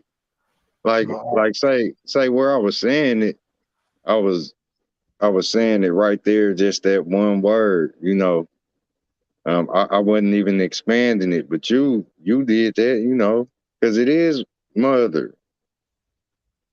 the mother is the multiplier, the man.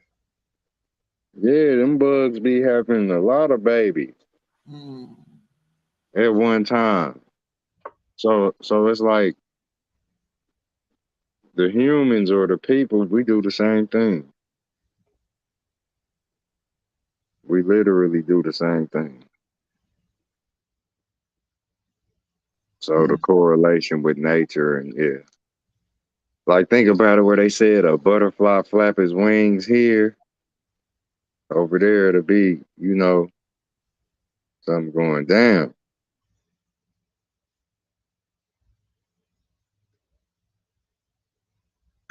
Right. No. Mine's you sealed the build. You sealed the build. I don't know the way that sound right. Uh-oh. Oh, Okay. you sealed. That's okay. That's a wrap then. That we didn't lock that mummy up. We're Wow. locked in Aladdin's cave. And we Well, Yeah. hey, fresh. that's another deep thing too. I was thinking about with the carbonation thing. Like that's how they made. That's what they were saying with the gas traps and stuff. And think, you know, man, you if you crack that seal on that, ooh, Mm. Mm, it's mm, gone. You know, and hey, I cracked the seal on mine where you know I'm talking to you how it be. You know, like y'all, like I'm literally still riding on that scent that I smelled years ago. You hear me? It woke me up years ago. Mm. mm. Yep. That's right. So you know what I mean? Indeed, man. Appreciate it. Appreciate all. This was Fire, man. this was dope. Shun. Thanks for just letting me express myself. Really, yeah. I just wanted to freestyle it. I didn't really want to go into screen sharing like that because sometimes the illustration still creates illusions. Hmm. You know what I'm saying? So when you could just hear the vibration and the aura and the spirit and it connects to your ear, it makes more sense because it's hitting your senses. You know what I mean? So I appreciate you just letting me do my thing on the on your platform and letting your people, your subscribers, get to in tune with who I am. So gratitude to that, and thanks so Amazon and my brother Mind's Eye for hopping up and Much building love, yeah. jewels as always. Much love. It's fire. I came to get some gems. I climbed in the cave. I was scared at first because grandma owed you. But then I found some treasure. So I'm stepping out with a bag full of gems. Cool. Wow, that's deep. Make sure it's sealed up, Oh yeah. Uh-huh. Share it with those who Yeah, of course. appreciate and need that and make that dough flip or make that dough rise. Always. Mhm. Dang, deodorize. And Man, let me stop, man. hey, and Oshun, if you ever have a specific topic or if I have a topic in mind, I wouldn't mind to do a build with you. That's what I'm gonna do on my channel. Like if I know there's a specific topic or a specific thing that you want to talk about, for sure we can do that over on my channel because that's what I'm gonna be doing too. If it's not me personally doing like my little decodes or talk about nature and healing and shadow work and stuff like that, I'm gonna be doing like a lot of like kind of like these like individual panels, but I would like someone to pick the topic they want to talk about and then we bounce off each other with the information and perspective. So if you ever want to do that, you can definitely let me know, Sean. And that's Oh, for oh, that's cool. That's cool. Oh, I feel privileged now. I feel no privileged. for sure. Oh yeah, for sure. I mean. I'm so used to letting people have to do this. I'm also used. What's it? I'm just like a giver. I just give. Like that's just how I am in it. But yeah, I will take you. I just don't know what I will talk about. But when it comes up, I'll let you know. That's that true Sagittarius energy. Y'all love giving, giving, giving, giving, giving. I was just about to say that. Saji. Hey, that's that real. That's that real right there. Yeah, yeah, and I like to hear people's because I don't know whether you was around for Cosmo's one. Cosmo's one was real interesting because I think Cosmo wasn't sure of the audience because she's had bad experiences as well. So when she hopped on here, it was like nice and. So yeah, I'm just used to giving and that way. I mean, yeah. I don't even know how to put it. Really, I'm just like I grew up because I grew up like that. Cause my grandmother's like that, and my mom's like that. So it's just there, you know. Sometimes Y'all the that. best. Y'all potent. Yeah, well, it's like you have nothing, but you'll give to somebody. That's that, and I do that anyway. I mean, I do that naturally anyway. Even when I'm out on road, I'll see a beggar. I'll offer them chips. Do you want food? Do you want this? Should I go get? Mm, That's how I think. I just think like that naturally because I would want it for my children. Like, you know what I mean? I want for all big my children. hearts. Yeah. So that's how I operate in a kind of way. The So heart beats big. But sometimes you got to be selfish. Don't forget to be selfish every now and then. Because I'll give you my yeah, last. Like if I have 10, I'll give you 7. That's how. yeah. Same. stupid these sometimes. Same. The only thing, Practice. the only thing with me, I think, is the drink and the food. Like I am like buy me food, buy me drink, take me out dancing. I'm just like, I think that's my little vice. Like I'll sit and watch programs, movies, and stuff like that for ages. And I try not to watch too many knowledge stuff too much because I've done it in the past to like everything. Well, not know. I mean, you don't know not everything, but you kind of have a circular idea of stuff. And so what I tend to do, I like watching gritty gangster movies and stuff like that.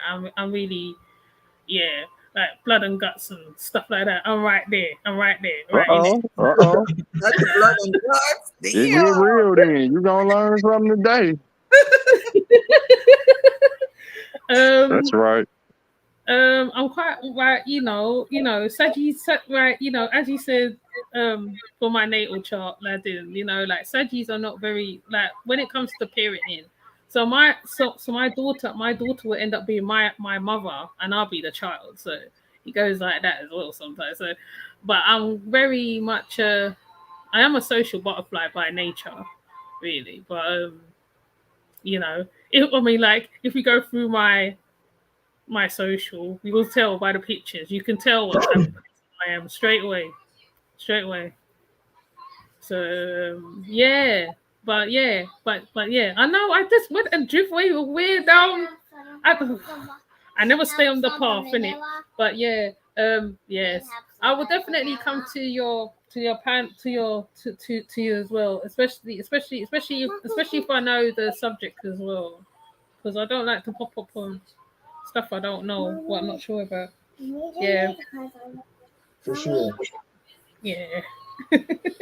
I think I just went all the way around the houses with. I'm terrible. Oh my goodness me. Oh my goodness. But yeah. Mommy, Yeah. I need because I need to have some ice cream. Oh yeah, debate and little one summons in some of Yeah.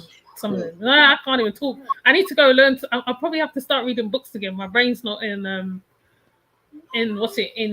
whatever. What's it, as God body will say, I'm mind farting right now. And yeah, shout out to everybody in the chat too that came through. I seen a lot of the family, a lot of familiar faces. Shout out to all y'all at one good time. Thanks for coming through, and thanks again, Oshun, for sure. Yeah, anytime. And thanks, Alma, for coming up. Big Philly OG. You mustn't forget Big Philly OG, because he did actually come up. The one who says not into spiritual thing, but anyways, I won't say nothing in case because I don't want to run him. No, but thank you for for giving us all your platform. Because that's what we do. That's what we do. So yeah, thank you for having me on. It was a fire, Bill. Much love to the chat. I'll see y'all around, and I'll talk to y'all later. Much love. All right, much love. Yes. All right, Oshun. I keep in touch with you, love. And thank you Okay. again. This was a fire bill. Oh yeah, it was very good, very good. It was a bit. I mean, the signal was very shaky at the beginning, but it settled down after a while. So yeah, I like it. I like it when it's like this. For sure. Well, yeah, I'll keep in touch with you, and yeah, we'll connect again. Thank you again. Oh, no problem, no problem. All right, peace and love. All right. So thank you for everybody for coming into the chat. Thank you, King of Higherself. Watch on replay. You want right? There's a lot of gems there. If you listen very carefully, you'll hear a lot of stuff. Well, my daughter's playing up. Yeah. So before my daughter. Oh yes. Okay. Before my daughter bug out right now, I'm gonna jump off. So I will see everybody later. Okay. Take care. Bye. Bye. Oh, okay.